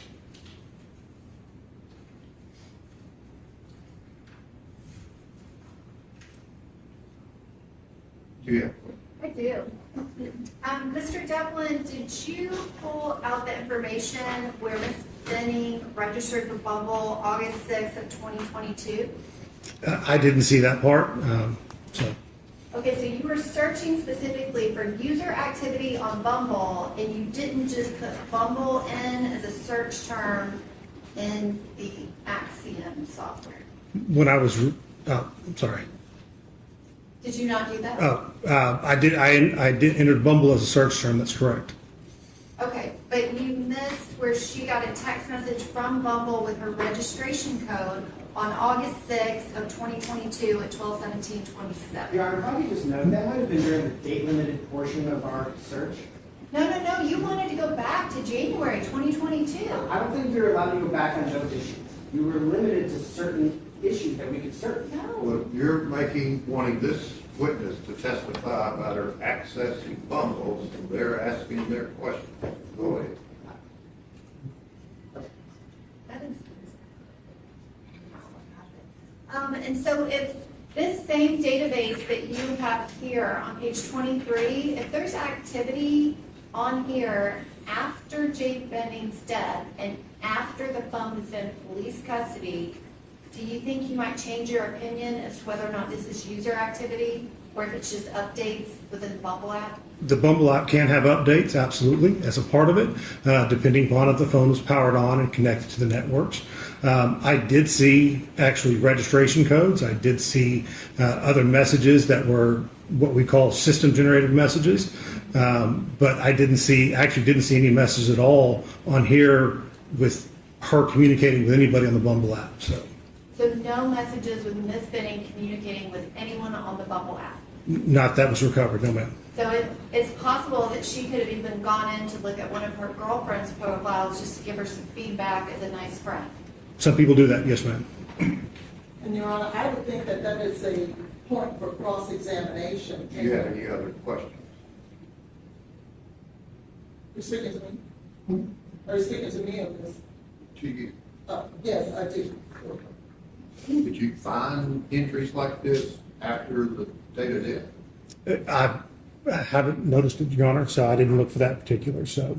You didn't look after 3/6? No ma'am, no sir. Okay. When you looked at the Bumble application, did you pay close attention to whether or not the application itself was interacted with as opposed to just a notification? These logs here are not notification logs. These are actual interactions with the application. And when you say interactions, what do you mean? That means the application was opened, the application was interacted with, I don't know what they did with it. I don't know if they searched for somebody. I don't know if they communicated with somebody, but there was an interaction with the application. That's as far as I can see on here. So then it is a possibility that if she interacted with this Bumble, it could be that she was looking at dating men. It's possible. So in the same manner that she could have been trying to message a friend or a girlfriend to check on her, she also could have been messaging a man to try to date. Could be. Yes, ma'am. Again, Your Honor, based on... Do you have any other questions?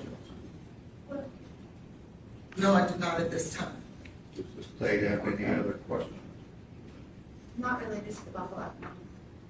Okay, all right, thank you, sir. You can wait back here. Thank you, Your Honor.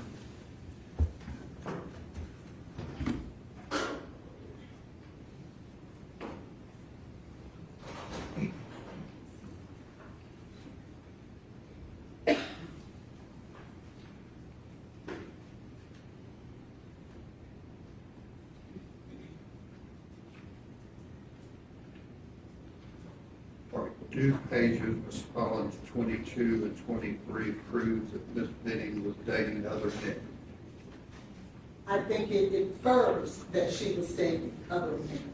There are other messages that we also believe that she was dating other men in connection with that. And so... What are you speaking of? I'm speaking of in December, when she was in fact pregnant and living a clean life, she sent naked photographs to 3 different men. These things... That's not in what you said. It's not, because I did not want to put that type of information in here. But it is important. So you're not planning on asking about that? I do plan on asking about that. That's why I'm bringing it to the court's attention now. Because the state So has... what other texts are you wanting to introduce to this jury?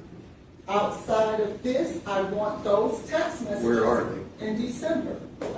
I did not want to print out those types of photographs. You're wanting the jury to see them, right? No, I do not. I would just like for them to hear about them. That's why I never printed them. I was not going to print those text messages. Neither did I want to make them a part of the record. But I do want to talk about it. It is only fair that Mr.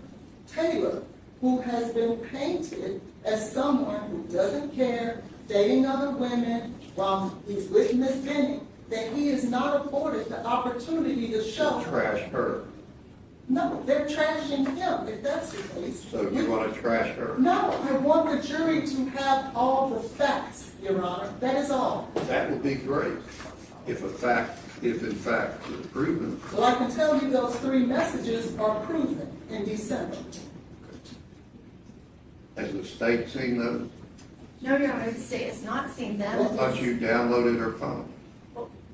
I haven't looked at every single thing on her phone, and particularly whether or not she's dating men in December when they're broken up. The state's position is it's irrelevant. That's the first time in 7 days I've heard that.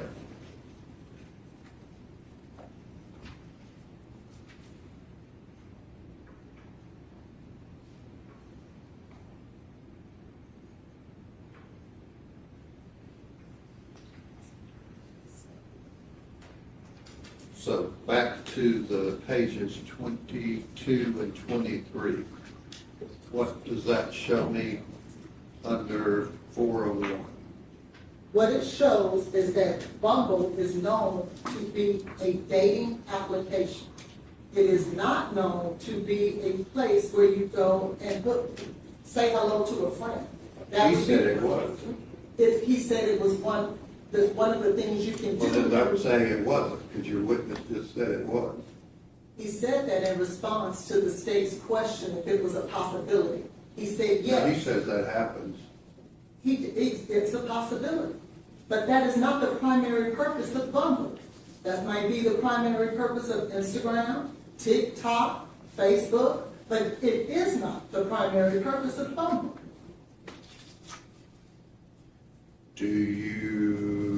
Would you acknowledge, I doubt you would, but I just ask it, that if you want to inquire with your witness, Mr. Devlin, about the application, Bumble application being installed on 2/17 and 2/23, that the state can also ask him if he looked at August of 2022 when it was installed. Yes, And your position is what? if the state can talk about August of 22, Just ask what they asked when the witness was in here. we were confined, Your Honor, to a search period to. So is it fair to the jury to know that she also installed it on another occasion? I don't have a problem with that. Okay, that's what I asked.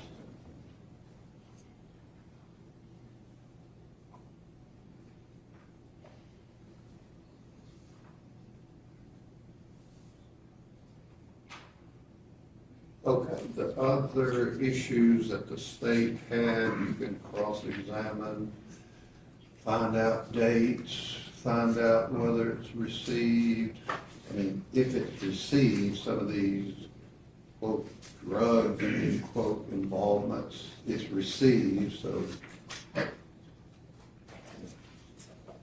It's like dating men. What does that have to do with 225?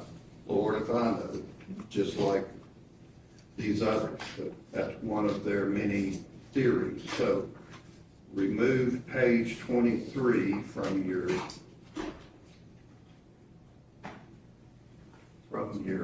PowerPoint and or exhibit. I'll let you ask your witness about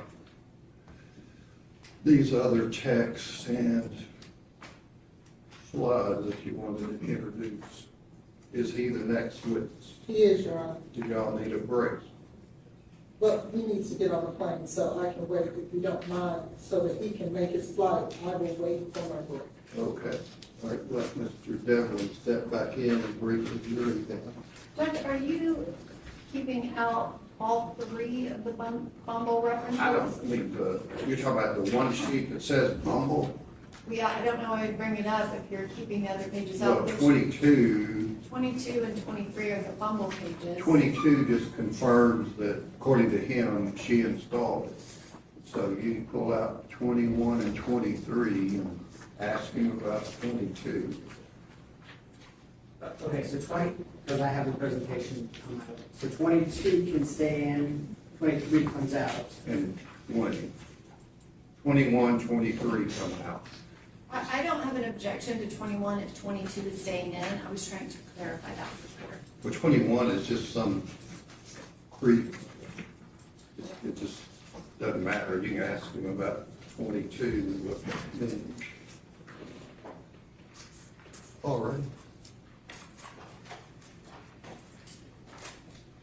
The defense calls Eric. Okay, we're not in here yet. Oh.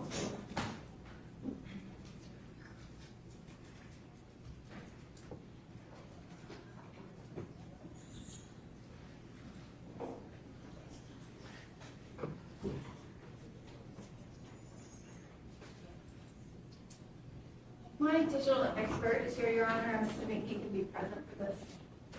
Okay.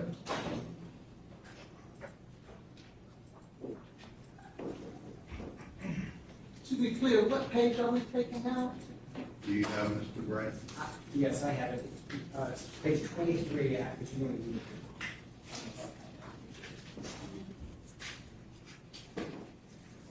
do it. Should we? Yeah.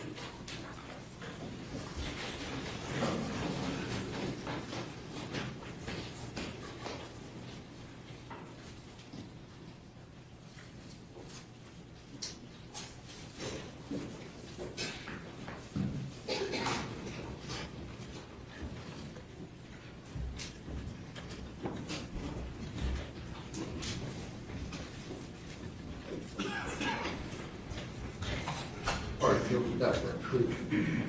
This calls Jade Benning.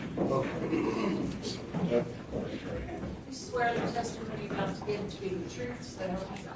I do. Mr. Devlin?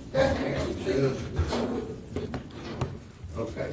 Would you please state and spell your name for the record, please? Sure. My name is Eric, E-R-I-C. Last name is Devlin, D-E-V-L-I-N. And Mr. Devlin, how are you employed? At the present time, I'm the managing director of the Lone Star Forensic Group. We're a digital forensics company based out of Houston, Texas. And where did you get your education, sir? My undergraduate degree is from Southern Methodist University. My law degree is actually out of South Texas College of Law based in Houston. And did you take the bar? I did. And Did you pass the bar? I did pass the bar. And after you passed the bar, can you tell the jury how you were employed? I was employed at the Harris County District Attorney's Office, so that is the prosecution office for the city of Houston. I was there, I prosecuted everything from traffic tickets up to death penalty cases, but I spent most of my time as the chief of the cybercrime, child exploitation, and the human trafficking sections. Have you had any specified training as it relates to digital forensics? Yes, while I was a prosecutor, I actually began taking forensic courses to be a better prosecutor, present those cases in court better. While I was taking those classes, I actually realized I liked that better than the practice of law. So when I left the district attorney's office, I opened a forensic company, and I've continued taking forensic classes in a variety of courses, both cell phones, computers, as well as cell location analysis, as well as surveillance systems and other recording systems. And have you had any specified training specifically to digital forensics? Yes, I have received thousands of hours of specialized training, everything from Celebrite, Magnet Axiom, as well as a variety of other forensic courses specifically. I've also received advanced training in smartphone examinations. And have you been published, or have you published articles in regards to digital forensics? Yes, I have published articles related to digital forensics, cybercrime investigation, and child exploitation. And have you had the occasion to testify before in digital forensics? Yes, I frequently testify in Houston, where I'm based out of, but I've also testified in Florida, South Carolina, Ohio, and I think I'm missing a couple, so. And have you had the occasion to testify on both sides, for the prosecution and the defense? I more frequently testify for the state side than for the defense, but I do testify for both, so. Thank you. At this time, I will tender Mr. Devlin as an expert in digital forensics. Any questions from Mr. Taylor? And I would offer Mr. Devlin's CV as an expert. Okay, get that, the CV one. All right. All right, again, ladies and gentlemen of the jury, Mr. Devlin will be allowed to testify in his field of digital forensics. You can place such weight as you choose to upon his testimony. All right. Mr. Devlin, have you had the opportunity to review the digital download of Jade Benning's phone? Yes.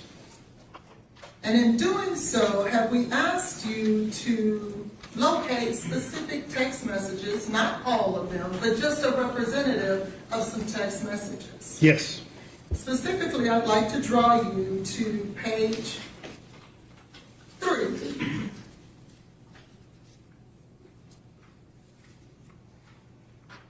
Yes, ma'am. Did you find any text messages within Ms. Benning's phone that dealt with drugs? Yes, I examined an Apple iPhone 13. I was asked to examine and review the forensic extraction that was done by law enforcement. I did find a variety of messages related to drugs and other narcotics activity. And can we start on page 4, if you will, and explain to us what is that we see there? This is actually a Snapchat message. So this message was between Danny, the Snapchat ID, Danny Wallace Jr. and a Jade Benning. This activity occurred on 1/20/2023, approximately 6:53:47 p.m. This was in Central Standard Time, so that sometimes changes based on the phone. This was a message that the user account Jade Benning posted to the Danny Wallace Jr. specifically stating, hey, could I get an 1/8 of top shelf and 1 Sativa or hybrid cart? Do you happen to know what a sativa and hybrid cart is? I am familiar with it. I am familiar that they are narcotics. I am not familiar with exactly what kind of narcotics they are. So we'll draw your attention to page 5. Yes, ma'am. What date is that, sir? This was 2/3/2023, approximately 9:57:21 p.m. And is this message from or to Jade Benning? This is a message from Jade Benning.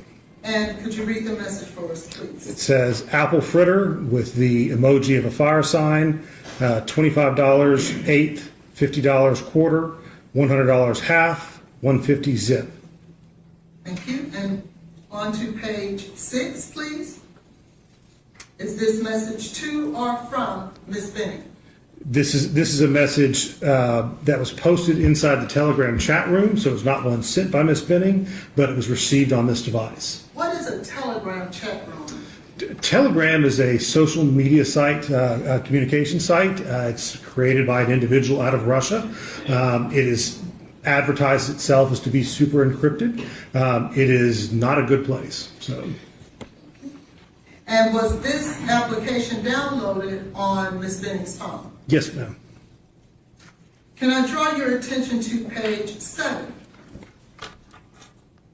Is this message to or from Ms. Benning? This is a message posted in that gas station chat room on the Telegram application. What is a gas station chat room? On Telegram, you can create all kinds of chat rooms and invite whoever you want to be as a part of it. That's one that occurs, and actually narcotics activity frequently occurs this way. It allows them to advertise sales or purchases or deliveries of different types of substances. And it's, again, believed to be encrypted and heavily anonymous. So. And could you read for us the message that's on this particular date? So. It says pressure plus with the emoji for carts with a fire, $30 a pop, price cut on 2+. Could I draw your attention to page 8? Yes, ma'am. Could you explain to the jury what this represents, what page 8 represents? This is an actual iOS text message, so this is a communication between this particular device and another individual. That individual they're communicating with is phone number 501-451-0608. And could you read for us the text message? The text message start at 11/22/2022, 10:40:13 a.m. Do all of your coworkers get Adderall? The reply, Lauren has some. Message again, ooh, what MG? The reply was 15. Message to this particular device, ooh, ask her, can I buy some? And then the next was a follow-up. This is still a message to this particular device. And what color are they? And the reply from this device was orange. And to the left there, who do you see is the sender of this text message? The sender of this message is this number is listed in the contacts as belonging to, and I'm going to kill the name, Nijaha, Nijaiha. Nigeria? Yes, ma'am. And what is the date of that text message, sir? 11/22/2022. Can I draw your attention to page 9?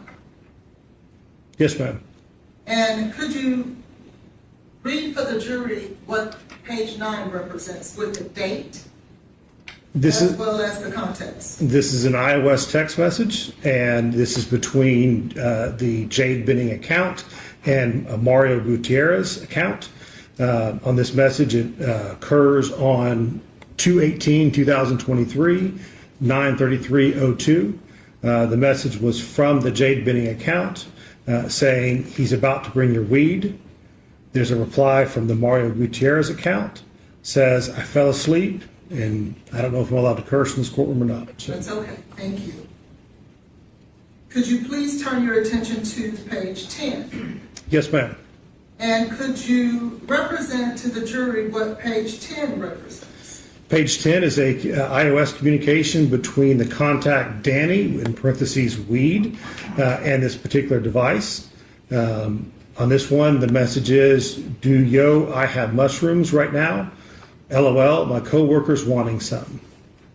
And on what date is this text message? I appear to have cut the date off on that text message. I can't tell you. Okay, thank you. Would it be between the dates that you have listed there where it says first message, last message? Yes, ma'am.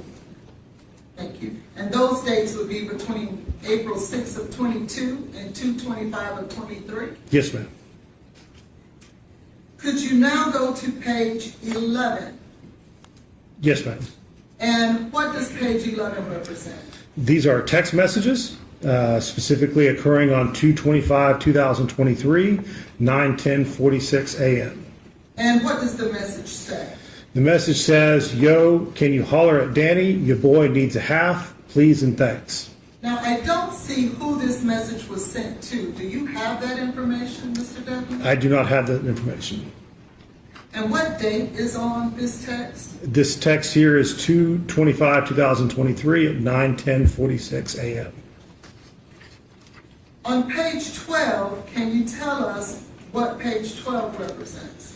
Page 12 is a text message between Jade Benning and the contact Danny Weed, and it occurs on 2/25/2023, beginning at 3:39:21 p.m. And what does it say? Specifically, it says, "Hey, my coworker wants to get a half from you." The account Danny Weed replies, "Bet I gotcha when I get back."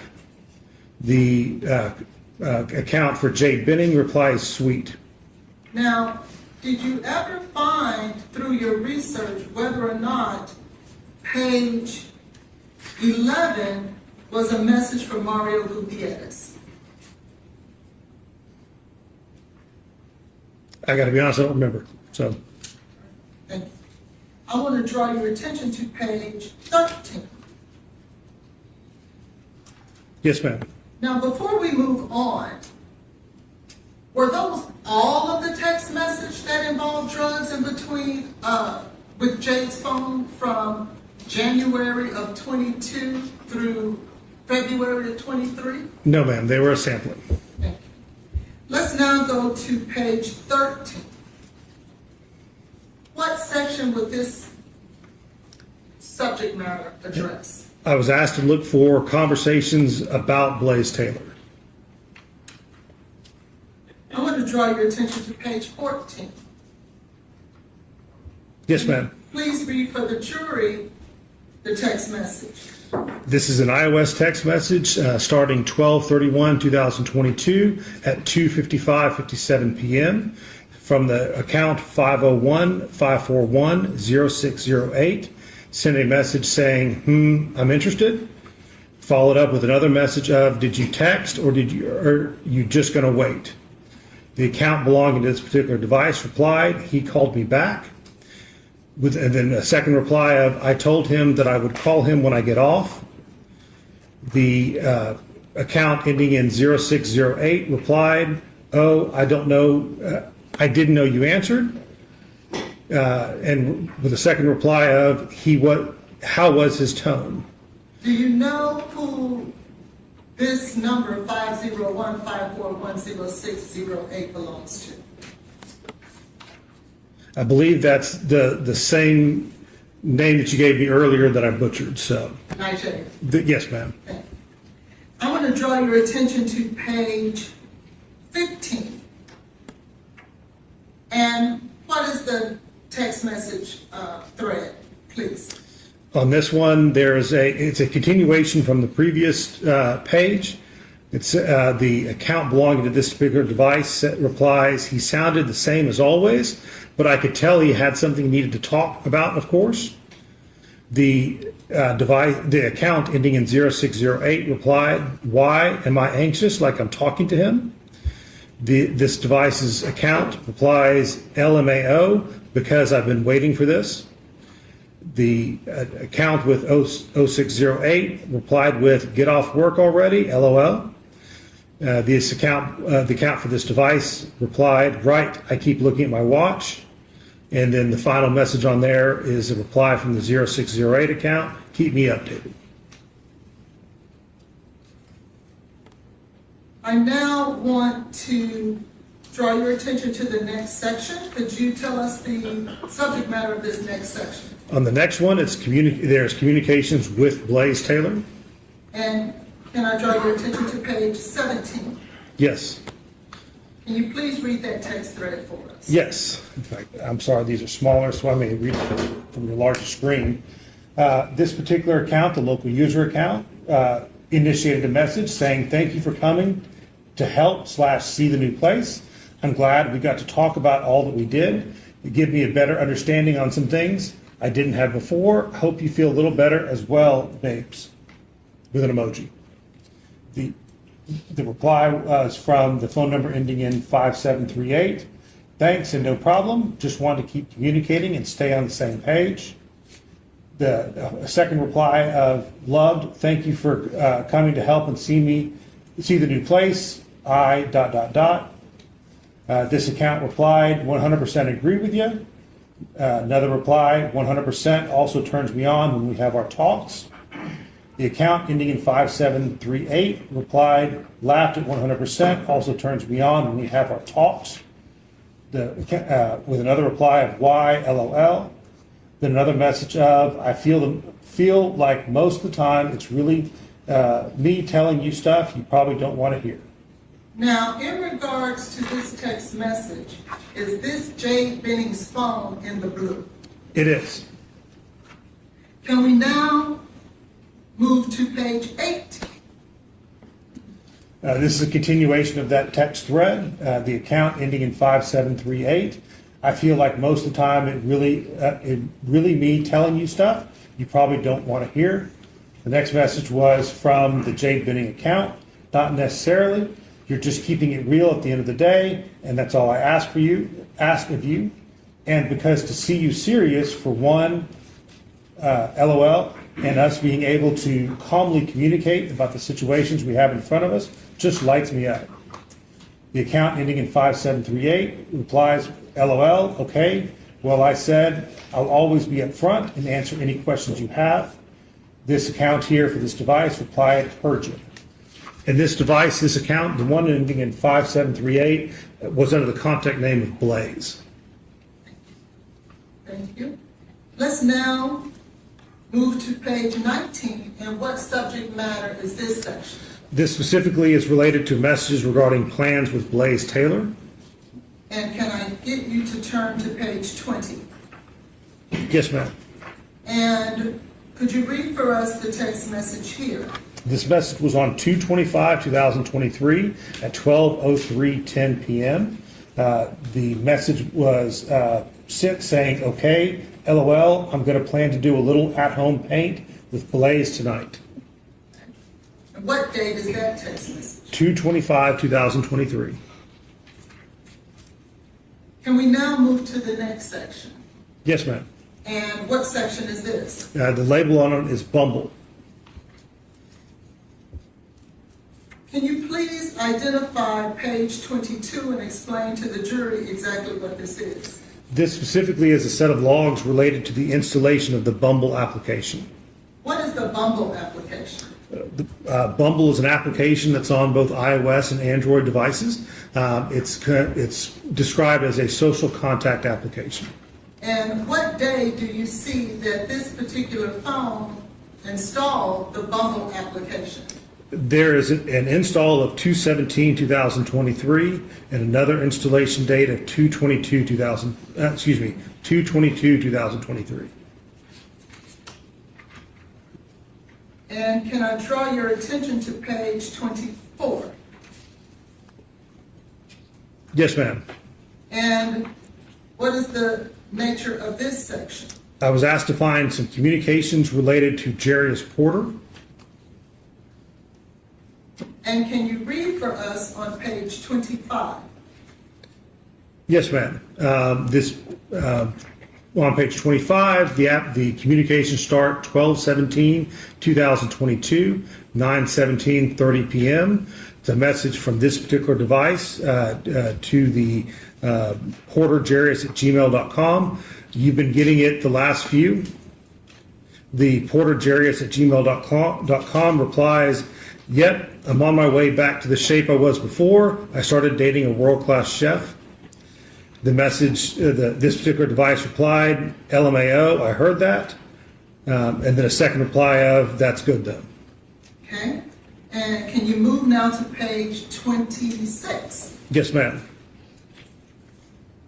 And these are, there's a lot of messages in between, but it was designed to give basically an idea of the length of the conversations.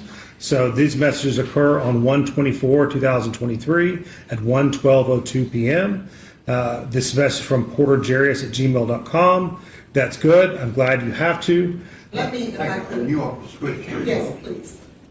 Switch to the other.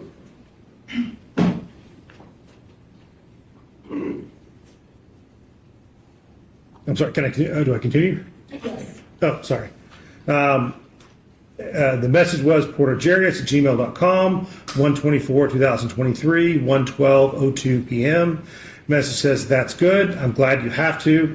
I'm just honestly sad, but I know I want to be forever, and God make no mistakes. Glad you're feeling better." This particular account on this device replied, "Yeah, I know it hurts to know, but you can talk to me about your feelings if you want to express anything.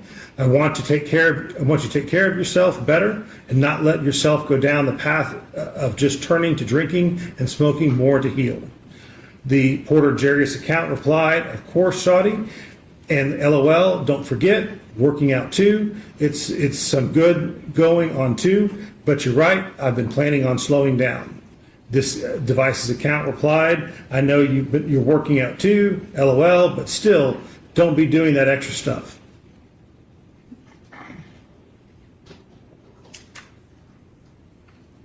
And the next text message that you have.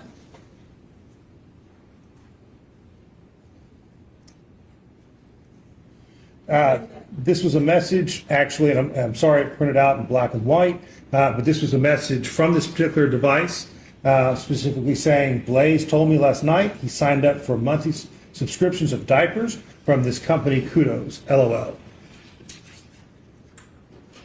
And what's the date, I'm sorry, on this text message? 1/10/2023, and I can't read the time, so. No, I just need to move it over. 7:42? Yes, 7:42:10 p.m. And can we get you to read this text message? Yes, this was a text message from the account 1-501-231-5975, asking the question of this device, "Does Blaise rub your belly? LOL." This particular device replied, sometimes. And do we know who the number 501-231-5975 is? I don't think I do offhand, so. There were other messages. Oh, I'm sorry. What is the date? I apologize. On that text message, if you remember before I pulled it up. I do not remember before you Let me pulled up. grab it.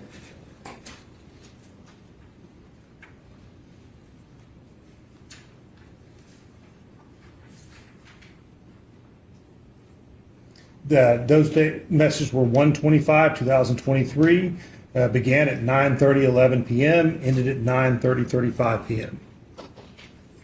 Mr. Devlin, in your search within Ms. Benning's phone, did you happen to run across a text message between? Objection, Your Honor. Okay, let the lawyers.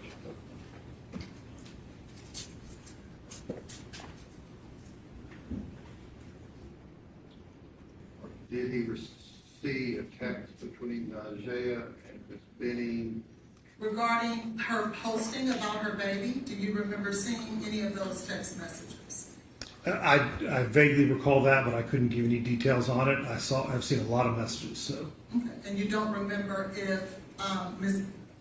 Jackson, Nigella Jackson, asked Ms. Benning when she was going to post about her baby. I remember that specific message of when are you going to post? When Ms. Benning responded, do you remember it having anything to do with Blaise Taylor? I don't recall the response, so. Thank you. I'm asking. Other questions from the state? Thank you, Your Honor. Mr. Devlin, you have gone through and testified about some random text messages. Would you agree? Yes, ma'am. Okay. And so when you said that you went through Ms. Benning's phone, did you actually take the text message that you have in your page 4 of your report, and did you actually look at the other messages surrounding it to see what context it was given? Which, Your Honor, I'm going to ask what he's doing right now on that tablet. He's scrolling through his. Are you looking at the report? Yes, ma'am. Okay. I'm trying to see what was on page 4. Yes, So. no, I'm happy to. I just didn't know if you were looking at the extraction. Oh, no. Did I see the messages, the context of messages? I did not. Okay, so you didn't look at the messages that actually preceded Jade's message to Danny, where one of her friends said, "We please top shelf an 8," and Jade responds, "Okay, I'll let you know when he's gonna come." I'm sorry. Yes, I did see all of that. That's absolutely correct. Okay, so this message that Jade sent, like, could I get an 8? She wasn't referring to herself because she was getting it for one of her friends. My reading of it was that she was getting it for somebody else. Okay. And then same thing with page 5. There are other messages that reference apple fritter. And Jade was seeing if anyone wanted this because she regularly would get different weed from Danny Weed for people that she worked with. I mean, that particular set of messages was a frequent post within that Telegram group. So. Okay. And going to your page 8. Yes, ma'am. Okay. And so your page 8, that is not Miss Benning. That is one of her friends asking for Adderall, correct? Correct. And did you actually read through that message thread with Miss Benning and her friend had a valid prescription for Adderall? Did you notice that? I remember the discussion of that, yes. Were you familiar with the Adderall shortage that the pharmacies were having during this time frame of November 2022? I'm not familiar with that, so. Okay, so if pharmacies were out of Adderall during that time, which actually, if you read through the text between Ms. Jackson and Ms. Benning, they actually talk about the fact that Walgreens can't get it and everybody is out of their Adderall prescription from their doctor. Okay. Okay. And then, so this one, I would like for you to look at page 9, skip page 10 entirely, then look at page 11 and 12. Yes, ma'am. Okay. Did you connect page 9, 11, and 12 in any way?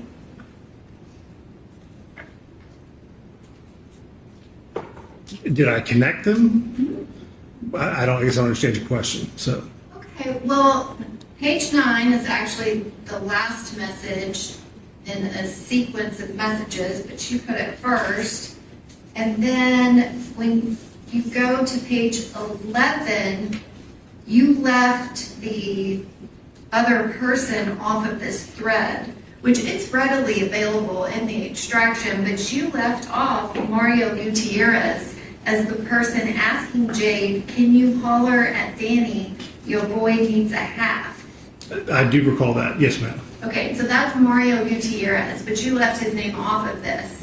When I pulled it, I don't think it was included in there, but that's correct. I believe it was Mario Gutierrez. Okay, and then page 12 follows where Ms. Benning asks Danny very specifically, and this is on February 25th, "My coworker wants to get half." And Danny responds, "Bet I got you when I get back." Yes, ma'am. Which, and I apologize, page 9 doesn't actually relate other than it's from that Mario thread.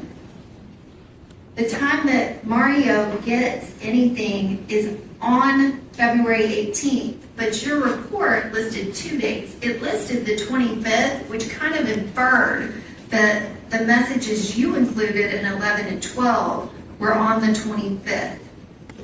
But no one meets Danny on the 25th. You would agree with me about that, wouldn't you? I have no idea if anybody met Danny on the 25th, so. Because there's absolutely nothing in Miss Benning's phone that indicates that happened. It's the opposite. Danny said, I'm not here. I'll hit you when I get back.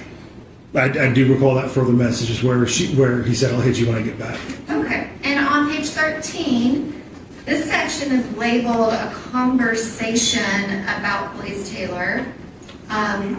And that conversation, that's not the only one, correct? There's quite a few messages about Blaise Taylor. Okay. And this is from December 31st of 2022.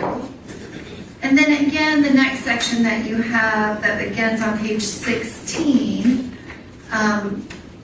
that is not the only communication that they have, correct? No, they had quite a few communications. Okay.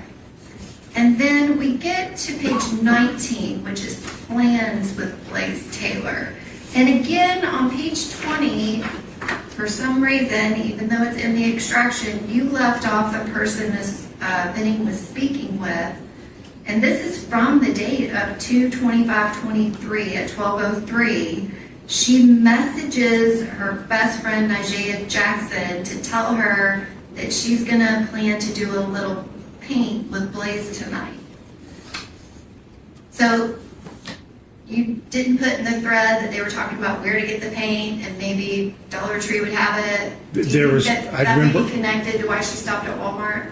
I remember all those communications. I know that there were some, even some pictures. I believe there was a picture of a crib as a part of it. There was talk about what they were going to paint.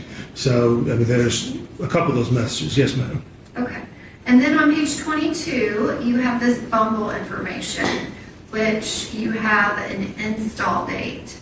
But you didn't include the message that showed that Ms. Benning registered for Bumble in August of 2022. This was, when I ran this particular search term, this is what came up. But we talked about those messages before. I did see a message back in August of 22 that showed a previous registration for Bumble. And did you notice that the app was only in focus for 119 seconds? Not very long. It was very quick, wasn't it? Yes, ma'am. And you don't have any user data to show what was happening when she accessed that app. Correct. And so, like, if I thought that Kendall had a Bumble profile and I just wanted to go click on it to look at it to kind of give her some feedback as a girlfriend, it could have just been that. Absolutely. And then you included some random messages with Mr. Jerry's Porter. Did you notice that they were very close friends? They appeared to communicate quite a bit, so during that period. As very close friends. I don't know enough about them. I just know I was asked to pull these messages. So. Okay. And then the last messages that you apologize for being in black and white, so they don't have a page number.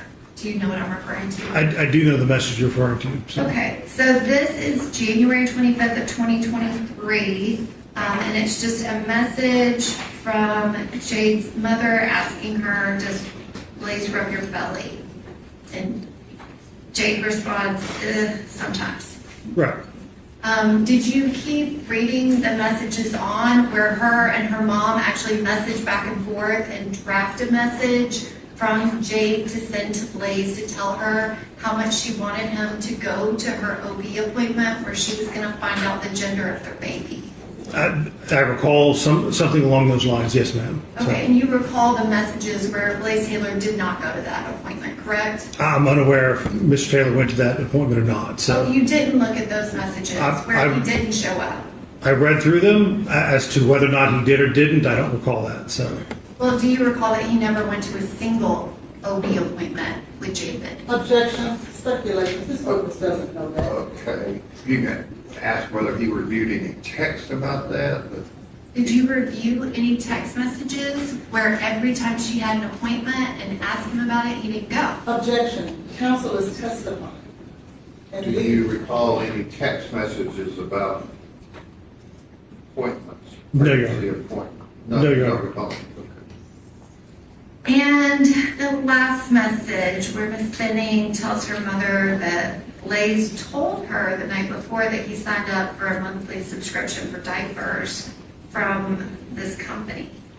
Did you find any other mention that proved that Mr. Taylor actually signed up for a diaper subscription? No, I did not. Thank you. Any other questions?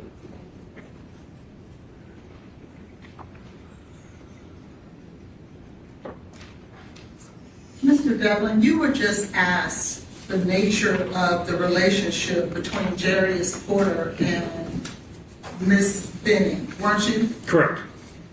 Were you aware that Jarius Objection, Your Porter, Honor, can we approach? you know, she opened the door when she asked the question. I don't know what you want to ask, but you can approach the bench. Any other questions?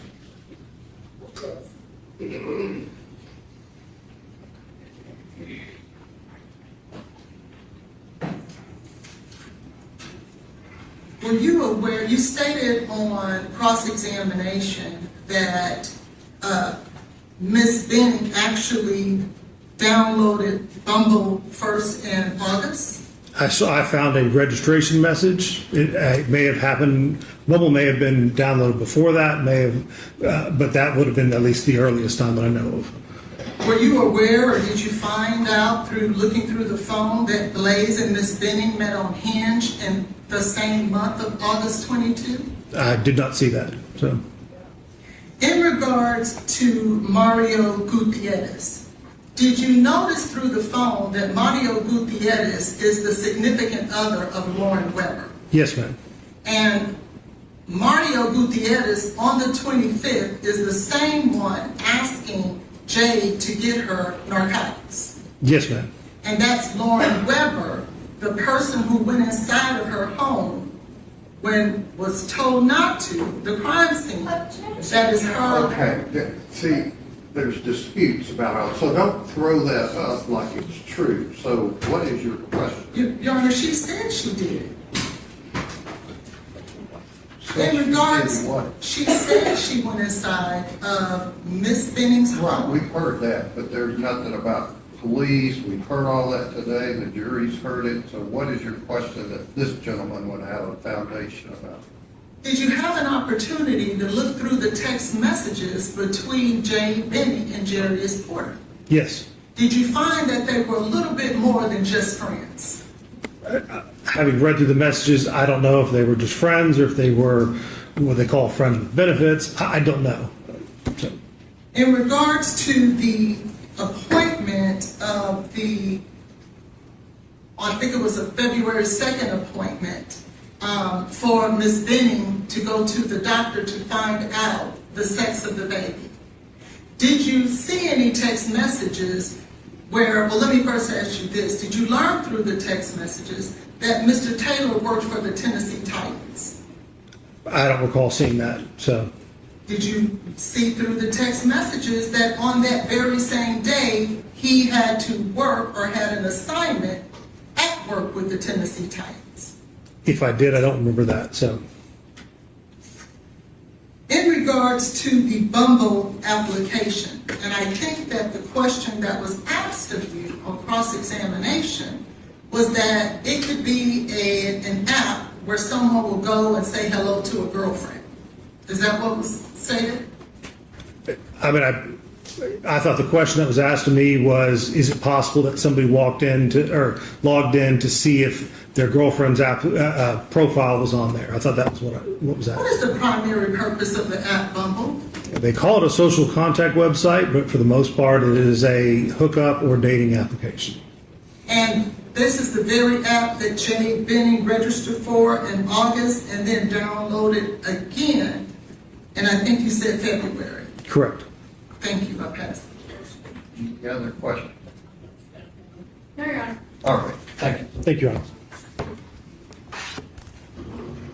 All right, let the lawyer step up. Please, come on.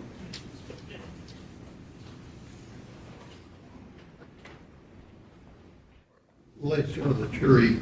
We're down to a few other witnesses, but we have to have another jury out hearing, so instead of sending you back out and back in at whatever time, we're going to recess for the day for your purposes. Remember what I said about not discussing the case, forming any opinion about it, looking things up, watching anything on the media, just ignore all of that. And tomorrow, be back in the morning, 8:45, 8:50, we'll get you up here and resume the trial.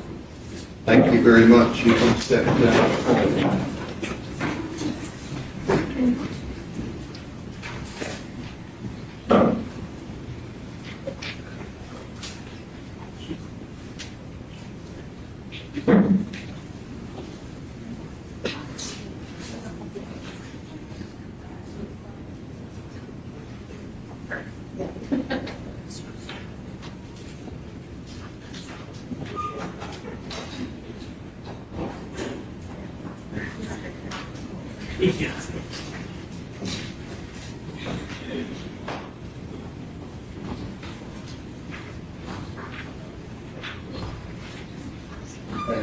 Mentioned at the bench conference about having a jury out hearing the state back to this document that was, well, let me ask this. Is Dr. Larkin out there? We can check.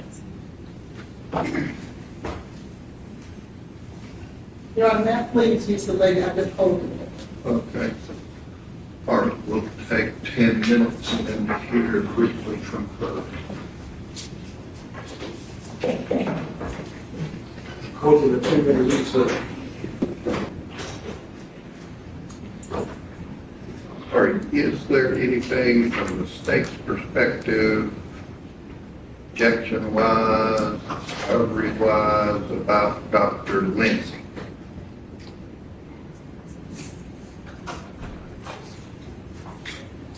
So we have absolutely no idea what Dr. Lynsey intends to say because we have some handwritten notes. It says red stop tube and some articles. She's being called for what purpose, Ms. Holland? She is a toxicologist who sent over a summary as requested to the state regarding what her subject matter would be. She is going to testify to the levels of concentration of cocaine, cocaethylene, and fentanyl in the samples of blood and urine of Jade. She's going to be able to testify to an amount of cocaine that was taken. She's going to be able to opine on the amounts that are listed on the toxicology reports and the litigation packets. Okay, in terms of whether that they are numbers that you actually rely on. Correct. Okay. So she's gonna be opining about what you asked Dr.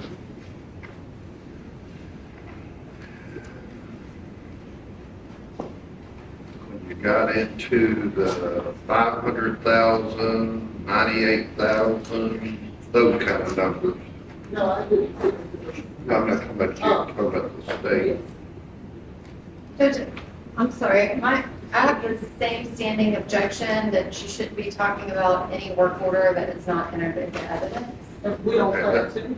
That's fine, I don't think they're doing that. So, and then on Dr. Larkin, you now have this document, right? Yes, so. I'm asking the state. Yes, sir. The report that we got today? Right. Yes. So, is it the state's opinion that I can exclude Dr. Larkin from testifying because you just today got this document? Yes, Your Honor. Based on what? On the prior motions that we filed last year, We have had, zero notice. She's typed a report. She's trying to opine as to the cause of death, and we have had no notice. Reciprocal discovery as well. Your Honor was specific with them that if an expert was going to have a report, it had to be provided to the state pre-trial. That is not a report. I did not get it until today. The court asked us to reach out to Where our is Dr. experts. Larkin? She's right here. Let her step up.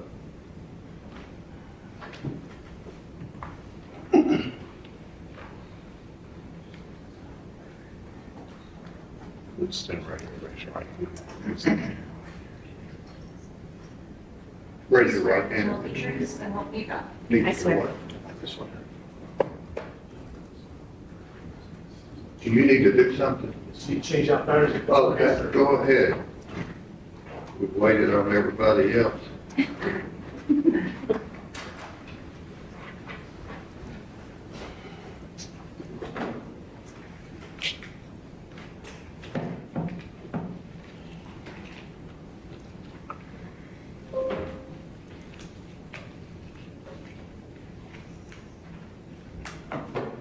you.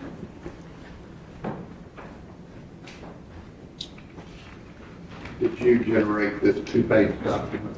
Yes, sir. Yeah. This weekend, I guess. And you gave it to who? I was asked this morning to send Gave my it to who? notes. Did you give it to anybody this weekend? No, I did not. Why did you compile this two-page document? That is the way that I approach when I'm going to do something like this. In my mind, I Wait need for the to. last minute? Yes, sir. Why is that?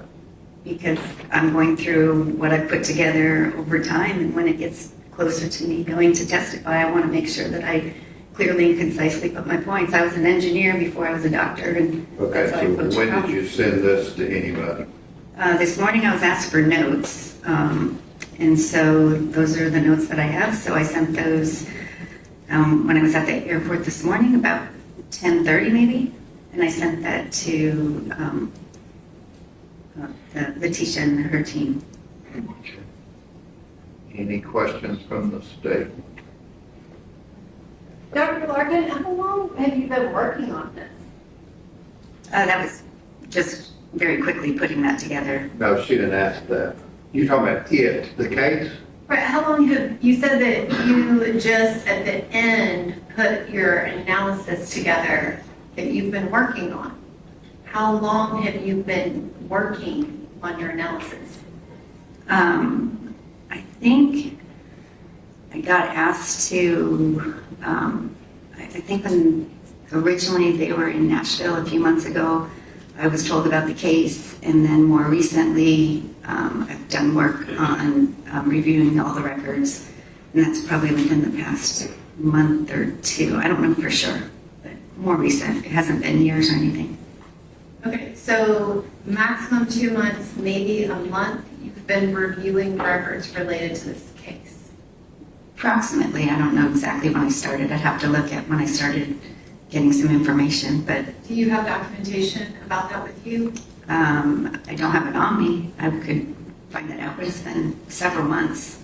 But I would say on the outside, if you want a number, maybe, several months, something like that. Well, you said 1 to 2, and now you're up to several. Which one is it? Yeah, I'm going to object to this line of Okay. questioning. This Is there something in your phone or something you have today that you could tell us? Look up and tell us. I can tell you. Okay, yes. We reached out to her prior to the last trial. She was not officially retained at That that was in time. January. Yes, it was. Okay. However, she did not start actually digging into the trial until probably maybe 2 to 3 months ago, before she got everything that she needed. Okay, what other questions do you have? Did you take notes along the way?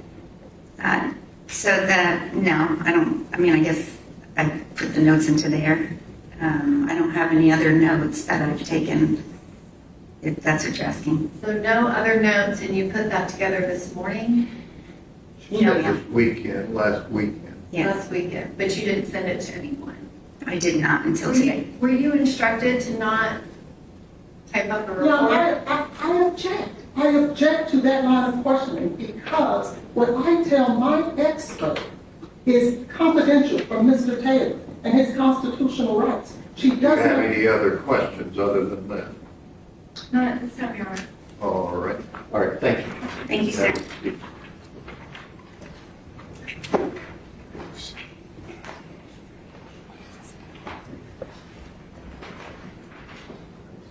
Okay, here's what Rule 16, Rules of Discovery under the Tennessee Rules of Criminal Procedure say, dealing with information subject to disclosure by defendants.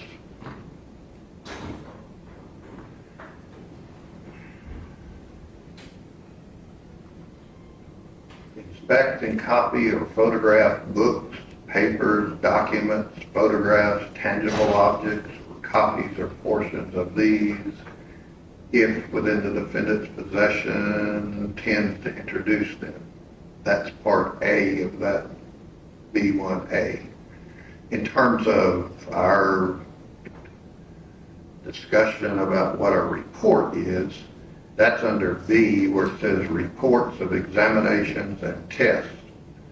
And the pertinent parts say that the defense has to disclose upon the state's, the defense asks for discovery, then the defendant has to comply with reciprocal discovery, which the rule says inspect, copy, or photograph any results or reports of physical or mental examinations. That's what all the appellate cases mainly deal with, is insanity, mental health examinations, and of scientific tests or experiments made in connection with a particular case or copies thereof, if the item is within the defendant's possession, custody, or control, or the defendant intends to call as a witness at the trial the person who prepared the report.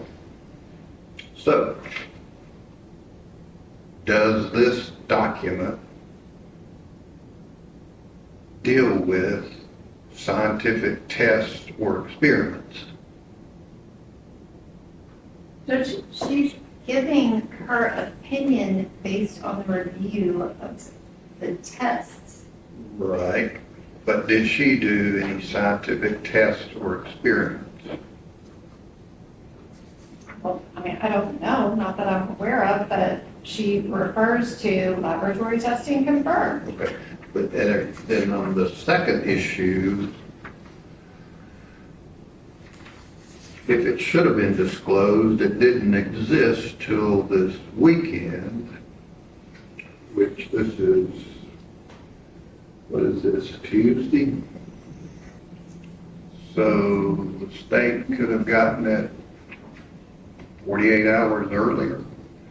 So we get to the bottom line of, if there's a failure to comply with the request, the court may order that the party to permit the discovery inspection that's already untimely for that, grant a continuance, prohibit the party from introducing the undisclosed evidence, or enter such other order as it deems just under the circumstance. So, if, I haven't finished yet.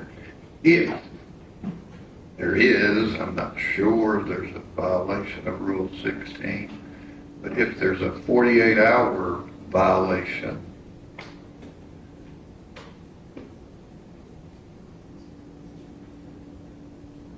what is the state seeking the court to do? Judge, we're asking that it be excluded just as we did in our pretrial motions.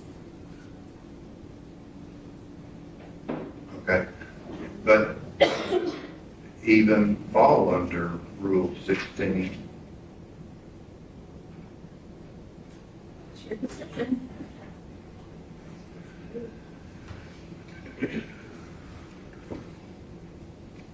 Did carry I her? do.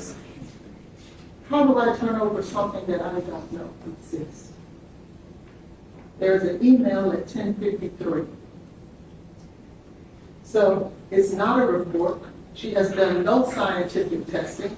She has done nothing of the sort. She made notes for herself to prepare to testify. The court tells us, reach out to our people, find out if they have notes. Today is Monday. I'm in the middle of trial, questioning witnesses, trying to get all the experts together to give the court what it asked for. That's difficult to do when I'm direct examining and putting on my case in chief. So at the break. 48 hours, if she did it on Saturday, which I don't, she wouldn't ask specifically. Go ahead. And so we're complying with what the court asked. She didn't call us and tell us that's what she was doing. And as I stated, it's not even a scientific test. It's nothing that she conducted any type of test on her own. We don't intend to introduce it into evidence. So I don't understand what it is that we've done wrong. Okay, anything further? Judge, I have a secondary objection, Okay. depending on if you are going to allow it. All right. The state has a couple of other issues with this report, that is notes or report, whatever it is. Her report relies on information that is inaccurate and it's not in evidence. And it's specific to that urine test that Ms. Collins keeps attempting to ask all these witnesses about that is not in evidence. And the state is, again, asking that she not be allowed to testify to any of the lab reports that are not in evidence, but she based her opinion on a lab result that is incorrect. She also is opining as to the cause of death, and the state's position is that she's not qualified to do that.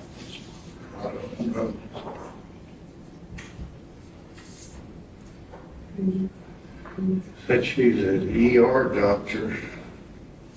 Where are you referencing a specific date about a urine screen? So on her handwritten notes, kind of, Oh, I don't have, Oh, I'm who are sorry. you referencing? so Dr. Lynsey? Dr. Lynsey references that drug sample, and then Dr. Larkin, I believe, also references the urine sample. Right, it's on the bottom of page Fentanyl 2. was detected in a urine specimen that was collected before fentanyl was administered in the emergency department. Is that what you referenced? Yes. And then it says, therefore, the fentanyl identified in the specimen could not have originated from the hospital treatment, and instead it indicates fentanyl exposure before her arrival at the hospital. And then she goes on in the third page, in the second paragraph, to talk about the opioid epidemic that has spread. Yeah, I mean, I'm not going to let her testify about that. What about is that next to last and last sentence on page 2 accurate, Mrs. Holly? I believe that that is a question for the trier of fact. We were given discovery in this case, and when we were given discovery in this case, up until 10 days ago, the date on those lab reports were 2/25/23. 10 days before trial. They changed the date, and now we're precluded from being able to utilize that date. Well, So we believe that's an issue for the the other trier of screen fact. wasn't tested, right? All of them were tested. All of them. Which one? I thought the Dr. Bruccoleri said no one that's been here tested them. No one what? No one has testified to the test result. The work order 090 that went to some other lab hasn't been testified about. Yes, it has been. From who? Katulski, I believe it was. Dr. Katulski. We're referring to NMS work order 230788883. That is the one that this report is referencing, had a 2/25/2259 date. That is inaccurate. We did not correct it 10 days ago. We sent information to the defense months ago about the error on this date. We had the report corrected only in the event that it was somehow admitted during the trial, so we would not be sending inaccurate information. From your deposition you introduced, say there was no fentanyl administered? Correct, as well I'm as, asking Ms. Hollis. Exactly, so what that means is when that urine test was tested. What urine test? The urine test that was tested before she was administered in By the who? blood test. In the blood test. Tested by who? Tested by NMS. no, NMS did No, not test They that. didn't. It was CFSRE. See, that's where the Since when, courtroom's full of Since when does a confusion. prosecutor call a lab and be able to change a medical record, and we have to adhere to it? No, I'm just asking you, is there proof No, there's that no you're proof. asking your expert to testify about? Yes, for the last Bring back in Dr. Larkin. We'll figure what work order she's given his opinion about.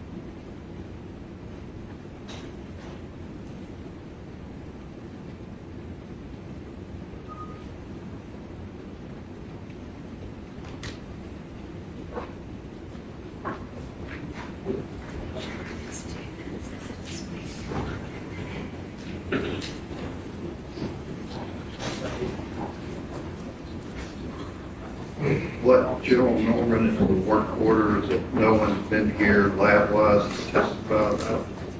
NMS 23078. 230. 78883.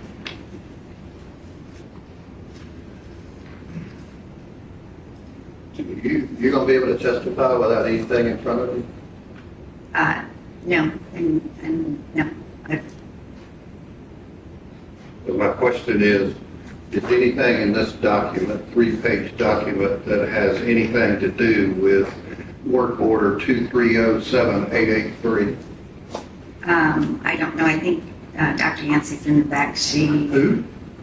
You're looking at the document that I submitted, not Dr. Larkin. Why are you standing up? Because. Just have a seat. Okay, I think, so Just have a seat. I don't have any You reference see to any those work last orders two in there. sentences in your report? It's not a report though, right?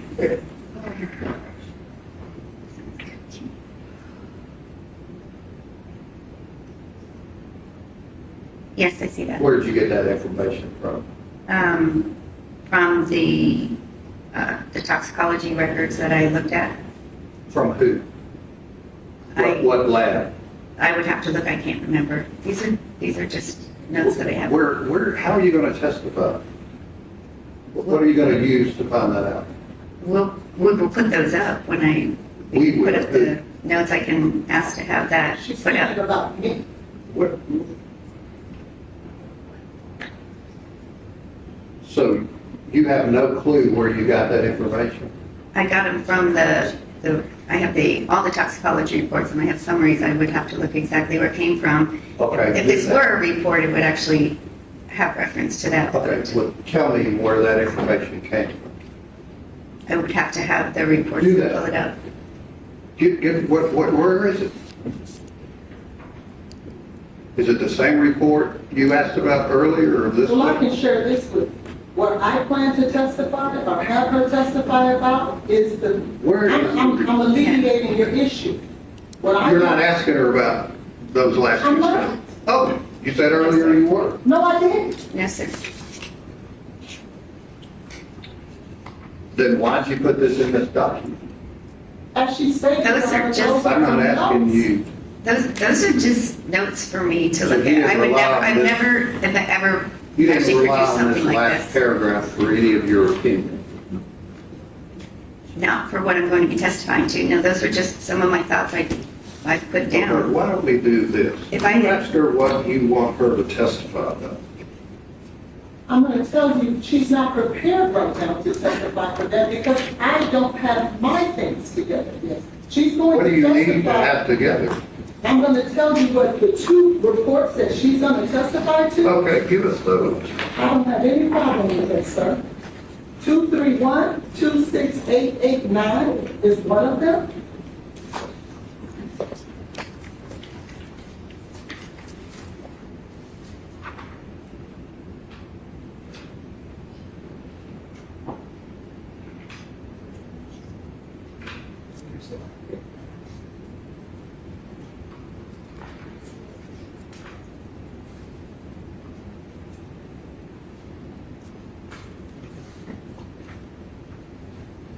And then 231, 29285.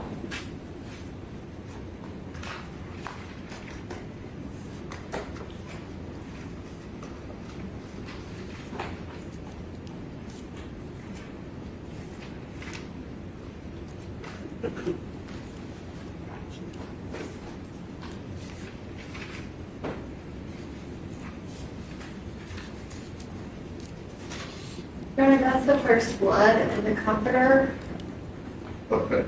You got issues with that? I do not have issues with that. I do have issues with this witness whose non-report that I consider to be a report relies upon false information. I don't know. Let me try to find out again. Your opinion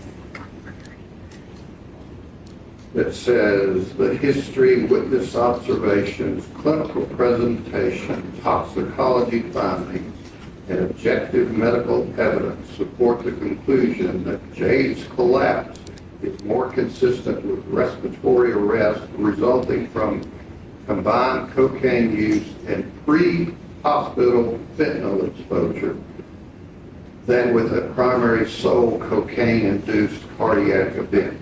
Is that your bottom line? Yes, sir. Where do you get the information that there was pre-hospital fentanyl exposure? Clinically, I can tell you in my 30 years of experience in treating patients with different types of overdoses, we have a clinical picture, we have the 911 call, we have the other witnesses that have spoken, we have the EMS. You're talking about the sleepy, awake, talking, doesn't feel right, that kind of thing. Yes, and then, and the two reports that we'll be talking about on the comforter. Nothing about the comforter. So,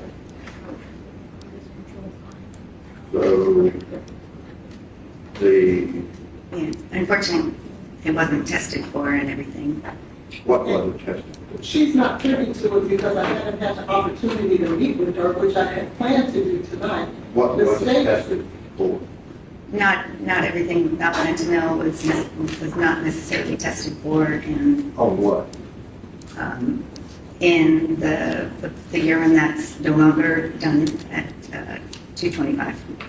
But that's what I'm asking. You said you included your toxicology findings in making that opinion.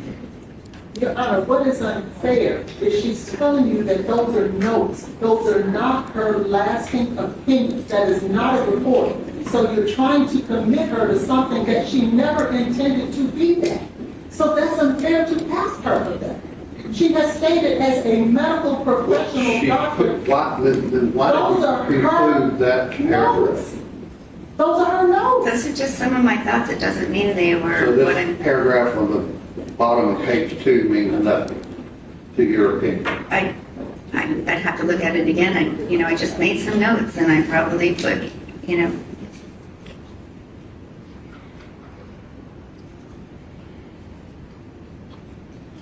I mean, that's not the basis of my opinion, but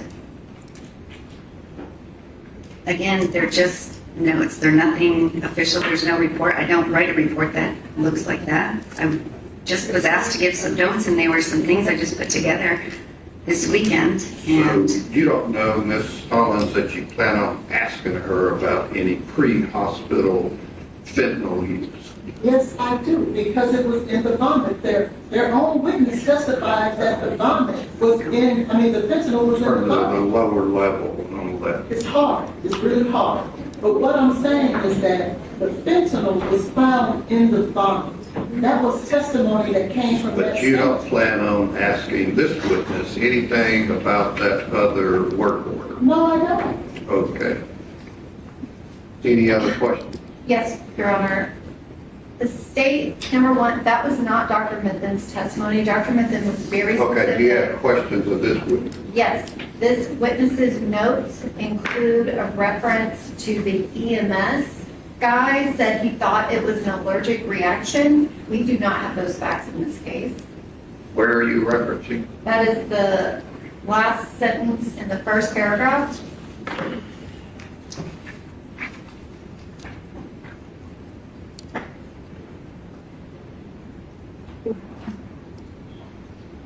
Our EMS witnesses said the exact opposite. Well, here's what I can't do. And again, if she testifies tomorrow in front of the jury on inaccurate information, then again, have the Perry Mason moment and say, everything you've said, if it's based on inaccuracy, would be inaccurate. But she may not be asked that, so I don't know. So we'll have to wait and see what she's asked, go from there. Anything else? Your Honor, may I ask that Dr. Carney be able to watch her testimony if she testifies tomorrow remotely so that she doesn't have to be down here because she's been here all Oh, I get afternoon. that, but it's important, she's willing to do that. We try like we did the direct link, I don't know what happened there. I think you said he resolved it, right? Sir, you will have latency like she did today. It all depends on their bandwidth. Just get with that gentleman and provide that link to Dr. Carney. Is she gonna be out of town or something? I don't know, just know that She's she has the welcome job to to be do here. because she does autopsies. Well, she's employed by Davidson County. If you think she needs to be here, then have her here. All right, thank you. thank you.